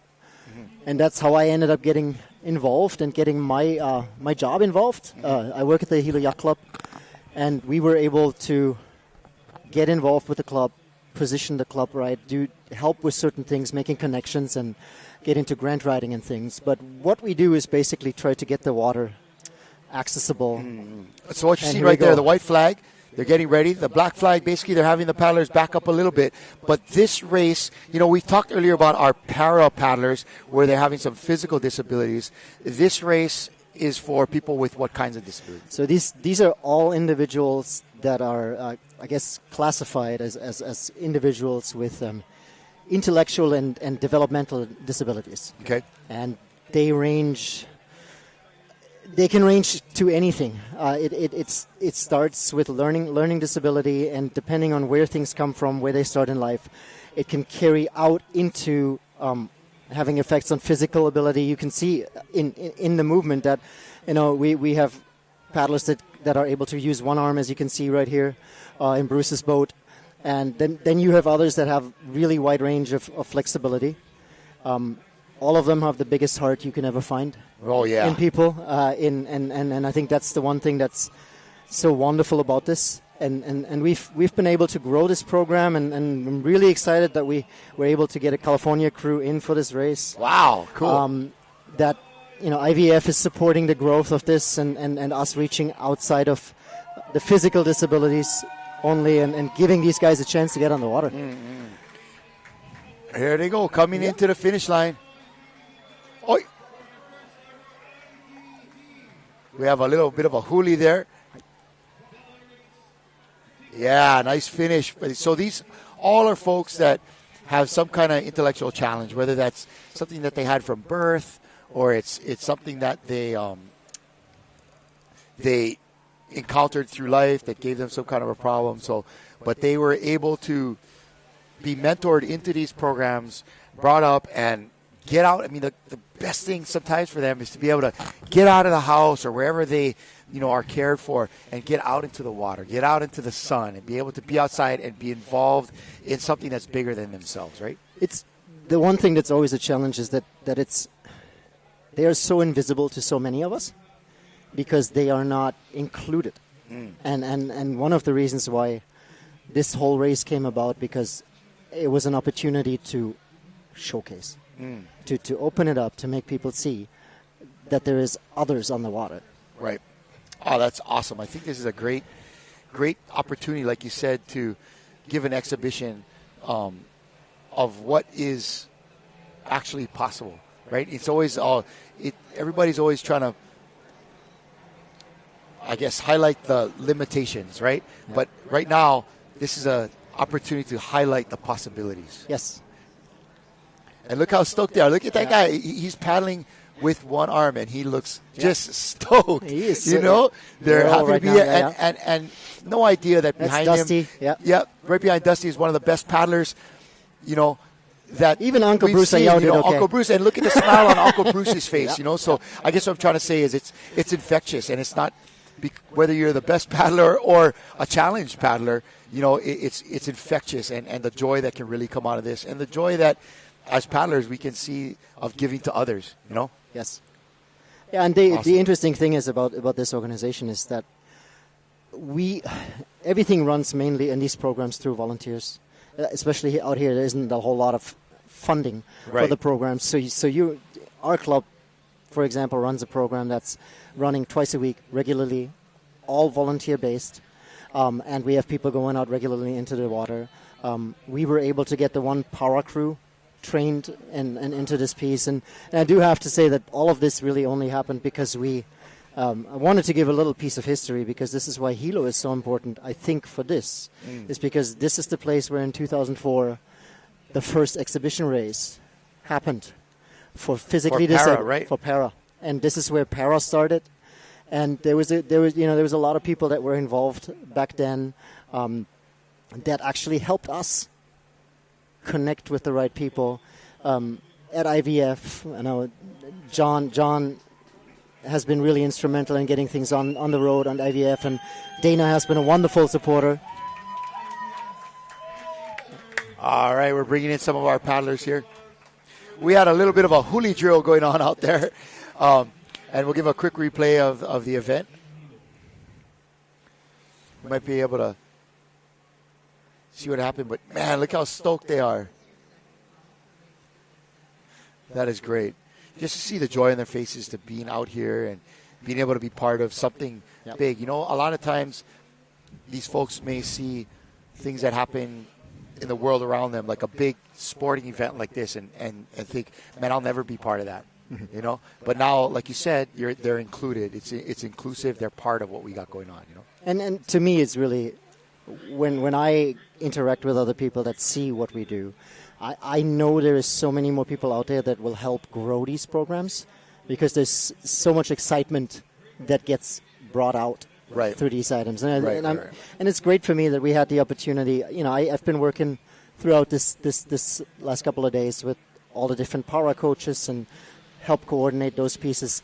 There is so much that can be done when the different countries, the different technologies, the different tools come together to grow these things. And just what I've learned from New Zealand, Tahiti, the coaches there, Paula and Jeremy, so much material has been exchanged. It's going to be awesome. Yeah. That is super cool. And you see right there in the camera angle, you have look at that. So many clubs. High fives, big yeah, hugs. Yeah. Look at this guy. He's loving it. So you have, and the beautiful thing is you have all the different canoe clubs, so many different paddlers from local canoe clubs there. And we had folks, you know, Australians. I saw all kinds of people out there holding boat from all the countries out there. So it's special. Yeah. Well, you pulled it off, man. Now, how long have you been working on this, Nicholas? To actually see this be a portion of an event this size?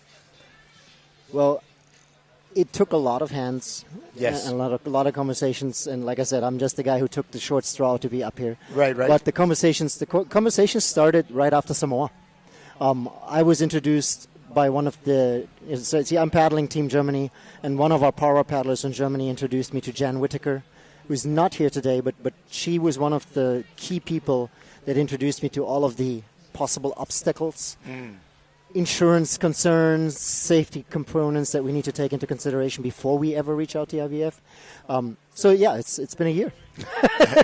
That's been a long year, but hey, congratulations, you and your Thank you, team, and the endless supporters and all the people that have been able to show you the way, man. You guys pulled it off. That is so cool, Nicholas. So hang out with me. We're gonna watch this next race here. Shoots. This next para race. Yeah. And so you're over there at the Hilo Yacht Club.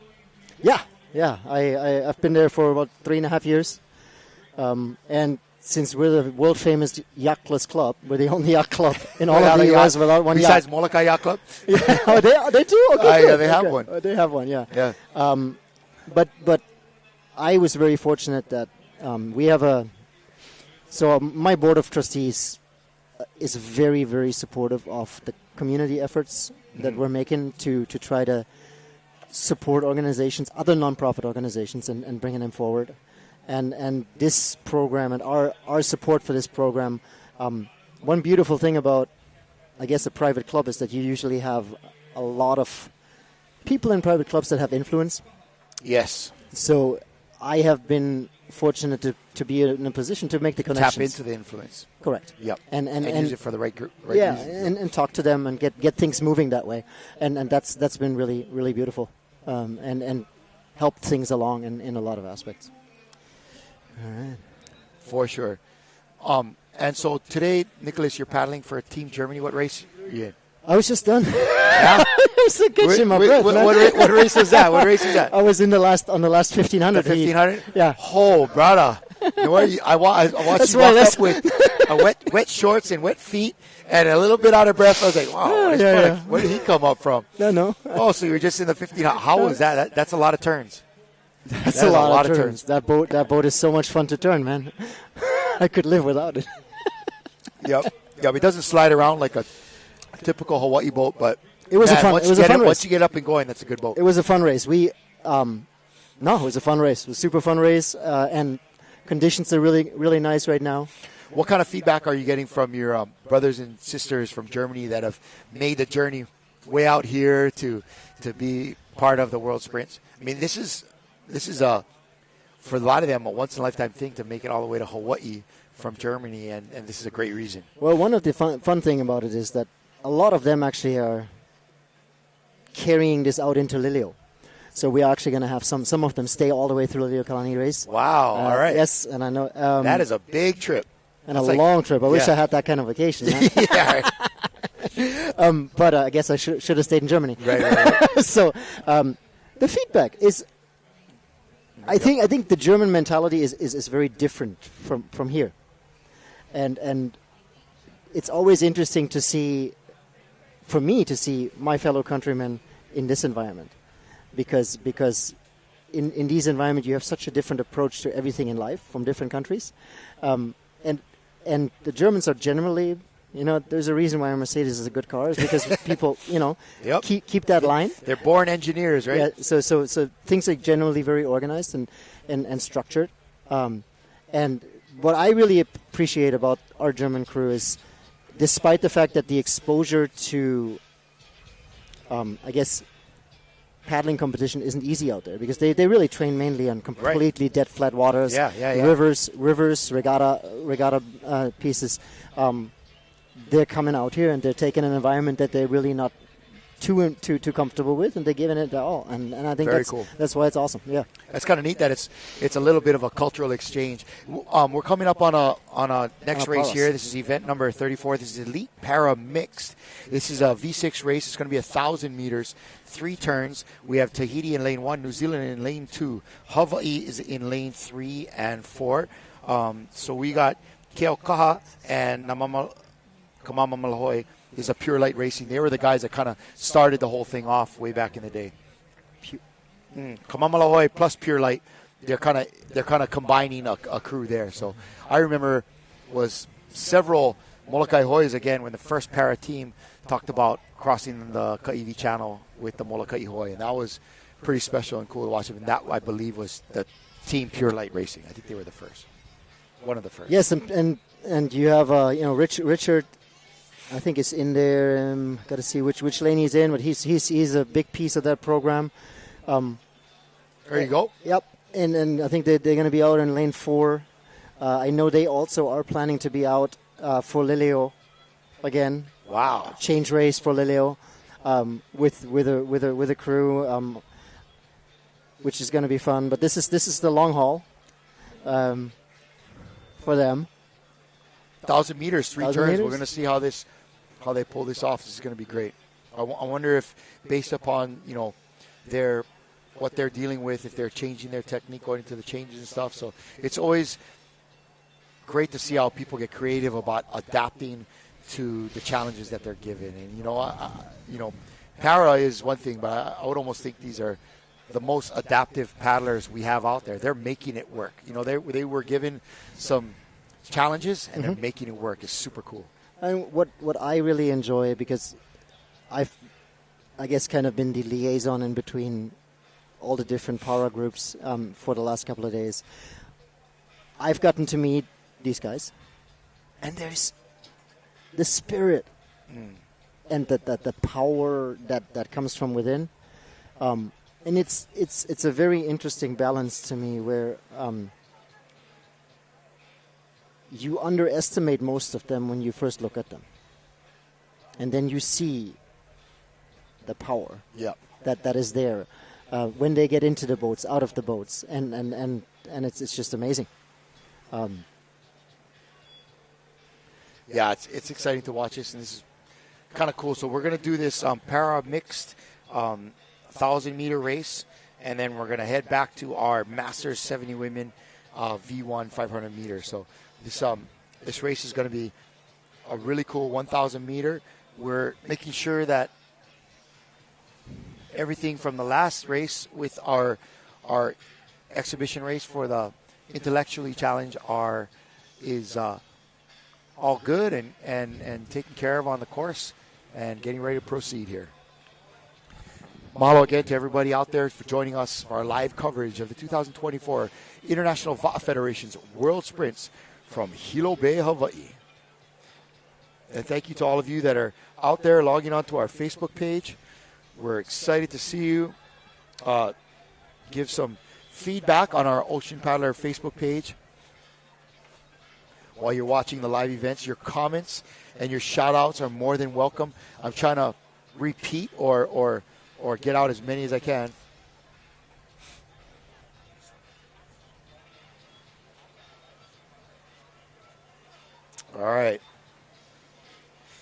All right, we have Jan Whitaker here. Congratulations to all the wonderful paddlers in the exhibition race. That's Jen. That's Jen, who I was talking about. Inspiration of paddlers You're inspiration to paddlers of all abilities. Yes, you are. It's great that we had the opportunity to showcase your abilities and their spirit.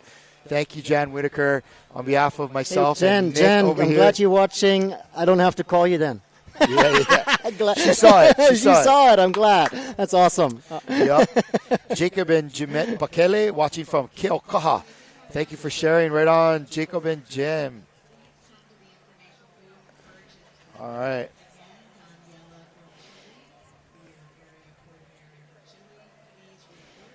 Yeah, Walter Dan is giving some shout-outs to his nephew, William Baker. Kick some ass, buddy. And they did. They definitely did. I have Cole Kindich over here saying, thanks, Nicholas. Sending you a shout-out. I get much more back than I give in. Thank you, though, brother. Sure, Thank you. Sure. Thank you. Suzanne Rowland is saying, go Makapo. Yes, sir. Hilo 5. Makapo in Hawaiian means Maka is your eyes, Po is night. So it's like your eyes are dark. It's basically a translation or a Hawaiian way of saying that you're blind, that your sight is diminished. And so I'm pretty sure we have Vic. The name of the team. Pretty sure we have Vic and a crew out there right now.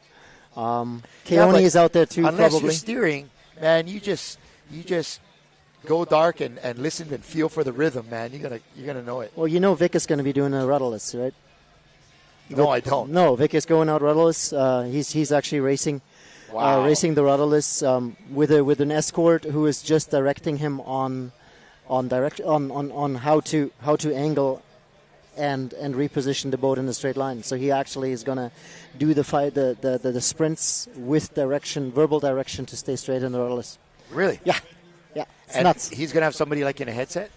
No, it's going to travel paddle next to him. Wow. Yeah. Okay. Well, hopefully he's not so fast that he paddles away from his escort.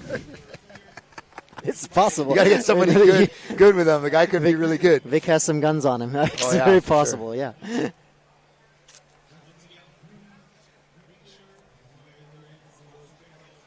All right. I've got Jude Good watching from Vancouver Island, Canada, watching all his nephews and nieces on Team Canada and also some on Team USA. Right on, Jude. Thank you. Gladys Joe is saying, go, Billy, go. Whoever this William Baker guy is, I'm not sure, but he's got a big fan base blowing up our Facebook page.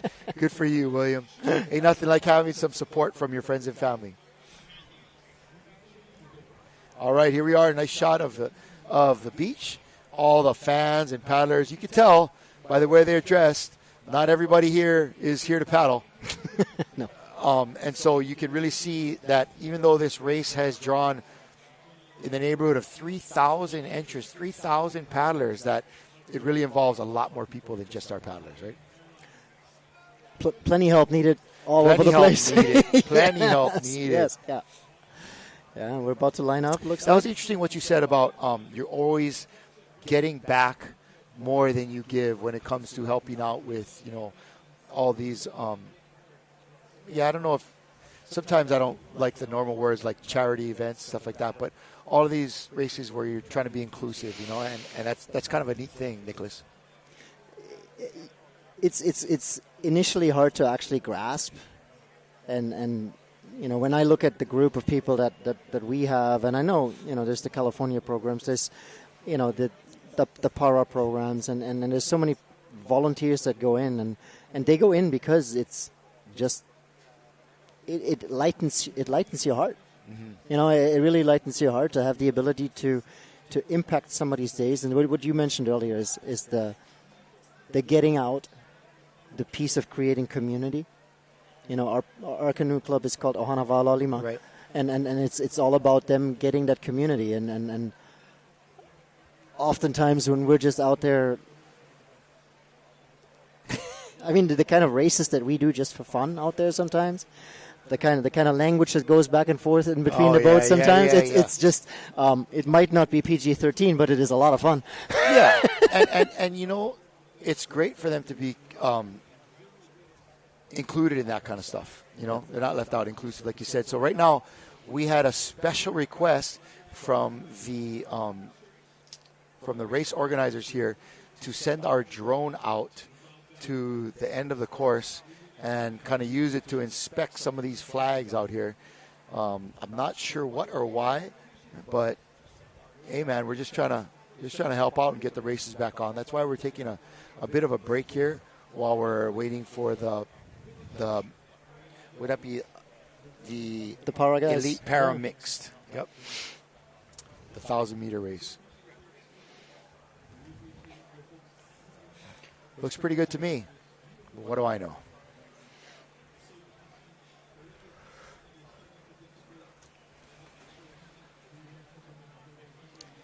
Right there we have a shot of that's Paula, actually, the coach here for Team New Zealand. And that's you see the support group there. That is part of the New Zealand para crew. I'm pretty sure that they're gunning for first place since Tahiti nudged them slightly on the 500. Oh yeah. So we'll see what happens here in the next one, because I know there's a lot of heat in between that. In fact, you can see Tahiti and Aotearoa right next to each other. Yeah.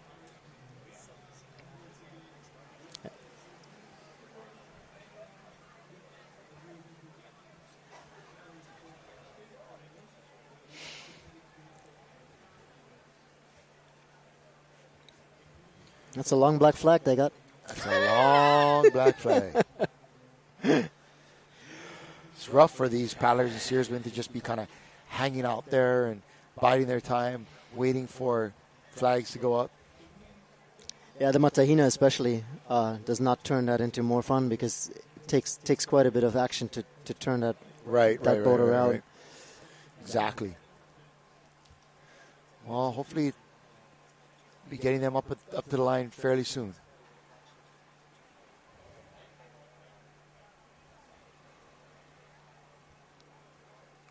I noticed in that last race for the Intellectual Challenge, we had a little bit of a huli going on, but our event staff, our safety, the ski especially, was on it in a heartbeat, right there covering for them, making sure that we could get those folks out of there safely. Also, you talked about limiting liability when you're having these type of races, and I noticed every participant, except for the steersman, who is, obviously just a paddler, that these guys all have life vests on. For this event, since it was a first event, we felt it was just safer to go that route. Oh, for sure. And it paid off. Yeah, it paid off. We have a system actually for our paddlers where they can work towards paddling without a vest. So our standard setup is for them to have a vest on until they can basically prove certain water safety pieces. So we do a swim test and other items. What does your swim test entail? How long is your swim test? Swim test is actually about, it's a 50-meter back and forth. So off the shore and back. So what is that? That's 100? The metric thing. Yeah. Sorry. 100 yards, close enough. About 100 yards. Everybody internationally does swimming in meters, right? Yeah, and then there's other pieces involved. We actually have regular huli drills, special ladders in the boat that enable you to actually, that we mount under seat 4, and then they come out. So once the boat gets flipped, and in our regular practices, we actually go on a 1-to-1 ratio to have minimize that risk. To minimize the risk, and then we go through the huli drills of where you basically know exactly who's gathering the athletes together, who's getting the paddles, etc., and the other pieces. And then once you're back over, we use these ladders to get people back in the boat. Planning for contingencies. Oh, Auntie, getting ready. Look at this. She's pumped. Both of these ladies, they're getting psyched up. Looks like they're going to do some V1 stuff. Twist them up. Yeah. Loosen up. Go. Here we go. Hands out, hands in, hands out, hands in, hands out, hands in, hands out, hands in. All right. Looking good. So the whole deal with the drone was just that some of those orange buoys way out there, the officials wanted to know that they were straight. So here we go. Coming up, our Elite Paramix V6 1,000 meter in lane 1. It's Tahiti. Lane 2, Aotearoa. In lane 3 from Hawaii, it's a mixed Keaukaha and Never Give Up. And in lane 4 from Hawaii, Kamamamalahoi and Pure Light. All right, here they go, rolling up to the line.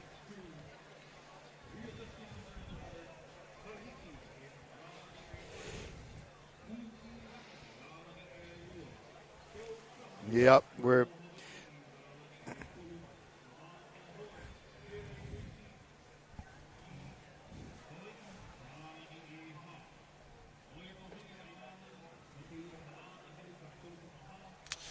getting ready. Here it comes, yo.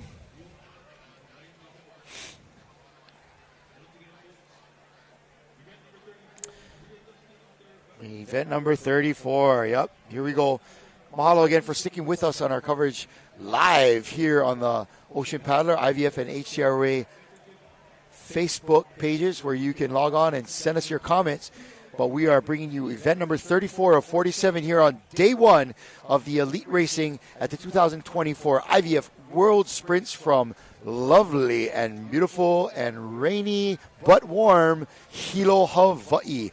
I'm sitting here with Nicholas Dahl, and he's kind of been helping he's helping us kind of understand some of these para races, some of the intellectually challenged races, and he's one of many folks that have worked tirelessly behind the scenes to make these events a possibility for these extra special paddlers. I don't like to think of what they're dealing with always in the terms of limitations, but more challenges. And the beautiful part about a challenge is watching somebody overcome it. Yes.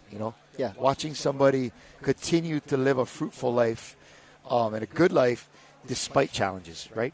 Yes, and that's when you work so closely with them. That's really one of the most interesting things about it. I spent years working closely with Ironman over on Kona side when I was living there, and the one thing that was always interesting about Kona Ironman athletes was that they were in their own little world. Right? They absolutely did not see anything around them until that race was over. And it's similar here. Most of our regular athletes are really in their zone and very focused on what's coming up, and they don't look around themselves much. Where when you walk into these teams, and you see the Tahitian group, the New Zealand guys, barely anybody of them passes you without smiling, greeting you, being present, being there. So it's they, I guess in a way maybe because they have overcome so much more challenge, they are more present. Yeah. And it gives them a certain grace with which they walk the earth. You know what I mean? A certain understanding of that life is hard. I think some of us don't always realize that every person has their struggles. Yes. Every person. There is not anyone out there that doesn't have their own struggles, and of so many different types. Oh, going too far back, number 3, too far back. Yeah. No.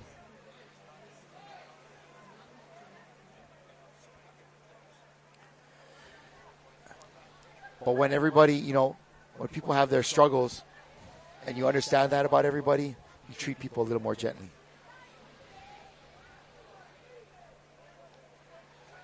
And we're on.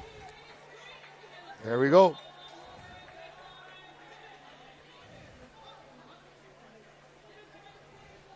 That's Tahiti in lane 1, New Zealand in lane 2. In lane 3 and 4 are teams representing Hawaii. Ooh, and Tahiti is off to a start. Look at that.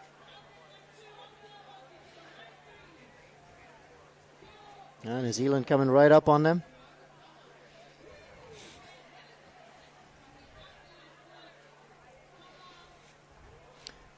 I think most of our guys. New Zealand's got a nice stroke out there. So does this Tahiti team.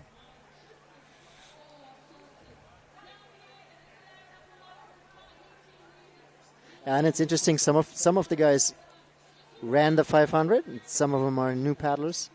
I think Tahiti is here with a total of 8 paddlers. New Zealand, if I'm not mistaken, has 9 or 10 para athletes here with us. And then overall in Hawaii, we had about 15 or 16. Oh, wow. Yep. In between the different teams. Definitely enough to make 2 crews.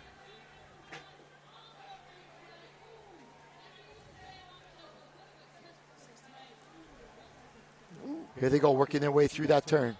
Oh, nice turn by New Zealand. Here they come. Let's go, New Zealand.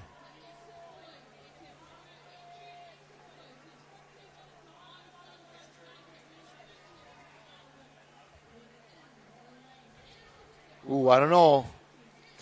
New Zealand may have made the difference there. They may have made it up. Oh! Huli on a turn.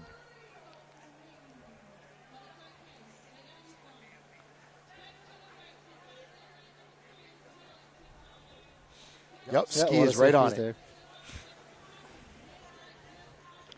First thing to do, count heads. Make sure everybody's floating. Okay, we got...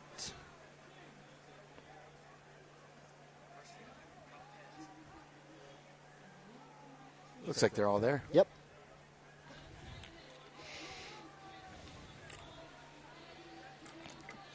Tahiti and New Zealand battling it out.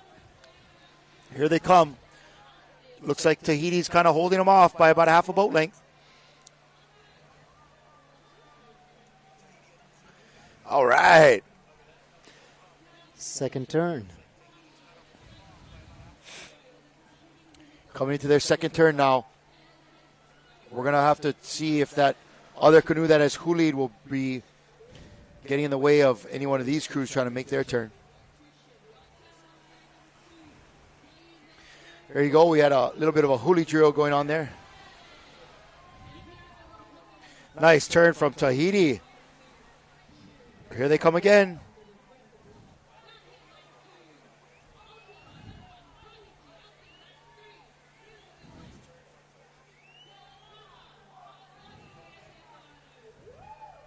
Nice work.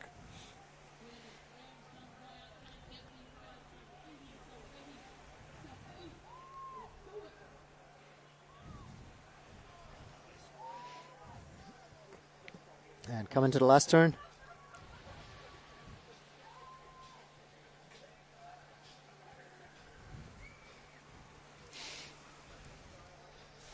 Playing a little Michael Jackson music in the background.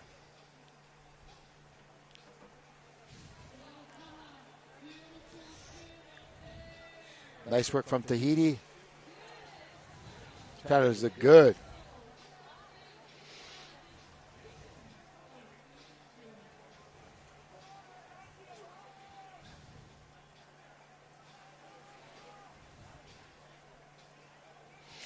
It's one of the nice things too, I think, about Hilo and the community here is we've actually had a couple of incidents where some of the equipment from our para teams got damaged in travel and things like that, and it always is beautiful to see how a couple of phone calls just make things come together, and people get together immediately, fixed carbon material. Some of them were boat builders and just got them back on the prostheses fixed immediately. And here we go. It's going to be a tight one.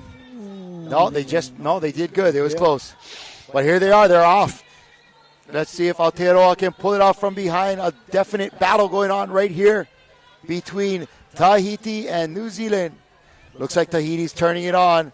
Wow, that stroker is going for it.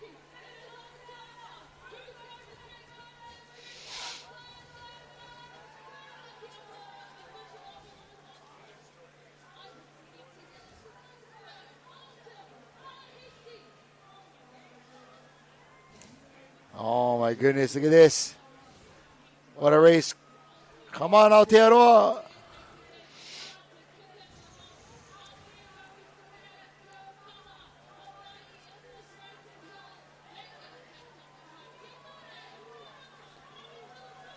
Ooh, it's going to be a close one. Here comes New Zealand. Oh, and it looks like it's going to be Tahiti holding on for the win in lane one. That is the 1,000-meter elite para mixed. We had one crew huli, Tahiti and New Zealand finishing 1 and 2. Curious, was there another crew that hulied, or those other guys? No, we're coming in. Oh, they're making their turn now, and they're going to be coming along the way. So as we kind of see the results on this one, it was Tahiti first place. They actually won the last para. Looked like the same group, the same gang. New Zealand came in second here on this one. Great work from these para crews, and we're looking forward to see more of them. And again, Nicholas, mahalo for sharing with us about that intellectually challenged races, and mahalo really for all you folks are doing out there to help out. Yeah, this is some of the athletes from the from that one boat that did huli. All good though. I'm sure they passed their swim tests and all of that. Getting some kokua from the folks over here on the beach.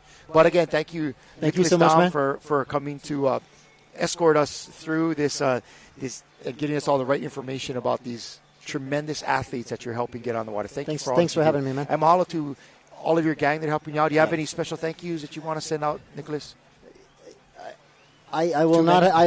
It is too many, and I know that all of our crew is out there right now waiting for these guys to come in, and I'm going to join them. They know how hard they work. We have a little paina tonight. All right. Well, nice. I'm going to make sure I don't forget anybody. Okay. And we go from there. But man, all right. Thank you so much. Thank you. Appreciate Thanks it for coming in to visit with us, Nicholas. Everybody, that's Nicholas Dom. He's one of the event organizers for the Intellectually Challenged and the para paddlers here. Mahalo for all that you do and all that your friends do with you. Thank you so much. All right, we're continuing our live coverage of the 2024 IVF World Sprints here in beautiful Hilo Bay, Hawaii. We're just wrapping up this mixed para event, 1,000 meter, where we had Tahiti come in first place and New Zealand in second. We had a huli on the first turn and are making sure that all of our paddlers are safely to shore. Quick replay here.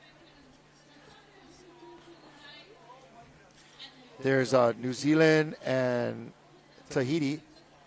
We're going to watch and see if we can catch a huli. Try to look on the outside, the canoe way on the outside. There it was. All right, but it looked like, we counted heads. Everybody got there pretty quickly, made it back to the beach safely. And again, mahalo for joining us on our Facebook feeds. We have Mogi Biddle watching from Australia.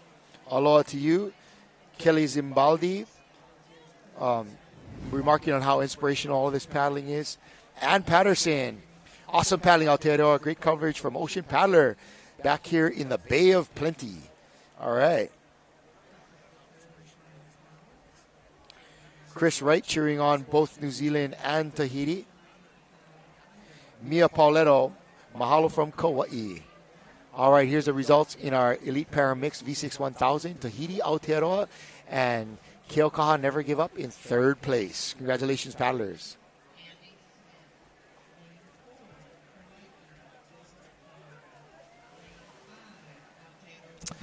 Big mahalos out to Annette Marr cheering on our coverage. Mahalo, mahalo, Annette.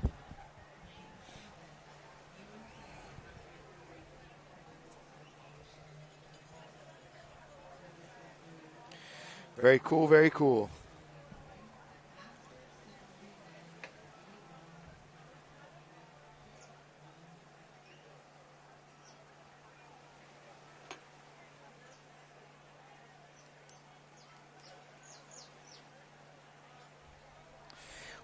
All right, we're coming into event number 35. This is going to be the Masters 70 Women V1 500 meter. This is the third qualifying heat.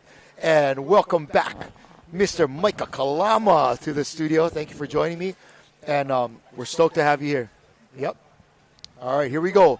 This is in lane 1. We're going to have Linda Robb from Hawaii. Lane 2, Mary Louise Finney from Canada. In lane 3, Vanessa Wise from Hawaii. Lane 4, Julieta da Silva from Brazil. USA has Corky Lai in lane 5. Tahiti has Sylvie Auger in lane 6. And from Aotearoa, Marianne Gillingham. New Zealand rounding out in lane 7. Oh, Shaka Cam right there. I like it. What's up, fellas? All right. Shaka back at you, boys. USA, feeling it? Okay. Hey, welcome back, Micah. Thanks for coming back over here with me. And so it's been an exciting day of racing. We have maybe about 10 or 12 left to go. You were able to jump out of studio this last couple of races and kind of walk around a little bit and get the feel. What's happening? What's going on there? What's the vibe on the beach, bro? Man, the vibe is awesome. There's a bunch of people still cheering on a bunch of their countrymen and women, and it's just really exciting. I went to check out a few vendors. I mean, I feel like everyone is sold out. I feel like after day one. I mean, it just seems like they have to definitely refill some of the stuff, and but there's a lot of vendors here, so a lot of. I was just like picking off some of the shirts and checking out some of the hats that I like to just collect and whatnot. Yeah, this guy's biggest parapaddler from Tahiti. Look at this. He's pumped, bro. Look at him. That is so epic. Yeah, look at these guys. That was such a cool event. I mean, they were killing it. They had a great race. That para event was awesome, and man, they should be so happy and proud of themselves representing Tahiti and coming on top. That was great. I like to. Speaking of vendors, we have Kule Designs out there. My friend Lehua from Molokai, who hooked me up with the Eat More Vagina hat yesterday with the Toyota Racing stripes on the side. I'm all about that. So mahalo for the hat and representing. Big shout out to you, Lehua, and all the rest of the vendors out there. There is some good stuff, and if they are sold out, I'm pretty sad because you know what, I wanted to go do some shopping for the gang back home. There's some cool designs and cool stuff out there for us to be able to kind of take home. And when you're coming from all these other, especially the Polynesian nations, people coming from New Zealand or Tahiti, and they're seeing like a Hawaiian spin on stuff that they have at home. They're taking it home. Yeah, they're taking it home. And they're taking home more than one, for sure. Oh, yeah. Yeah. But no, I saw some really cool things. I mean, like, of course, you've got like a lot of the women love Aloha collection bags, and there's a ton of different bag sets over here. And then we have the Palafamala tent. I've seen they have the Ade Outrigger tent, Ocean Paddler tent. They've got tons of tents with merchandise. You've got Hawaiian canoe tent in the middle, Kai Va'a's tent. Polyku surface here. Yeah, I saw Kai Va'a. He not only had his brand new 6-man out there is beautiful. We were checking it out, but he also had some really cool Kai Va'a swag. Yeah, right. All his hats and stuff. Go grab some stuff. Him and his wife Kea, they're definitely blowing it up out there. Great to see Brother Kai out here. You know, he's had some challenges recently with his health, but man, that guy is a true champion. Not only in like paddling, but just in the way that he approaches life. Yeah, his presence is amazing. Yeah. So great to see Kai out there. So, mahalo to all the vendors who have made it out here, and especially the food vendors. And, you know, I am happy if they're sold out, and I'm unhappy if they're sold out. No, I think they're just, taking it day by day because, I mean, we still have 8 more full days of time here. And I think all these vendors have come well prepared, and they're restocking and putting out things. A little bit of a challenge with some of the weather, but, I mean, I went over there and I definitely brought home some stuff. I'm definitely taking home a handful of things. Now I got to go shopping. I'm going to have to get you a little break here in a bit. I got to go shopping, bro. No, so currently right now we're a little bit in between. We did have that para race, and with that, of course, they're still bringing up a few of the V6s, and they're prepping the course for the next event, which again is going to be our third and final women's V1, I believe, race. Is that correct? Yep. Again, that's going to be our women up on the course, and it's going to be exciting to watch. I did get a chance to check on a few more things on the beach, and I was watching a lot of paddlers kind of, just getting comfortable, I think. They kind of got a lot of, the day has been moving along, people have been racing, and I feel like maybe those early jitters start fading. Early excitement, they're kind of settling in. So, Micah, I think you're the right guy up here for this. You put on a race here in Hawaii called Aloha Aito, and it's a V1 centered race here, and I don't think a lot of people understand, even if they've been in a canoe for a little bit, a lot of people don't understand how difficult it can be for someone to paddle a V1. Can you kind of explain what paddling OC1 for some people?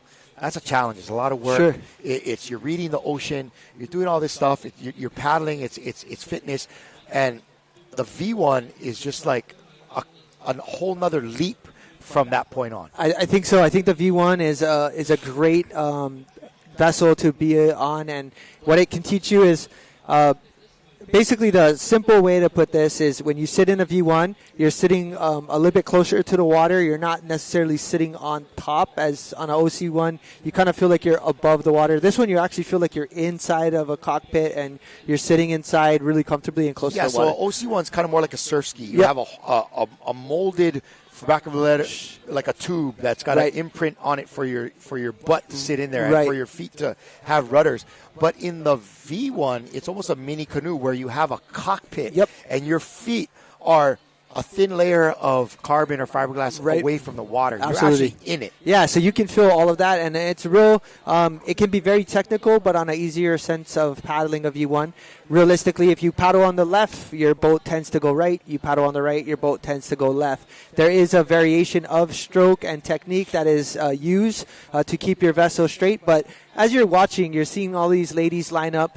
The challenge is lining up into the wind and trying to be in your lane without crossing over. And so staging like that is difficult, but we have a green flag. Right there in lane 1 and 3 just took off. Both, I believe, are Hawaii paddlers. Lane 1, you've got Linda Robb right from out of here in Hawaii Island. And then in lane 3, we have also Vanessa Wise. So we have two Hawaii paddlers on lane 1 and 3, and looks like outside. If you're watching a V1, you see lane 7, she's on the left side, and she's basically trying to keep her boat in line with the flag that she's going for. And the real goal of this is to paddle as fast as you can, keeping your boat relatively as straight as possible with as less amount of adjusted strokes, if you will. Oh, Vanessa Wise is going at it. She's going for it. Definitely putting it on and trying to make sure she qualifies. So we may have a little bit of an onshore side breeze here that would be hitting these canoes on the left, yes, right? Yes. So if it's hitting the V1 on the left, the canoe is always going to, and this is almost counterintuitive, it's going to run a round up into the wind, correct? It does. So a lot of times when you're paddling and it's pushing, the wind is coming from the left side, a lot of times your tail is affected mostly. So it seems to be it'll push you out. And as you could see in lane 7, she was on the left quite a while because her canoe was like veering out to the left with that side wind, and it's basically affecting the back end of her canoe. But she definitely gained a really good control of it, so she's able to start paddling on both sides now. And majority of the time you will see a lot more people are comfortable on the left-hand side. Just gives you a little bit more power and drive. But people that have been, that was your halfway mark, and it's close. Yes. It's neck and neck between 1, 2, and 3. Again, 1 in 3 Hawaii paddlers, Correct. 2 is from Canada. That would be Mary Louise Finney, I believe. Yes. And right there, you got lane 1. I've had the pleasure of watching Linda Robb race a handful of races. She's raced in the Aloha Aito a handful of times in the V1 and is, in her mid-70s. It's amazing. These ladies are tough, man. And 3 is putting it on again, just putting on the gas on this one. Very good rate and constantly just keeping a good, steady pace. That's super important in a V1, is to continuously keep that pressure so your boat doesn't completely stall, if you will, or slow down too much.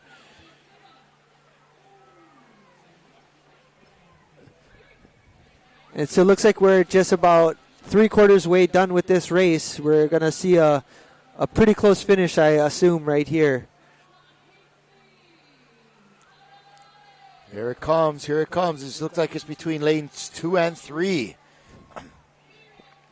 Yeah, what a great race, but it does look like there might be somebody outside of lane 3. I'm kind of hoping we could get the drone to pan out maybe and catch that, but somebody in a green hat, huh? Yeah, and then there we go, lane 7.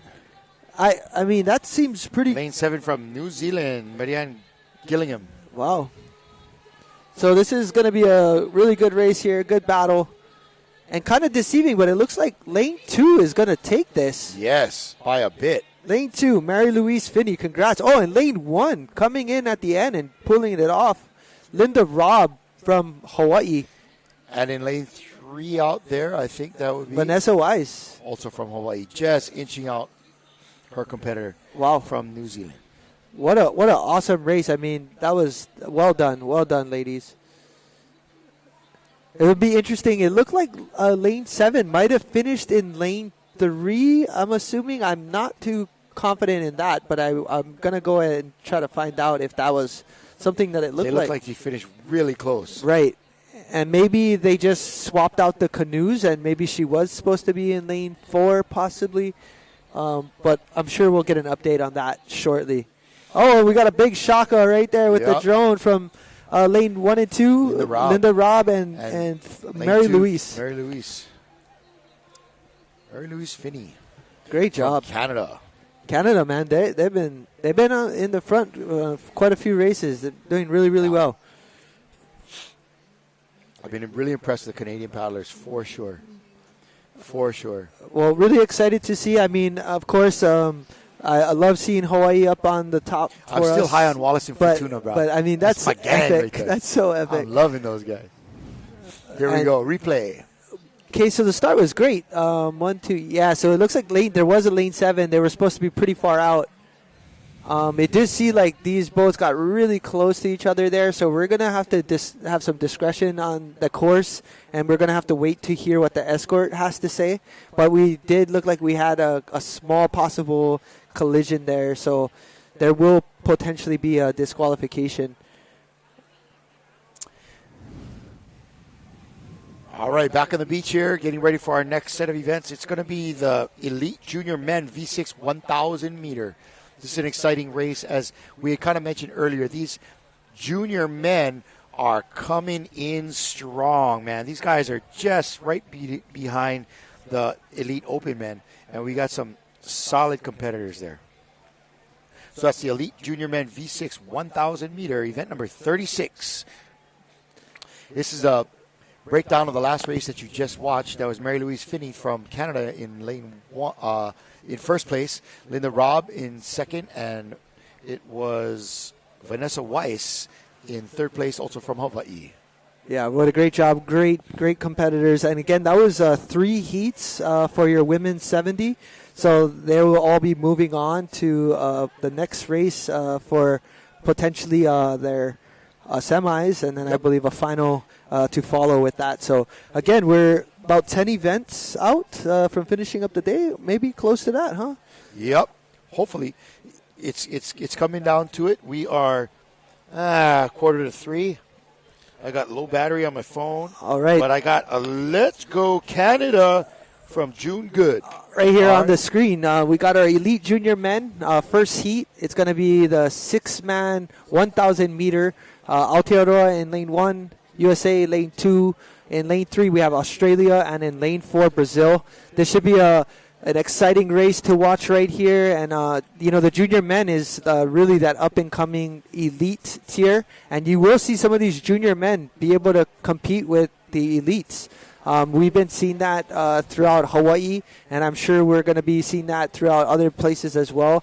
And I'm just excited to see how many juniors we have from outside countries that I really wasn't expecting, to be honest. And when you see it, you're like, the sport is growing. Yeah, everyone like Brazil. loves. Yeah, it's awesome. It's amazing. So we actually are going to be having this Elite Junior Men's race and then another Elite Junior Men's heat a little later. That's going to be split by this Elite Women's V12. I think they're trying to be efficient with their use of canoes and how they're using the lanes. So here it comes. They're rolling up to the start here. Red line. Elite Junior Men. Okay. Heat 1. Event number 36. And you can see the wind is back on, folks. A little bit of a tailwind, actually. Yep. So this is kind of typical of Hilo. I believe you usually get it mid-morning, and then towards the end of the day, it starts to kind of give a little bit more of that wind. Oh, somebody's across the line. Yeah, so it looks like both lane 1 and 2 already crossed, and the outside is definitely passed. That's a great shot right here, folks. For those of you watching online, it is a challenge to stage the boat in one spot without going over, but you are only given about less than a minute, and they're still over the line. Come on, Brazil, back it up. Lane 2, completely over. Lane 4, completely over. So once they line up, that green flag is coming up, and we're going to get started. All right. Keep backing up, lane 2. There it is, green flag. And we're off. Very, very competitive event. Lane 2, that was USA Outrigger. Again, New Zealand, USA, Australia, and Brazil in that order. So this is going to be a 3-turn race right here. We're going to have 3 turns on the 250 mark. Kyle Lewis chiming in, go Canada. Awesome. Even though they're not in this, he's just saying go Canada. Love that. All right, in lane 1, jumping out to a quick lead there that looks like New Zealand. New Zealand. I mean, Brazil looked like they had a great start, and then they settled. But, man, New Zealand just put it on. They just teared through that whole front half. So we're just coming up to the 250 mark. So we're going to make a turn right here. This will be turn number 1 coming up. And we're going to see how this goes for everybody. They're hitting the 10-meter buoy. Here they go, leaning into that turn. And looks like they're opting to do 1 and 2 is going to be Kahi over. All right. New Zealand out. Brazil. I think that was Australia. Yeah, I think that was. Australia in second place. Oh, they're having to back up. Oh. Brazil at the back up. They kind of overshot the turn a little bit. So that was the challenge on the initial part. So were they able to get that or no? I'm not too sure how they're going to call that one. Depends on the interference call on the course or if it's just a lane violation. And I think this is the technical side of paddling with a course like this is, risking the chance to go really fast into a turn or just making sure you make the turn right. So we'll find out a little bit later if there was any course discrepancies. But that was your first turn. We have right here. This is lane 3, Australia. Again, behind them is Brazil in lane 4, and looking like Brazil had a little bit of a possible violation with the flag there, with the buoy. Here's New Zealand. Aotearoa, New Zealand going in for another turn.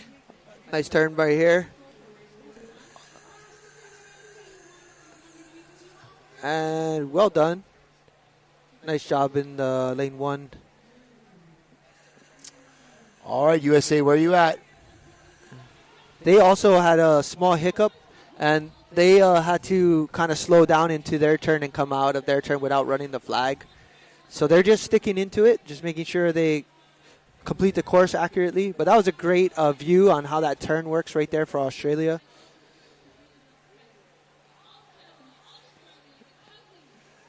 So nice to see when they're taking the stroke. You can see the Ama's just skimming the water. It's like the boat is just running really well, especially when they start getting it moving again. I'm going to go out on a limb and say it looks like New Zealand is still holding on strong to that lead. And again, this is going to be turn number 3. This is their final turn. This will be the 750-meter mark for turn number 3. Really settling in this Maori crew. They're looking long. They're looking easy. Yep. Australia definitely a little choppier, quicker stroke. But still looking very effective. They're right on the heels of... Yep. And here we go. Let's see how their turn goes. And just keep pulling it over, boys. Just keep going. That's, I think, the part where you have to decide if you need to stall the boat and really just focus on that. Right, and that's on 3 and 4, right? Just to be cautious, especially you don't want to end up in a lane violation because it is technical. But these boys on screen right now are looking well informed. They are looking nice. And it's a pretty fast rate. Yeah. But all the same. Yep. Well done, boys. So on their way home, looks like this is, if they hold on to this, looks like they could close out with a first place in this heat. This is the boys from New Zealand right here in lane 1. Well done. Nice rate. The boat is moving.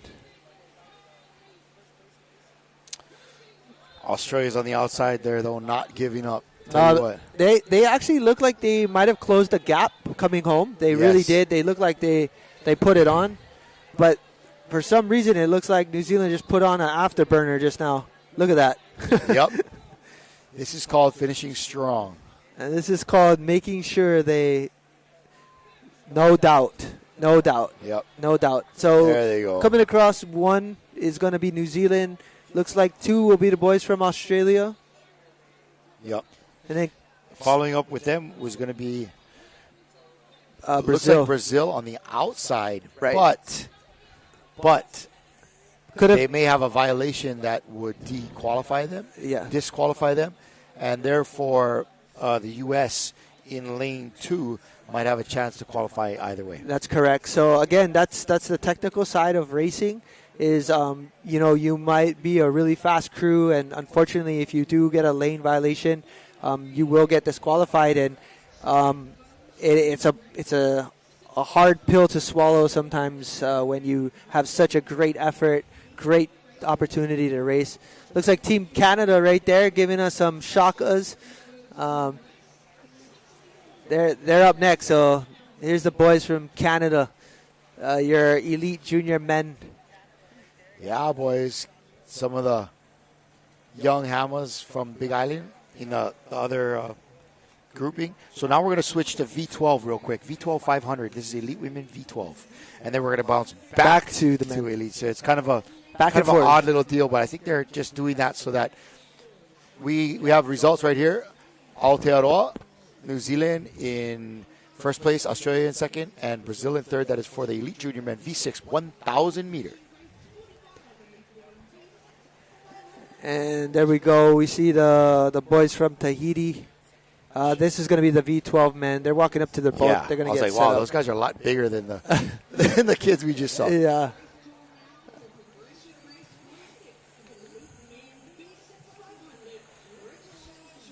Oh, this is the repecharge. Nice.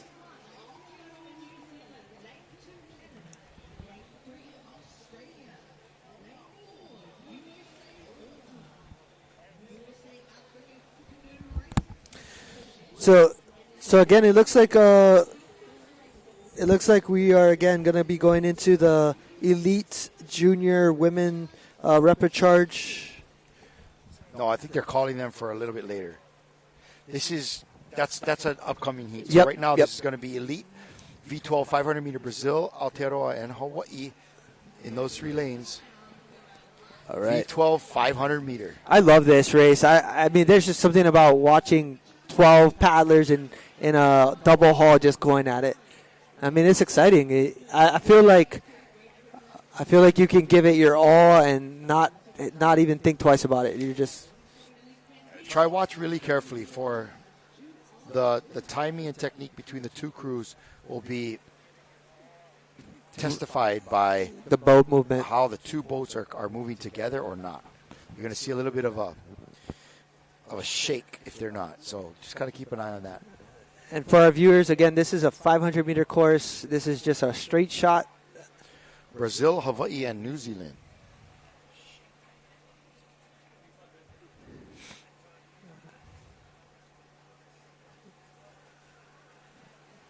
All right. And looks like they're in the loading phase. Yep, getting ready to pull up. And everybody's got their phones out. They're ready to watch their women's take on this course. And green flag. And here we go.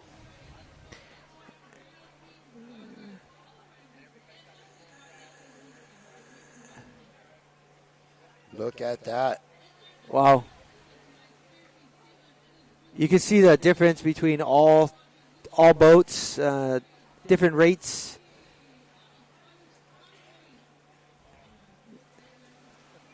Looks pretty even with 1 and 3. 2 is kind of giving a little bit pull away on this. Oh, man, this is going to be a race. This is a battle. That's pretty.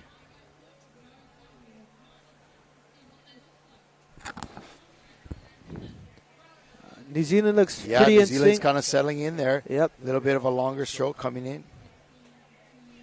Don't count out Hawaii just yet. And inside moving is Brazil, if I'm not mistaken. Only 3 crews entered here. Wow, what a tight race. And again, this is heat 1 of 2, so we're going to see a whole nother set of women racing shortly after, but halfway mark, and it looks like potentially New Zealand just ahead by a couple of seats. But this is going to be a battle. This is far from over.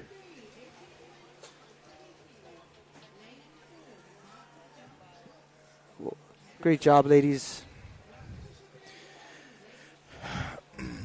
Here they come to the halfway point. It looks like New Zealand is still slightly ahead, but both Hawaii and Brazil putting on a charge there.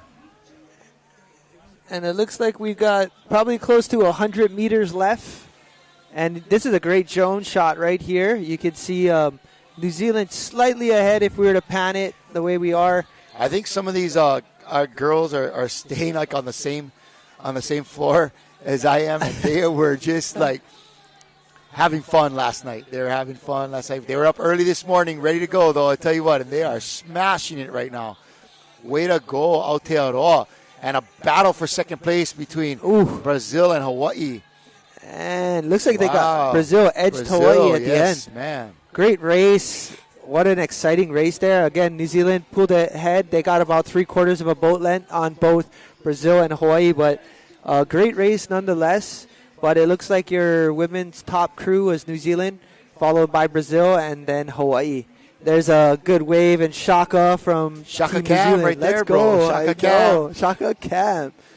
Oh, look at that. Some little good bit of camaraderie, sportsmanship. Love that. And they're all stoked on each other. What a race. They're just excited to be racing against each other. Boy, those Brazilians, they really celebrate. They're full of life, those people. I love it. Oh, that was great. Yeah, there we are. Shaka Cam. I like it. I like it. Hey, man, all week long, please share with the paddlers, share with each other. Let them know that when that drone comes around your boat, be sure to wave because we're looking at you. There they go. Hey. Yeah. That's Brazil right there. Brazil on the screen. Let's go. Shaka Cam. I like it. Coming in hot. They had a really great race. Looks like they came in and that finished really, really strong, edging out Hawaii for second. So there you are on screen, your V12 championship, first, second, and third. Again, that was heat 1 of 2, so we'll have to see who goes and qualifies for the finals. But nonetheless, great race. Elite women, junior women V12. Coming up next, we are turning the page here, getting ourselves into event number 38. Woo, brother. Last 10, where we in the 10s right now. Yeah. I'm excited. It was definitely a long day, but a great day. Great day. All right. Elite junior men V6, 1,000 meter. All right. Tahiti, Canada, and Hawaii. All right, this is going to be great. Again, this is going to be 1,000 meters. So, again, 3 turns right here on your screen. You have Tahiti, Canada, and Hawaii. This is your elite junior men V6 1,000 meter race. And we're coming to a close. A few more events to close out our day 1. But some exciting racing just went down. And the skies are starting to clear. It's right? nice and sunny, Micah. Wow, we're going to have a great afternoon here. And there we go, staging. Yep, staging up there. This is V6, 1,000 meter junior men. Lane 1, Tahiti. Lane 2, Canada. Lane 3, Hawaii. And I got a feeling we're going to have a black flag. Looks like somebody creeped over a little bit too much. Yeah, that's Canada creeping. And get ready, boys. About to come. Hard to tell. They all got red jerseys. Oh. Red is the new black, brother. Red is the new black. And it's still black. You know, it's just that excitement to be on the line and ready to go, but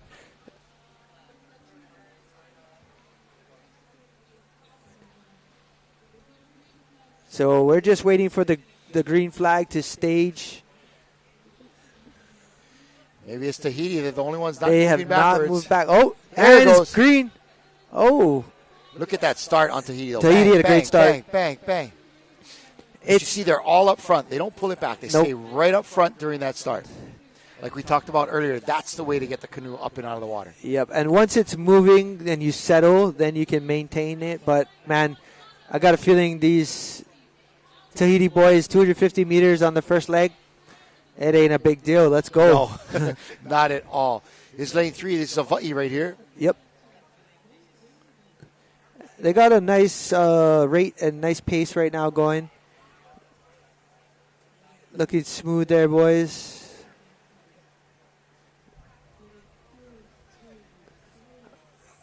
I'm going to go out and say that Tahiti is going to come into this turn about a boat length ahead of everybody. And there they are setting up for turn number 1. This is going to be a 3-turn event here. You want to make sure you get your turns good. Nice job, boys. Looked like Hawaii came in pretty hot. Nice wide turn from Tahiti.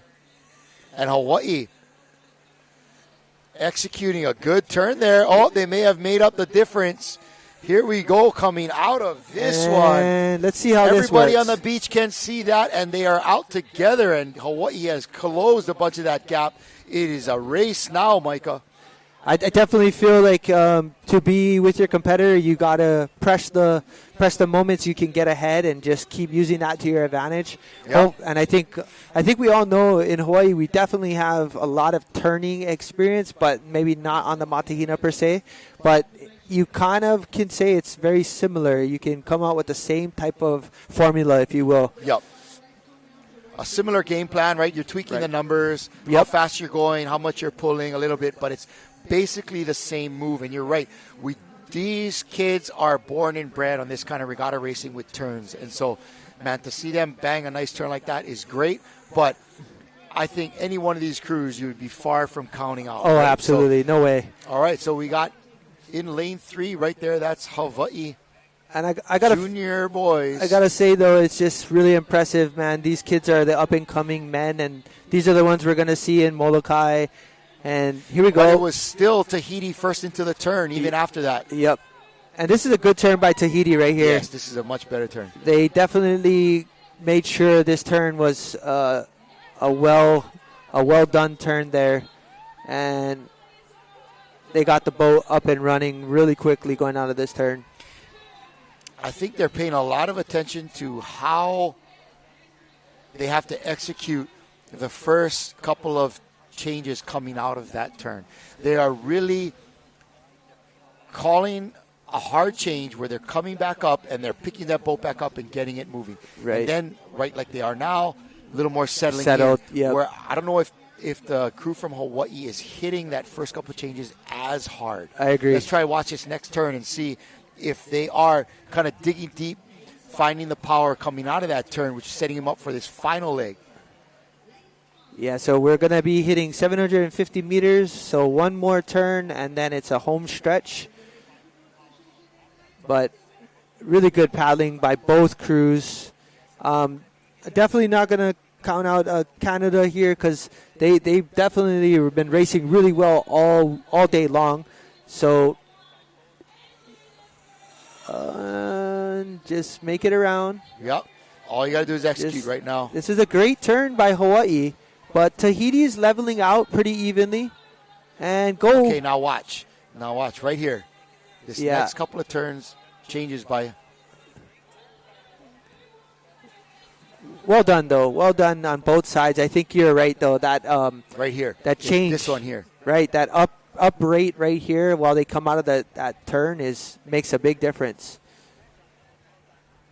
This is going to be a good battle. You know, we had heard of that on a lot of our scouting reports about using this canoe in the turn and all that kind of stuff where crews are almost coming to a stop, right? And so you have to really think about coming out of every turn like a brand new start. Right. And then you see right now, Hawaii is basically just have turned on the gear, and they're not stopping. They're just holding the same rate and just going for it. This is going to come to a final. This is going to be a battle for first. And I'm going to say Hawaii's got a nose on Tahiti potentially. Oh, it's about the angle of the flags. And yeah, looks like Tahiti by half maybe three. Oh, I don't know, brother. Oh, ooh. I don't know. We're going to have to see how that looks at the finish line. That was a challenge. I don't want to call that one. Either way, a very tight race. Good to see the level of competition on par. You know, I have enjoyed watching the Tahitians win all the Molokai Hois, right? And they are, without a doubt, they deserved every one of those wins. Very much. But, man, at a certain point, you want to see another country, another crew battling with them. And it's great to see this, that a crew from Hawaii was up there competing at the same level. And like you were talking about, these crews here are the future for us. Absolutely. Right? And so a fabulous performance by those young men from Tahiti and an equally good and strong performance from the young men from Hawaii. And it's great to see the competition across the board. Just a few seconds behind Hawaii, 4 seconds off of Tahiti, who took first place, and Canada in third. Congratulations, young men, for a nice race. Yeah, that was very impressive to see. And like you were saying, I hope anybody that's watching this, that's a junior, is inspired to be a part of these races in the future, because the more experience you get, the more relationships you've built with other clubs and countries, just the sport in general will automatically progress. And the feeling of the paddling culture and the family orientation is just second to none. I have so many friends from Tahiti that are family now, and vice versa, and I feel like if I was to go there, I definitely am very much welcome, and when they come here, we just open arms. So it's just that relationship, and I think I've met a bunch of people recently from Canada. Just like this last week, we've been here for a while now, and they're staying at the same hotel. So having a few bites to eat, and just a little pauhana and just talking story with some of the coaches.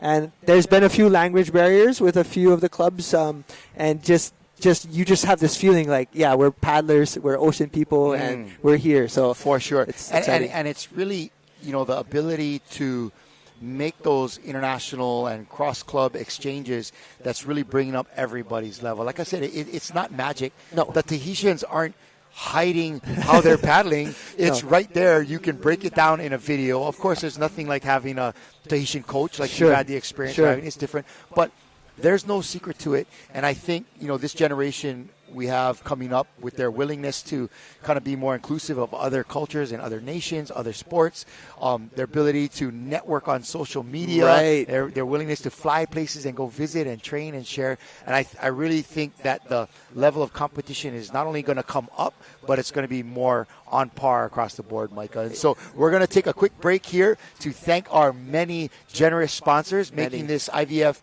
2024 World Sprints a possibility. And we'll be right back with me and my man Micah Kalama over here in a few minutes. While we take this commercial break, we'll be right back for the IVF 2024 World Sprints from right here in Hilo Bay, Hawaii. Ahuyo. The 2024 IVF World Sprint Championships from Hilo, Hawaii are brought to you by the Hawaii Tourism Authority, Are Outrigger World Canoes, Par Hawaii and Hele, Apo Rec Kusachi Attorneys at Law, Hawaiian Airlines, Outrigger Zone, and made possible by the International Va'a Federation, the Hawaiian Canoe Racing Association, the County of Hawaii Island, and Ocean Paddler TV. It's important for visitors who do come to the island of Hawaii to remember that you're in somebody's home. Everything is alive and everything should be treated with reverence and respect, and I think that that's the best way to enjoy it.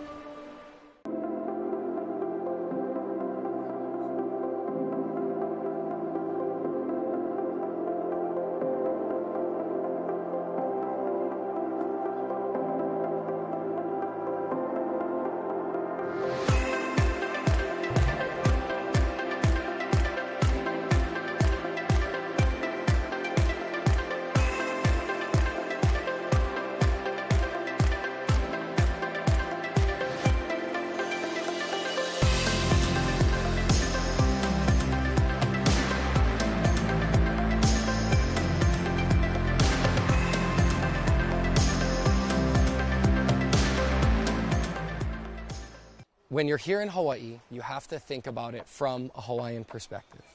We want our visitors to learn from the people that live here and share that with their community and family, and come back again with a better understanding on their next visit. Allow us to help you grow your brand and expand your business by reaching Hawaii's giant outdoor sports and ocean enthusiast demographic. Zone Media specializes in social media content production and distribution, drone and video production, cutting-edge live productions, and more. With over 25 years leading Hawaii's action sports market, give us a call to find out how we can help you grow your business.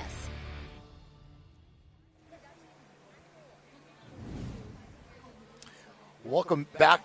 Welcome back to our beachside studio here in lovely Hilo Bay on the island of Hawaii. We're here for the 2024 World Sprints, and we are happy to be bringing it here with our production team from Ocean Paddler, doing an incredible job the last couple days, getting everything set up and finally getting a full day running. We had a couple of little technical hiccups, but nothing that we weren't able to offer a solution for, and really pulling through and getting set up for a great week of broadcasting. And speaking of, I'm super stoked to have my man Micah Kalama with me, helping to guide us through this week. He's a member of the HCRA staff, and he's also a big-time V1 paddler here in Hawaii. If we could have that graphic back up, guys, so we could talk about it. But this is a race this is the men's Master 70s V1 500 meters.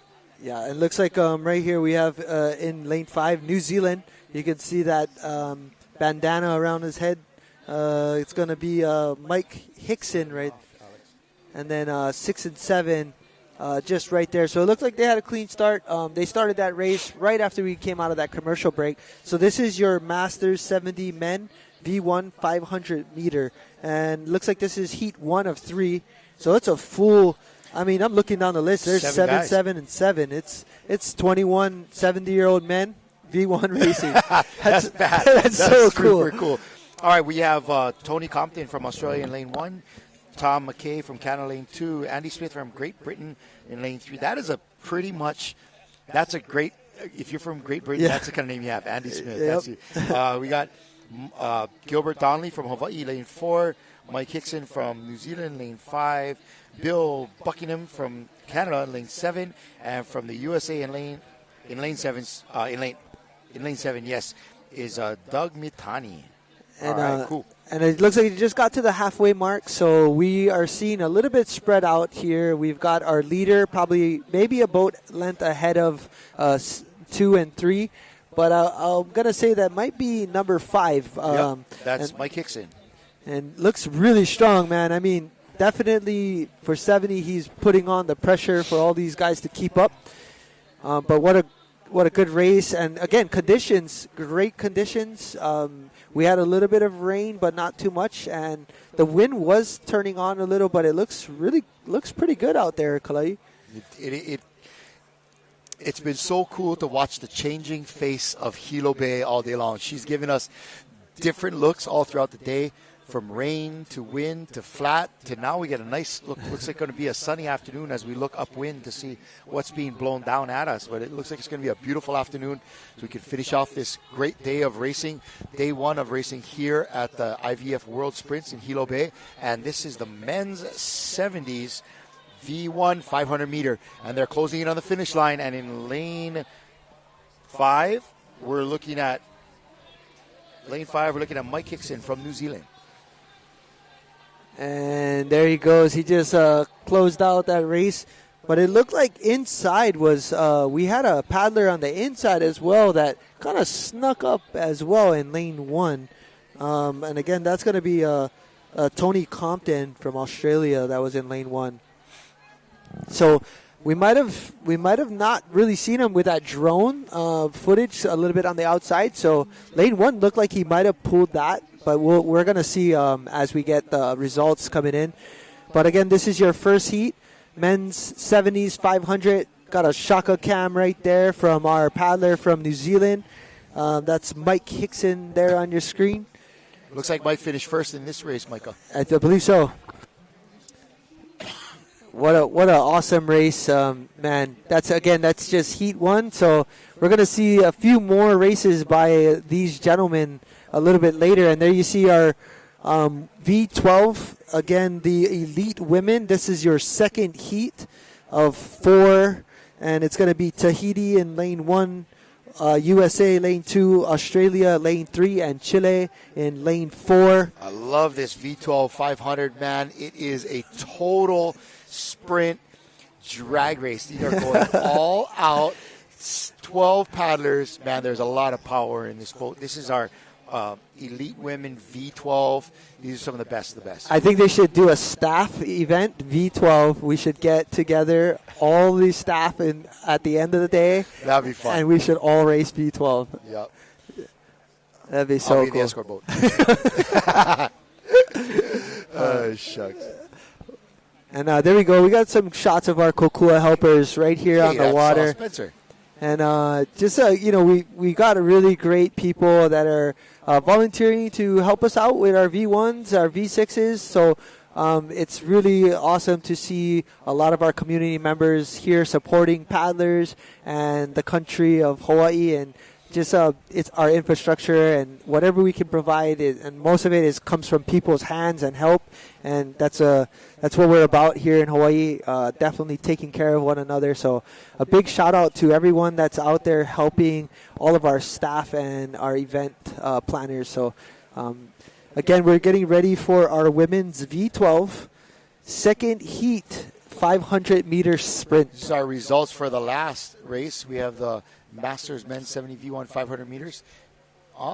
Really? It wasn't quite what we had thought. So it was lane one was from Australia. Tony Compton. He snuck in there. I'm telling did. you, on that end, he just started pulling in. He did, and it was Mike Hickson from New Zealand in lane 5 in second place, and from Canada in lane 6, it was Bill Buckingham in third place. Sorry, it's going to be Tom McKay. Tom McKay.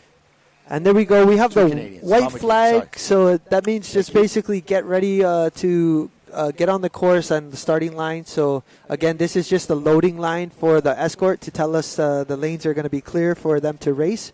We have a red flag up and running on the escort, so we're getting ready to start this. And, again, this is your V12 500-meter elite women's sprint. So we got Tahiti in lane 1, USA in lane 2, Australia in lane 3, and Chile in lane 4. Your V12 women's elite. And there on screen for those of you that are watching on your phones at home, we're off. Lane 1 Tahiti, I'm going to be watching them for sure. And they obviously had a really good start, but I mean, lane 3 is there. Ahina Laybourne is saying, go Aussies on our Facebook page. Please go ahead and comment.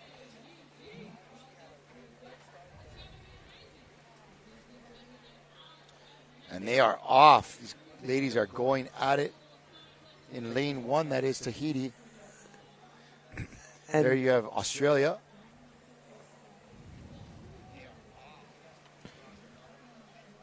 And this is going to be probably a really good drone shot that just went over right there. And what a great call on that one. So as you can see, we've got a pretty tight race here for first place. It looks really tight. That's going to be Australia and Tahiti. And it's just right behind. You got USA and Chile. Now we're going to get a good idea of where everybody actually is. Yep. And this is a very tight race. This is close. This is going to be a really good race here. Tahiti and Australia vying for that first place slot. And this is only 250 meters left, so we're looking at just all out to the very end. Like you said, over in a heartbeat. Drag race and done.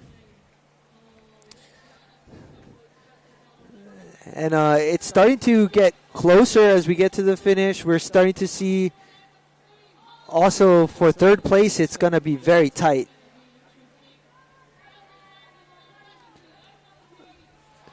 And once we hit that 10-meter mark, we're going to see exactly how close this race is going to be. But we have Tahiti and Australia.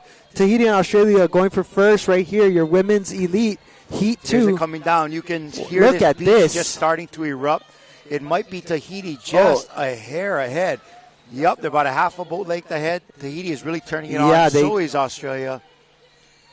Oh, this is close. And it looks like right between them. The U.S. is going to be in third place. Great race there. What a drag race of V12s right there. That was fun. Event number 40. Love it.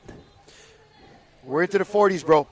We're in the 40s, and we're about to close out our day one. It's an exciting day of racing, man. It was good fun. That was so exciting to watch, especially I like how we got to rotate and see a little bit of everything throughout this whole entire day. We've seen V6, we've seen V1, we've seen V12, we've seen finals, we've seen repecharges, we've seen it all. We've seen para, we've seen the intellectually challenged. We saw a little bit of everything. It was good fun. And it's ending off on a nice sunny note here, which I'm really liking. I think you might even have some time to go check out a little of these vendors. Ooh, here. I don't know, bro. I mean, day one, you might want to sneak in a few things. But again, thank you all for joining us here on Ocean Paddler Television for the 2024 IVF Championship. Real quick, this is the replay of the last race. This is the Elite Women's V12. You can see Tahiti on the inside there, and right in the middle in yellow is Australia, Chile on the outside, and the U.S. in lane 2. And this was just a heat final, so there's going to be finals for this V12. So, again, this was heat number 2, and there is going to be some advancements. I believe there won't be I have to check, but I'm not sure if there's going to be a repecharge for the V12, but what a great performance by these women right here from Australia. That was incredible. They were right on the heels of Tahiti. Right there. They were close. So yeah. Tahiti looked very strong, though. We are looking now for our Masters men. We're going back to Masters men V1 500 meter. That'll be the next 2 races.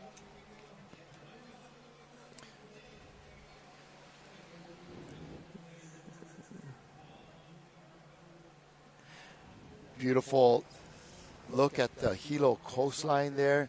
Oh, how green it is, and the big trees, and how kind of rural. A lot of just nice homes up in that area. A lot of small farms, a lot of bigger farms upslope, but a beautiful, beautiful area here on the slopes. Beautiful side of Hilo Town, just outside of Hilo Town there. And the water is still pretty favorable. Oh, this is what I was waiting for. We got one of my own hometown heroes. He's yes, right there in lane 1. Uncle Dennis Salas from Hawaii. I'm always, just honored to be around that man and just watching him race. I've grown up watching him race. It's just been exciting. So this is your men's heat number 2. And who do we have, Kalai, for the men's 70? Good old Uncle Dennis Salas. Kalewohi in lane 1. This is what you're seeing on your screen is the results of the last race. That was the V12 500 meter Tahiti, Australia, and the USA in that order. But coming up here, we have Dennis Salas, lane 1 from Hawaii. Lane 2, Lawrence Atkins from New Zealand. Lane 3, Etienne Manuel from Tahiti. Lane 4 from Canada, Martin Jalkotzi. Lane 5, also from Hawaii, Lance Cushenberry. Lane 6 from Germany, Volker Brielle. And lane 7, Stuart Tempest from Australia. And it looks like they got started. They're about 30 meters into the race, so we had a clean start. And it's interesting. You can see lane 7, the separation that happened so early with lane 7 and lane 6. There's a huge gap there. But I believe when you look at the course, that's as wide as those lanes are anyway. So I think it's great to find a run and maybe continue to use that as an advantage. And you can still see there is texture on the water, a little bit of swell. We are in the open ocean, as you know. And you can still use some of that while you're paddling here in Hilo Bay. Oh, yeah. Looking good out there. These guys putting forth a nice effort, but they're kind of getting towards that halfway point of this race. Interesting to see how this will all shape up again. It doesn't look, depends who you think is in the lead, but it's all about the angle. It's all about the angle. Yeah, we don't know until they cross those flags. And right there in lane 1, we have Dennis Salas. In lane number 3, we've got Etienne Manuel. And in lane 4, From Canada, we have Martin Jacozzi. So they are the ones that we see on your top left-hand corner of the screen. We got a nice drone shot on the bottom right. So we're just following this men's second heat Master 70s. And what a... Looks like Dennis Salas is looking good out there. Etienne Manuel in lane 3 from Tahiti, also looking pretty solid. And just outside of him, from Canada, I think that is. Yeah, that's what it looks like. Martin Jacozzi. So it looks pretty close. Your top 3 look close. I mean, we won't know until you get into that final 50 meters, and you can kind of see at the finish line how close it really is. Because we thought some other people might have pulled it off, but for some reason it ended up being someone else. So you never know until you get to that finish line. But I will say, currently, it does look like we might have a leader in that middle side of lane 2 or 3. Looks like lane 3 maybe. Just could be slightly ahead. And he's from Tahiti. That would be Etienne Manuel. Mm-hmm. And looks like we're coming right here to the finish. This is going to be close. This is going to be very close. This is going to be super close. Lane 3 is looking pretty good right now. It's going to be tight between him and Dennis Salas. Yeah. Oh, wow. Yeah, what a tight. close Nice race. 1, 2, 3. We'll take that. So it looks I like... think that might be Hawaii, Tahiti, Canada? Yeah, that's what it looks like. I believe so. I mean... it's Tahiti, Hawaii, and Canada. Yeah, Tahiti, Hawaii, Canada, yeah. Well done. Well done. That was your men's Master 70 V1 500 meter second heat. And it looks like we're going to be one more Masters 73 heat. And then I'm assuming we're going to go right into our repecharge right after. And that'll close it out. It's all V6. And we're going to be getting info from the judges' tent on what crews were entered into the repecharge for what races, right? Yes, we should be getting those up on screen shortly, but I do know there was possible discretion and discrepancies that they had to go over with maybe some DQs. Now here's a replay of this last race. Etienne Manuel there in 3.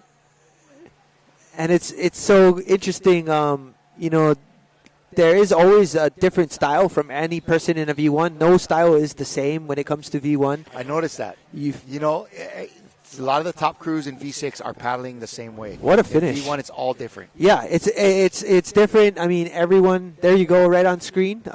Etienne Manuel from Tahiti. And look how close that was. We have 1 second between basically 1 through 3. Really great job. Second place, Dennis Salas. And then in number 3 is going to be Martin Jalcott. I'm going to get that. Jalcotzi. Jalcotzi, yeah. That's what I'm going for. Great job.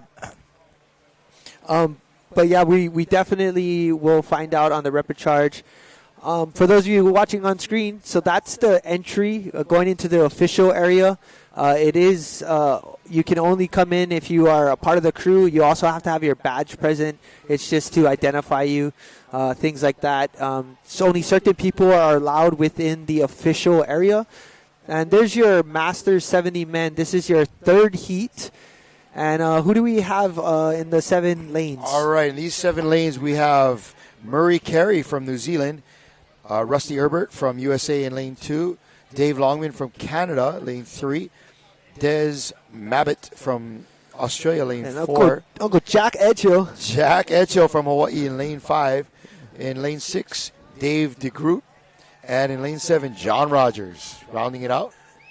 And even Jack Edgehill, he's supported a lot of V1 racing, coming over from Kauai and racing, with Uncle Legs and Christian Marston and that whole crew. And just really, they definitely support us and our younger generation in V1. So to see him out here racing is always something that I look forward to watching. And I hope it inspires a lot of our junior paddlers to start getting out there and V1ing, because getting involved, yep. It helps grow the sport, and it also helps I think, try something new if you haven't done it. Gosh, especially if you have the aspirations to be a steersman. 100%. It's something, if you have all 6 of your crew members that are paddling a V1 and then you get in a 6-man, you just have a different feeling of the canoe and how it feels in the open ocean, and you're all vibing together. It's great. It's a good energy. And we have a white flag up, so basically letting everyone know the course is clear and start staging on the line.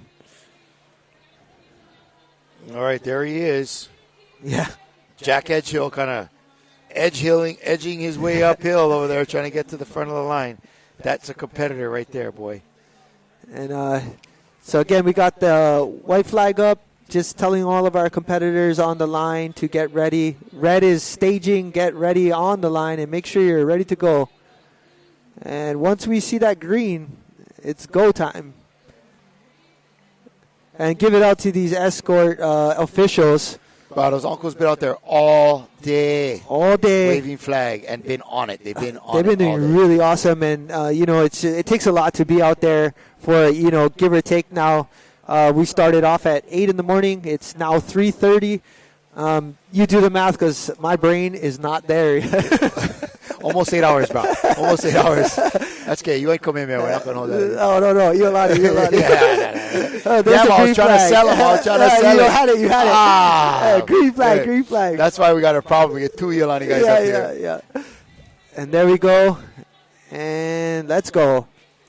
But again, here we go. This is your third heat, your Masters. Third and final heat of the Masters. 70s. Jack Edgehill right there. And in lane 6, that is from the U.S., Dave DeGroot. I was following up on a few things on, what's allowed in the course, paddles and things. And it's interesting to see all the different equipment that's in use nowadays. For all of these paddlers. Are there any restrictions on the kind of paddle that you can use? When I first started getting involved and I just wanted to support, I didn't get a chance to look at it, but I know for us specifically in Hawaii, we're only allowed to use certain limited material, and we're not allowed to use an all carbon blade, so it's interesting to see for me because I've never used an all carbon blade, but for us in Hawaii, we use a lot of our traditional Hawaiian woods and bamboo and things like that, but it's got to be a limitation. So I'm sure there's a big rule book for all of these for sure. materials. Oh, in lane 1, looking smooth over there, that is Murray Carey from New Zealand. And again, these are our cameras working from the beach, and he's crossing the midway line first. Yeah, he's in first place. So it's turning out to be a good race for Murray lane Carey. 1. Yeah. And in lane, you're looking good, Murray. And very consistent, just nice and steady, just keeping the blade in the water and doing really, really well here. And again, this is our third final heat for the men's 70s. And looks like the 3 inside paddlers are kind of setting the precedence. Sure. And again, it looks like it's going to be so lane 1 in New Zealand is Murray Carey. Lane 2 we have Rusty Herbert from USA. Lane 3 we have Dave Longman from Canada. Des Mabbitt in lane 4 from Australia. Jack Edgehill on screen, lane 7, John Rogers from Canada. Jack is in lane 5, Hawaii, and then again, lane 6, Dave DeGroot from U.S. Go, John. Look at him go. I'm sure he's getting a cool look on the screen for all his family members and supporters back home. Very looking clean. Good, John. Nice, clean stroke, and just keeps going. Nice, steady. Very good. All right, here we go. Oh, wow. Final, Jack here we Edgehill. go. And who's it going to be? Man. Oh, this is a good close call. Well, 1 in 5, it looks like. Lane 1, that is Kerry Murray from New Zealand. And in 5, that is Jack Edgehill from Hawaii. And I'm going to go with 2. Yep. That's lane 2, Rusty Herbert from the good old US of A. So that's going to be your top 3 right there, rounding it out. And then followed up, not too far behind, is the rest of the field. But, again, that was a full 21 men's 70.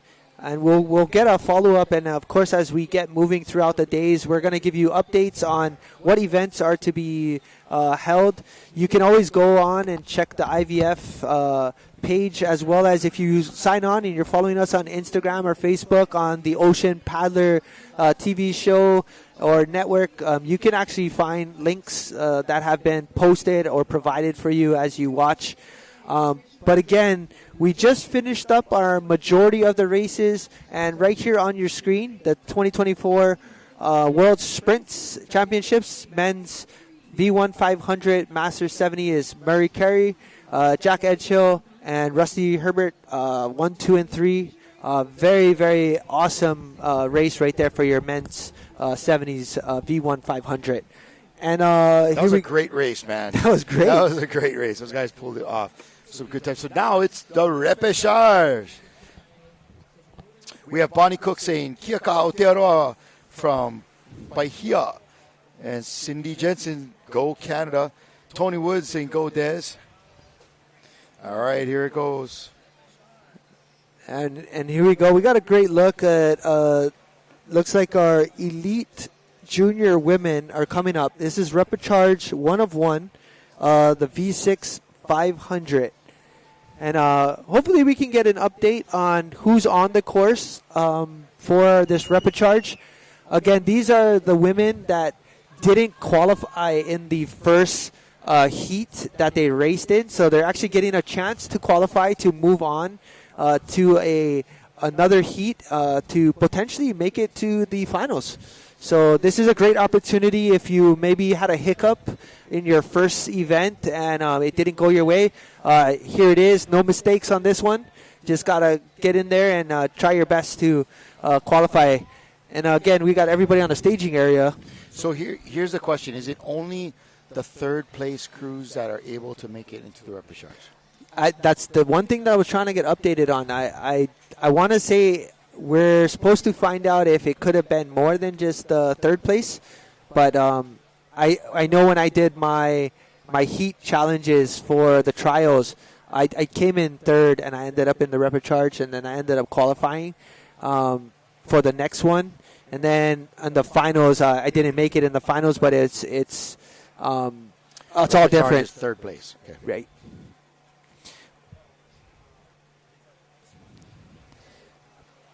But I did notice there was some that qualified 1, 2, and 3 in the heat, so it could have been the person in fourth place at the time. So currently on the water, it looks like, Australia and Brazil potentially based on the uniforms.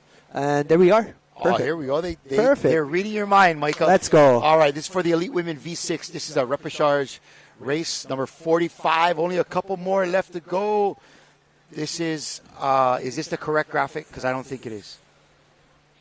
It looks like, I thought it was Elite Junior Women was first. It could be, yeah. It could be, we're on event 43. Ah, okay. 2 heats are not happening. Oh, got it. So 2 heats are not happening. We bumped up right to 45.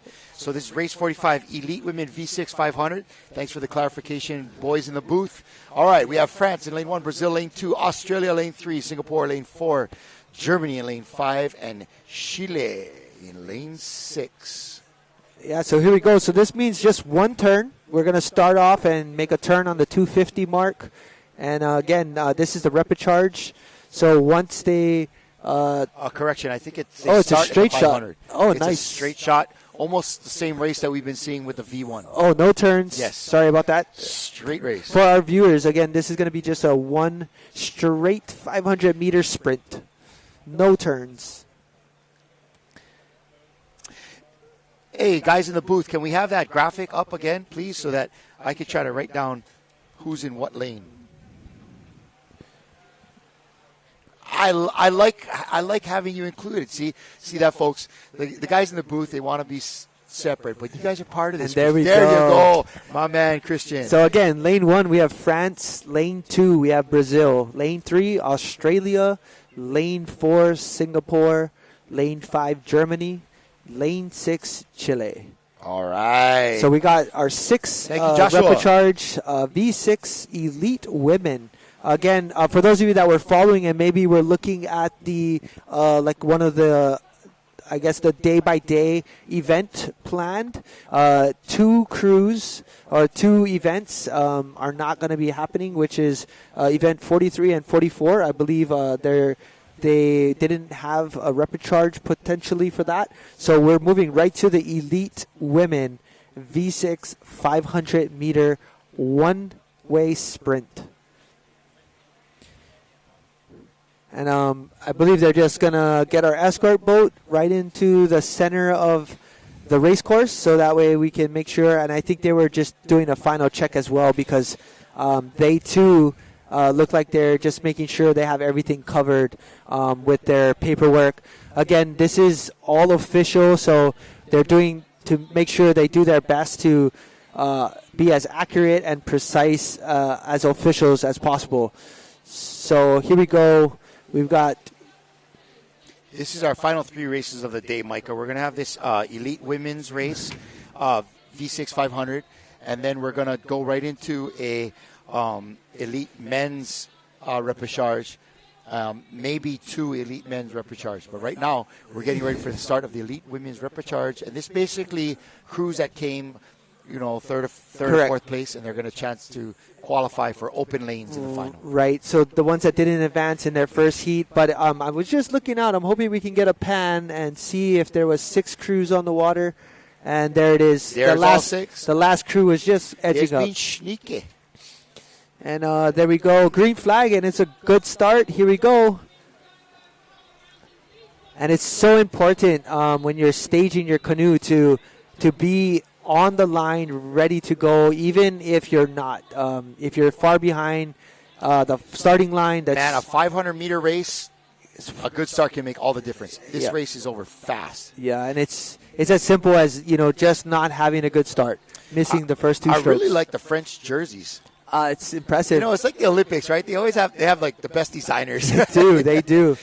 And I believe that steering that crew in the France crew is Hilo. I believe she's wearing her pink hat. So this could be a potentially a good pace race for her, and hopefully they'll pull this one out. But this is a close start. Everybody is right in there, and repecharges seem to be very competitive. It's one of those things where it's a make or break. That's why. A little bit of a rush there. Just a little bit of a timing issue. Yeah. I did see that. Lane 6, Chile looking good. And we're at the 250. Definitely lane 1 coming across the midpoint there first. With lane 3, perhaps. Yep. 2 and 3 in a big fight right there. 2 and 3, that's Brazil and Australia. Don't get your yellows confused. That is Brazil in lane 2, Australia in lane 3. So, is it only the winner of this, or how many of these will make it to the... I'm hoping to find out, but I'm going to go out and say if it's an 8 final, then it's probably going to be the only 2. Top 2 will advance if it's a 8 final. Got it. Mike, I think you know everything. No, I defer to you as a SME. You're the subject matter expert. They'll take the top 3 from the first heat, top 3 from the second, and then these 2 right here will be for your final. All right, looks like lane 3, that is Australia, slightly ahead of Brazil. This is all that there is. This is their last chance to make it into the final. Their day could end here, folks. Oh, man. Let's go. What a push. And we got the French is winning. So France won by a whole boat length. Here we go. France across the line. Oh, what a battle. Wow, look at this. Oh, I don't know, man. I do not want to call that. They might have to open up an extra lane. I do not want to call that. That was the closest race of the day that I've seen. That right there is why repecharges are so awesome, because they know this is it. And that right there is it. And that's what you want to see in racing. You want to see that battle, and the battle of the yellow jersey right there. It's going to go to either Brazil. Wow. What a race. Micah. How exciting that is. That was pretty cool. It's great to see, just at the end when you think the Australians had pulled it off, man, that last-ditch effort. And, we've all been there. If you're a paddler, you spent some time in the boat, even at practice, right? That happens. But, man, think about the mental fortitude and what was going on in that canoe for Brazil. Like, come on, ladies, the last little. Yeah, that was bit. elite. That was elite right there.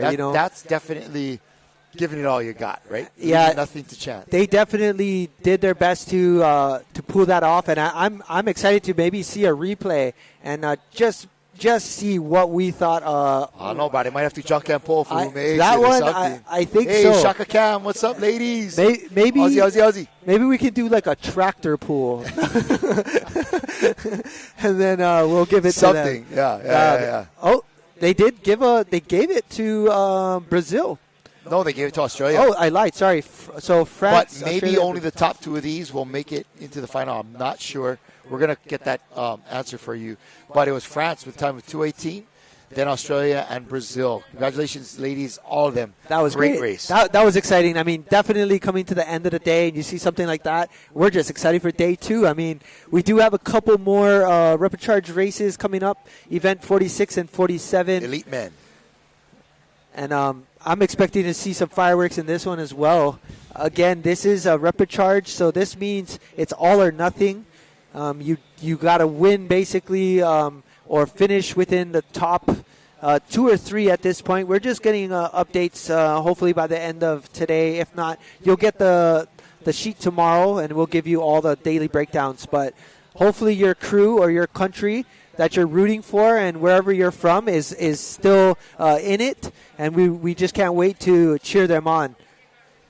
And right here on screen, we have our Elite Men Repechage V6 500. Who do we have, Kalai? Aotearoa, New Zealand in lane 1, Canada lane 2, Australia in lane 3, USA in lane 4, and Germany in lane 5. We're going to be doing a little bit of research and trying to find out how many of these crews actually qualify for the final and whether it's the top 2 or the top 3.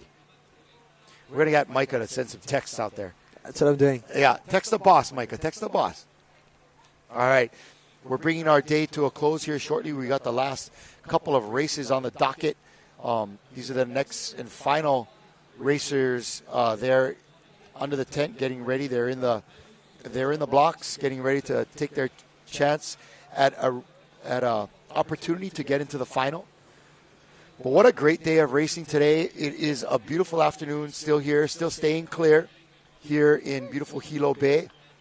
We have our booths still open. People can get food, crafts, clothing, paddles, all kind of stuff. So it's a great weekend of coming into a great weekend of racing. We start early. Today is actually a holiday in Hawaii. It's Admissions Day. Oh, admissions. Yeah, so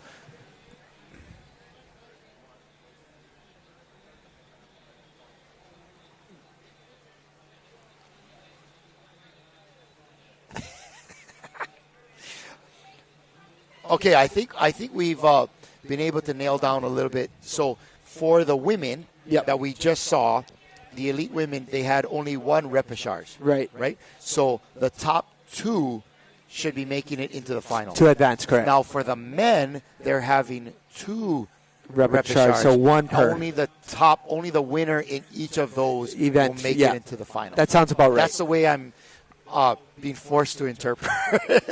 That's the unofficial news is from the official. It's okay. We'll definitely make sure we get everyone informed, and we'll update you as we see the I list. need my HCRA team jersey, my IVF team jersey that says unofficial. Yeah. Everybody else says I'm an official, right? Official. I'm the unofficial. Unofficially official. Hey, how's it?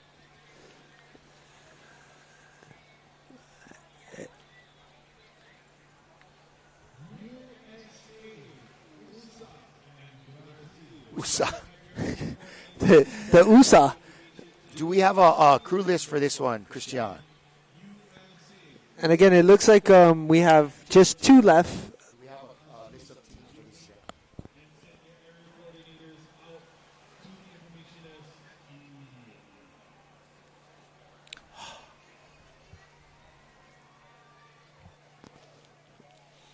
All right, we're gonna review the crews racing in this race once again. That looks like New Zealand in lane 1, Canada in lane 2. Yep. Australia lane 3, USA in lane 4, and Germany in lane 5. Thank you very much, boys in the booth. Mahalo. And again, so from what we understand, it looks like there's 2 repechage for the elite men, and only the top crew is going to qualify, most likely. And then if it was only 1 repechage, it's potentially looking like it would be the top 2. So just bear with us as we get further updates. Obviously, day 2, we'll have it all listed out for you. You can find the official results. They will be posted on the International Va'a Federation page. You can find that online. Also, if you follow us on Ocean Paddler, we have posted links. You'll be able to look that up and see if your crew or country qualified, if you might have missed it, and catch our replay a little bit later on today. That's right. You can replay this and any of our other Ocean Paddler episodes on Adventure Zone Sports Network. You can find it on your Roku, Apple TV, or your Amazon Fire. That was good, boys. See that? Yes. All right, right there on the bottom of your screen, you can hit any of those for the QR code.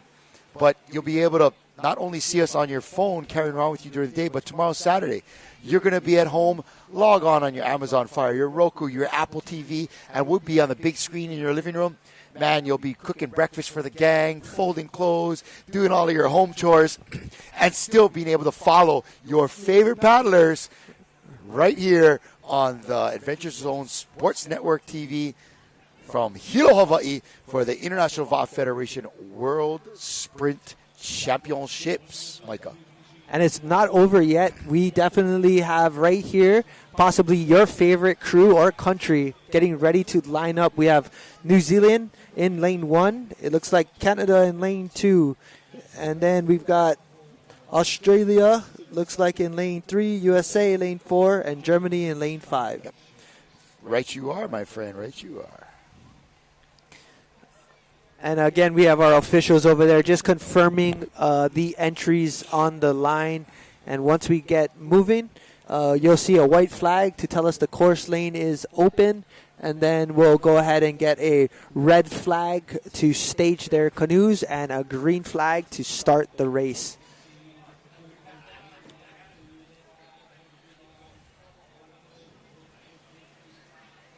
There's some strong crews in this one, man. New Zealand, Australia, you can never count out the Canadians. This is going to be a good race.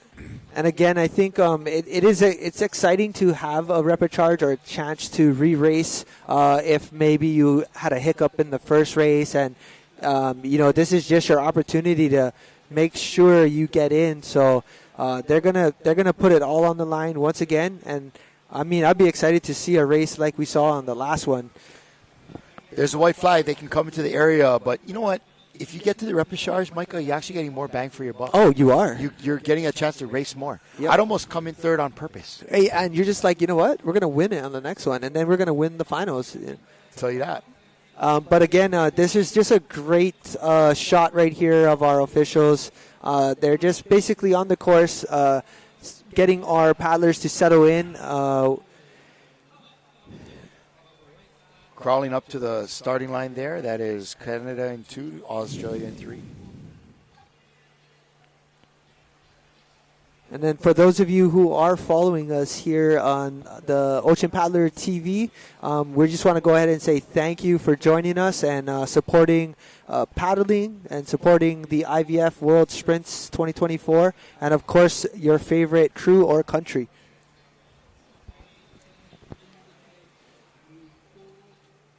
And there we go. Red flag just means we're getting ready to start. So get on the starting line, because once that green flag goes up, it's go time.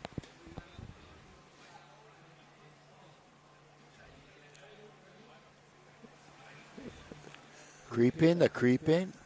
I feel like this is how it looks when we do our distance races. We start creeping up, and we don't have flags, but there it is. It's up. Oh, look how far back the U.S. was. They weren't on the line per se, but and here comes Aotearoa. Oh, they are firing out of the gates.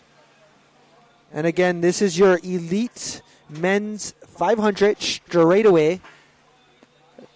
And this is it. This is the repechage. It's a make or break for all of these crews. It looks like the top crew finishing will take the top honors and move on to the next round of men's elite 500. I mean, it looks pretty tight right now, and we're not at the 250 yet, but once we get there, we'll see where we're at. I've kind of felt like it was at an angle the whole time, and although first lane might not look ahead, they usually are farther up than they seem. Right, they have been. There it go. is. So they're One about whole boat length. easily a whole canoe length. Ahead of Australia, but 2 and 3 are in a tight race right now, Canada and Australia. And you can hear the excitement on the beach. We have our PA announcement. Here we go. And New Zealand holding on to this lead, looks like. But again, this is it. Repecharge and first moves on. So this is all or nothing. Very exciting. They're going at it. This is a 500-meter race, so they are all out. It's basically like a third of a mile, right? Maybe at the most. Right. But these guys are going at it hard. And this is a battle. We see a high rate from New Zealand on the inside, and they're just holding on right here. Australia is a little bit slower rate, but here comes Canada. They're putting it on. Here comes Canada. Only the top finisher, though, making it. So New Zealand is in the final. And New Zealand had a great by race. 2 boat lengths. Canada pulling off second. But unfortunately, the way we understand it is that only the top finisher in this race is making it to the final. That's correct. So it looks like with everything on the course, we have a green flag on the escort boat. So that means the course was clear. Looks like no boat discrepancies or on the water discrepancies. So we have New Zealand coming in first, followed by Canada, and then I believe Australia. So we're just going to get an update, but it looks like your number 1 finalist in the repecharge will move on. The rest, unfortunately, might not have made it. And they did have a chance, though, and got to race again. And looks like New Zealand took advantage of that and made sure that they were going to move on. By this New Zealand crew. And we had a great shot right here from the beach. And looks like steering that boat, looks like Manutea Mion, well-known V1 paddler, also a paddler out of New Zealand. Is he now has New Zealand citizenship? I believe so. I mean, I know he's been racing New Zealand the last couple of years and doing really well. He also was trying to train He's originally from Tahiti, though, right? From my understanding, yes, that's correct. And he kind of was traveling back and forth through both and with dual citizenship and being able to do that. So happy to see him. And the boys just looks like they qualified and moved on and took first just now in that repecharge heat. So good job, New Zealand. And if I think maybe even Tuparia King was on that crew. I think and, so too. A couple of the other boys on there. Conan there? Yeah, I was trying to check. Who's that stroking? But well done there. And Shaka Cam right there, yeah, boys. Yes, sir. There. What is that? Throwing up the hand signs. I don't know. Yes, sir. And looks like our final heat. Final heat of the day. Oh, wow, look at this. Blowing up. We're just making 4 o'clock, pal. Let's go. We're going to get there. Hey, I will say, record-breaking, since ACRA finished like 5 o'clock state, so... I know. Was that a trip or what? Yeah, not bad. I was ready to... I brought a headlamp. Just like get out of the parking lot. And repecharge, it looks like I see like the Hoy boys. This is an interesting piece of... this is from Jeff Guy, and not saying that he's unofficial as well, but he's saying that Manu is born in New Zealand. Was born in New Zealand. Okay. Interesting. I did not realize that. Okay, and then was paddling out in Tahiti for many of years. We did have Manu Teo actually win our Aloha Aito number 4 when he came down to race Aloha Aito, and man, he put on an impressive race while he raced our race for the Aito. He is impressive in a canoe, but that guy is so smooth, man. He is. He's kind of a longer, lankier kind of guy. He's a big, burly dude. Right. But, man, he's one of those guys that You wouldn't think he'd be that fast, but he does it with he's all technique. amazing. He's smooth like silk, that guy. I mean, he's won Teaito a couple of times, Right. and in the V1 in Tahiti. And there we go, unofficial but official. Aotearoa, New Zealand, coming in at 156. I think that was one of the faster times I've seen in the 500. Yes. And then Canada and Australia. So well done, 1, 2, and 3. I believe only though the New Zealand crew will be making it to the final. That's correct. And I think in the next heat, I did see a Hawaii crew in there. So I'm assuming they didn't qualify in the first heat. So we're going to get our last and final event. Possibly we might have another one. We're just waiting for word if we are going to be seeing any other competitors racing today. I don't think so. I don't see anybody else. I see some people under the tent, but it looks like they're just cleaning up. Yep. I don't see any other racers lining up in the starting blocks, getting ready to go. I'm trying to find out, but I think that might be Chasey Boy right there in 1, but I'm not too sure. And then you got Avon in 6. But again, Hawaii in lane 1, Rapa Nui in lane 2, Great Britain in lane 3, and Chile in lane 4. This is a Reprecharge event 47 Elite Men V6 500 straightaway course. This is an all-out sprint. We'll be looking at a 1:55 time, so we're trying to break that 2-minute mark. That will absolutely put you in a contention to possibly move on to the next final event. Yep, final race of the day. We're getting some shout-outs on our Facebook page. Kanani Hano Okuda, way to go teams. And get Daniel Smith calling out and say, what's up, brother? He said, hello, I'm cooking luau and watching some racing. Go. Hey, bro, that Let's sounds like go. a good afternoon for me. Save some for us, brother. Some luau stew Yeah. and, some dry aku with some poi. Oh, man. Maybe a pauhana, Yeah. There's our boys from Rapa Nui in lane 2. I've been impressed with how they've been finishing, man. Rapa Nui has had some strong showings. You know what? I love these racing jerseys. There's some really awesome racing tees out there. I've been liking this long sleeve gray jersey that the gentleman on the left. That's cool. It's got all the flags on all the there, flags. just representing all of the countries. 29 countries, I believe, on the charge over here. So. Where can a fella pick up some IVF swag around here? You know what? I'm wondering if there was a tent. I did see a tent posted up, so I'm hoping that that's where it's at. Because I didn't get to. Actually, I made my way, and I didn't get to even the front because I was like, just so many things to look at, and I only had a few minutes. So I definitely will be stopping by as well. I'll probably have to pick up a few more things. I'm sure there's people trying to tell me what to get for them. So. If you're watching this, I don't have Send money. your order. I'm my ass broke. I ain't paying for it. I don't have money, so how about you want something? Venmo me. Yeah, and buy me something too. Yeah. Venmo me double the value of what you want. Right. We got Daniela White saying, "Way to go, teams!" She's watching from Korea. Oh wow, let's go! I love Korea. I hope to go and eat some more Korean food in Incheon. All right, so this again looks like our final event of the day. Final event of the day, and it's again a 500-meter sprint qualifier. These are Reprecharge. Yeah, Reprecharge. This is actually these teams' second opportunity to make it into the final.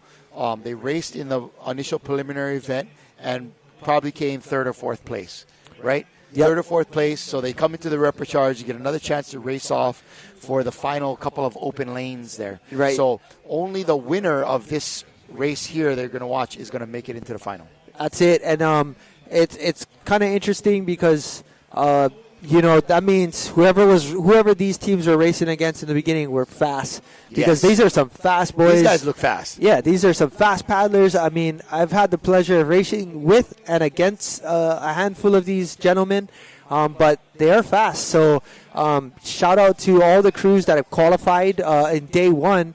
But again, this is the last event of the day, it looks like, for the men's Elite 500 V6 race. So we're about to probably get underway. Escort boat has the white flag up, telling them to get staged and ready to go. Yeah, looks like we had Hawaii in lane 1, Rapa Nui lane 2, Great Britain in lane 3, and Chile in lane 4. All right, red flag Here is comes up. the red. So get started. Line up, boys. So they're walking into the zone right here. So that's the 10-meter zone on the buoys that they're lining up towards. So they're just trying to creep forward. And just like our long-distance races, you're going to creep on up to that flag. Yeah, Chile better creep up pretty soon or they're going to be way behind at the start. Yeah, you don't want to be that far back. That's 10 meters, you know. Yeah, it's going to go right here. Watch. As soon as they get into the box. And let's go, boys. There it is. Yes, sir. And go. Oh, we seen like a little delay on the flag, but great start by Hawaii. They're out of the blocks, and they're moving. Oh, Chile looking fast on the outside here. Yep. But on the inside, looks like Hawaii's already making ground coming up. There we go, boys. You're seeing on the top left, you're seeing a view from the beach, and from on the bottom right, you're seeing a view from out towards the breakwater here at Hilo Bay. And that Hawaii crew looks like they're off to a fast start. Remember, this is a 500-meter race. We're going to see the halfway point coming up here very shortly. And it looks like they settled a little bit and just are keeping the pressure on. And, again, we'll see as we get closer to the 250 mark to see where all of these crews are at. But is that Keiko Nolan in 3? Yeah, you know, I'm going to go out on a limb and say yes.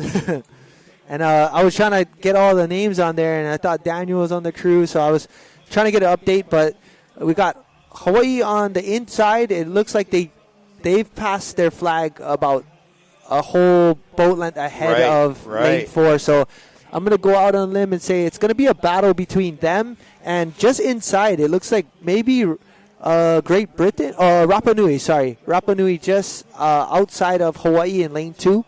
And they're putting on some pressure for sure.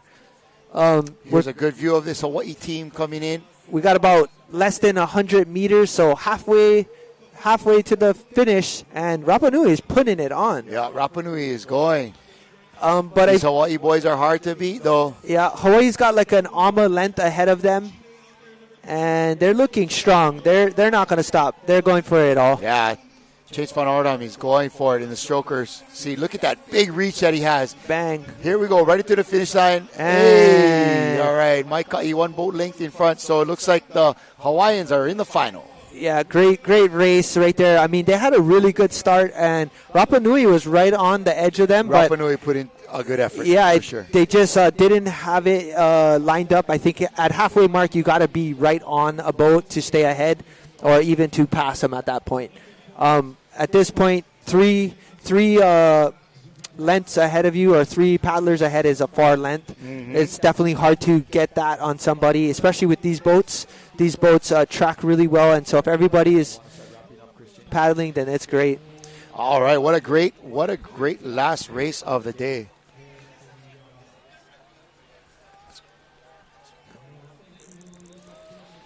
And just like that, that was event 47. We got through 45 events because 2 events we actually dismissed and were not necessary. Yeah, weren't necessary. So 45 events in day 1. That's not bad. It's 4 o'clock, brother. We made it just past 4 o'clock. So we're going to get a quick replay on this last race. It was definitely going to be worth it seeing the effort from these fellas. Nice race by Hawaii, showing that they, along with New Zealand on the last race, deserve being in the finals. Yeah, well done, boys. So that's your Team Hawaii. They were in lane 1. They came off with that final there. So looks like we're going to be wrapping it up very shortly. We got word that there wasn't any other races happening. Right there. Hawaii with a time of 1:50 fast, baby. Breaking the 2-minute mark. Yeah, so they had a great race, 1:57. Good job, boys. Rapa Nui right behind, and then Chile with 2:11. So good race for all these gentlemen, but as far as we know, only Hawaii will be making it into that elite men's V6 500-meter final. Let's see if we have some video of this final here.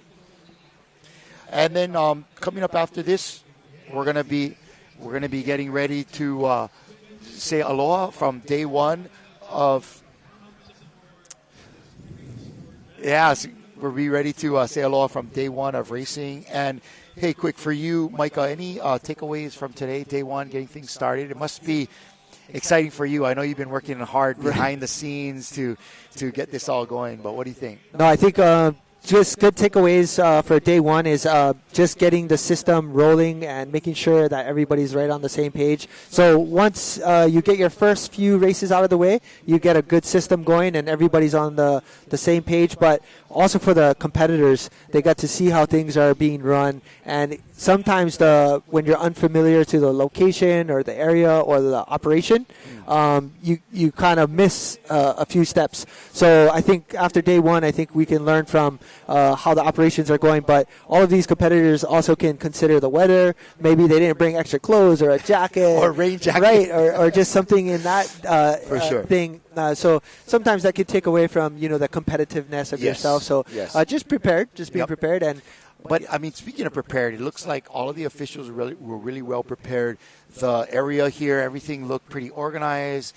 I mean, we did have hiccups throughout the day. We had hiccups on our side technically. In the morning, we had boats huli, but there wasn't anything that was totally unexpected or something that wasn't able to handle. So we're going to real quick talk about, you want to talk about volunteers or people that are behind the scenes making this thing happen. Yeah. And one name has been coming up prior to this, but certainly constantly over the last couple of days, and that's Uncle Bo Campos. Now, Uncle Bo is from here on the Big Island. He was president over, I think, at Kaupua Canoe Club. He's a president of commissioner of HCRA, and really bringing the world sprints here was in 2020 was his dream. So unfortunately, he passed away in 2018. The race was put off a few years because of the pandemic.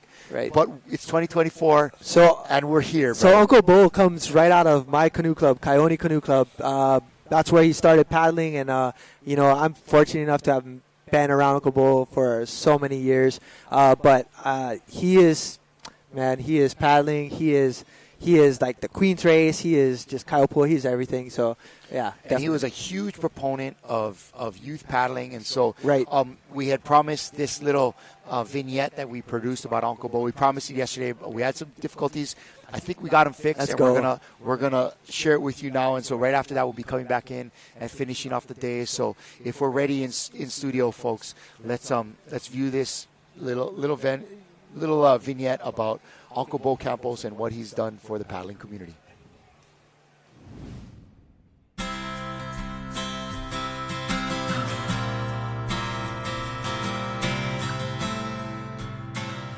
The blend of having you paddle as one, and the greatest statement I can give you on that is where it's 6 bodies and 1 mind, and they all flow together, and it's just beautiful. The wind in your face, the splash of water, it's heaven.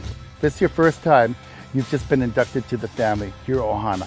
And that's what it does. It gives a camaraderie, a home, a base of being together, and just everybody happy. I know many people have paddled when they were young. I started at 7. I'm still paddling, and I'm getting close to 70, but it's just the passion that you have. It gets in your blood. It's knowing that you're doing something that your ancestors have done, and it's just the best to be on the water. It's a healthy lifestyle. It does so much for everybody. That's why canoe paddling is, to me, #1 in the state. Most time when you have paddling, you have your kids involved, you have the kupuna, you have mom and dad involved, everybody is paddling. It becomes a sport of the family. But the coaches are there to help you. They make sure you go to school, to make sure you're doing the right balance, the diet. Everything that we can do to teach the kids, to keep everything rolling and give them that Ohana feeling that you have a second family from your coaches and in the paddling community. And you have your home, and it goes all the way through so that they know that there's a lot of aloha for the kids and for the kupunas and for anyone who paddles. It becomes a family unit. And that's the way I love it.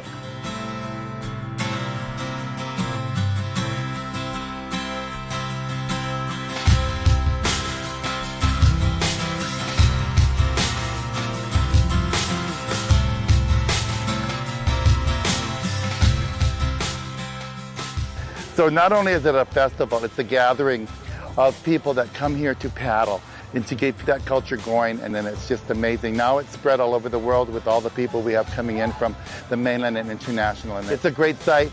Everybody here is walking around with a smile, and it's just full of aloha. And the reason for it is it's a great exercise.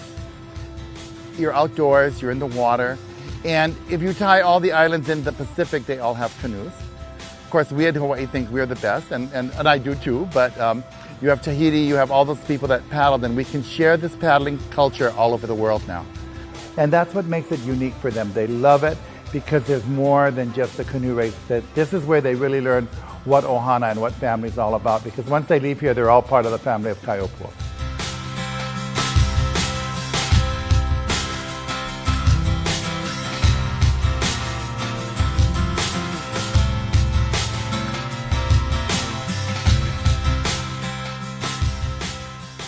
You know, there's two reasons that I like the kids and the kupunas, because we get the kids coming in, we want to make sure that we perpetuate the sport of canoe paddling, and the kids are the ones that are going to do it for us.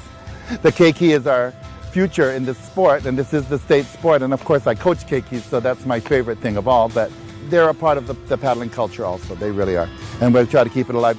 And that's my goal in life. That is the most exciting thing, to see these kids coming up and knowing that in 20 years, they'll be racing in the senior men race or the senior women races, and that's what's exciting about the sport. It's keeping the culture, keeping it alive, and letting everybody know this is our state sport, and I'm really proud of it.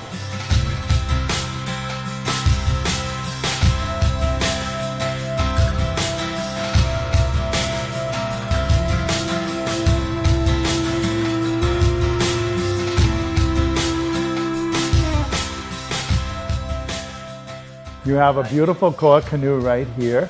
It's called a mahoi. Mahoi means twin in Hawaiian.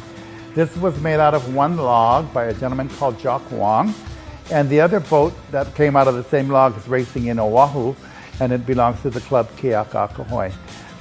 So how important is a koa? To me, it's a living thing. It's always going to be a living thing. We tell our kids to make sure they talk to your canoe, make sure you love your canoe. It'll take care of you when you're in the water. And to see them in the water and to keep the tradition of a koa canoe is a must in the state of Hawaii. It's a must. In paddling culture, you learn you don't stand on it, you don't walk over it. You take care of that. It's a living thing to us. It came from the forest. It's a log that to us is still a living thing. I still take a lei every race to my canoes. We all kiss our canoes and we love our canoes. You malama your canoe. That's the whole thing and what it's all about.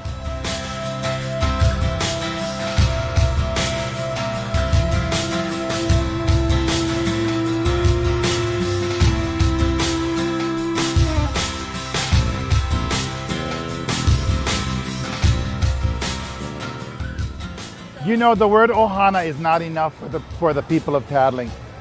Paddling has got the biggest heart. They've got the biggest heart here, and it brings people in. It's the kids, it's the camaraderie, it's the families, it's everybody here. The competition, will always be there, but it's just a big, huge community now of paddling, and then not only in the 6-man, but in the 1-man, the 2-man, the 4-man stand-up paddling. It's a community, and it's phenomenal, and it's great. It's just. When I'm dead and gone, I want it to go for another 100 years, you know? This is our legacy right here. It's the legacy of paddling, and I can't say enough that how happy I am to be a part of it, and to have been 7 years old and start paddling, and to be 17 now and still be paddling, you know? I wish that was true, but it just keeps going, and you see the same people from generations to generations. You see their kids, you see grandchildren. It's just amazing how much it all stays within a family, and it's great. I think the best way to recommend this sport to anybody is to have us as coaches, as clubs, to really show people. Maybe we should do clinics. Maybe we should go down and have a fun day invite the community and invite high schools, invite elementaries, so people can come and experience. And tell them the history behind the canoe paddling and why we want to keep it alive in our islands. I'm not going to be here forever, and I want it to be here forever.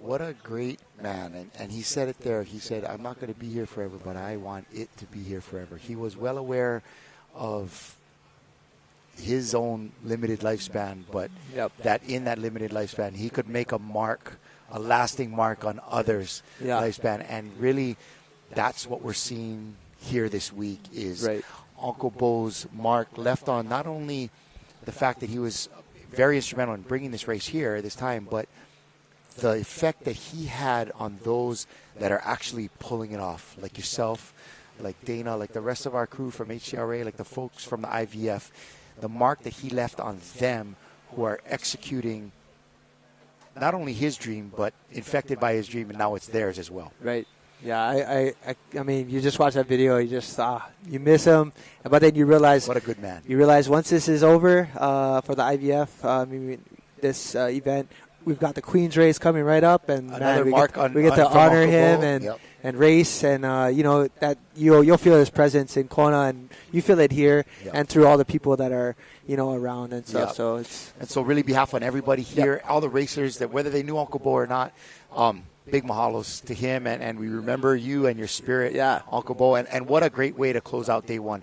Fantastic day of racing, great event, and I'm really stoked on seeing the rest of this weekend, what it has to put up. We're going to have a great weekend of racing, and it's going to continue all through next week, and so, Mike, I hope you're going to be sharing as much of your time as you can with us. It's always great to have you here and seeing your passion and your expertise in the sport. And so any takeaways for you for today? No, just a shout out to both my parents, David and Kim Kalama. Right. I mean, I wish they could be here. I know they got some things they got to take care of back at home. And shout out to my canoe club, Kaioni Canoe Club. They're holding it down. We got some of the women racing tomorrow for the distance. And then, of course, just the rudderless Hawaii Va'a, because it's all about V1 and rudderless. And they support a lot of the community, and a lot of the members that are here are going to be coming out and racing. So awesome. I'll see our girl Val coming over to race on V1, so I'm excited. Sounds good. Well, mahalo to you, Micah, and mahalo again to John Herbert, who is willing to share some time with us this morning.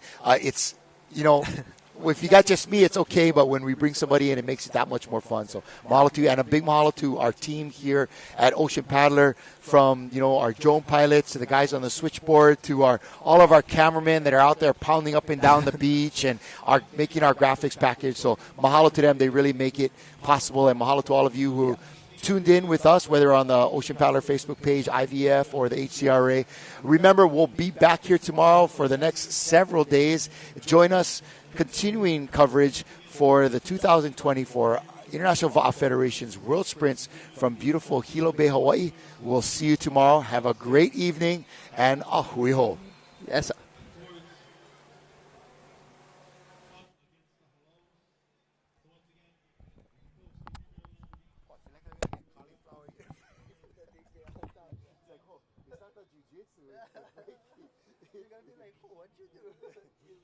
What's your martial arts? I wear headsets. Rolling down the street. Thank you, Bob. That was awesome. Very much.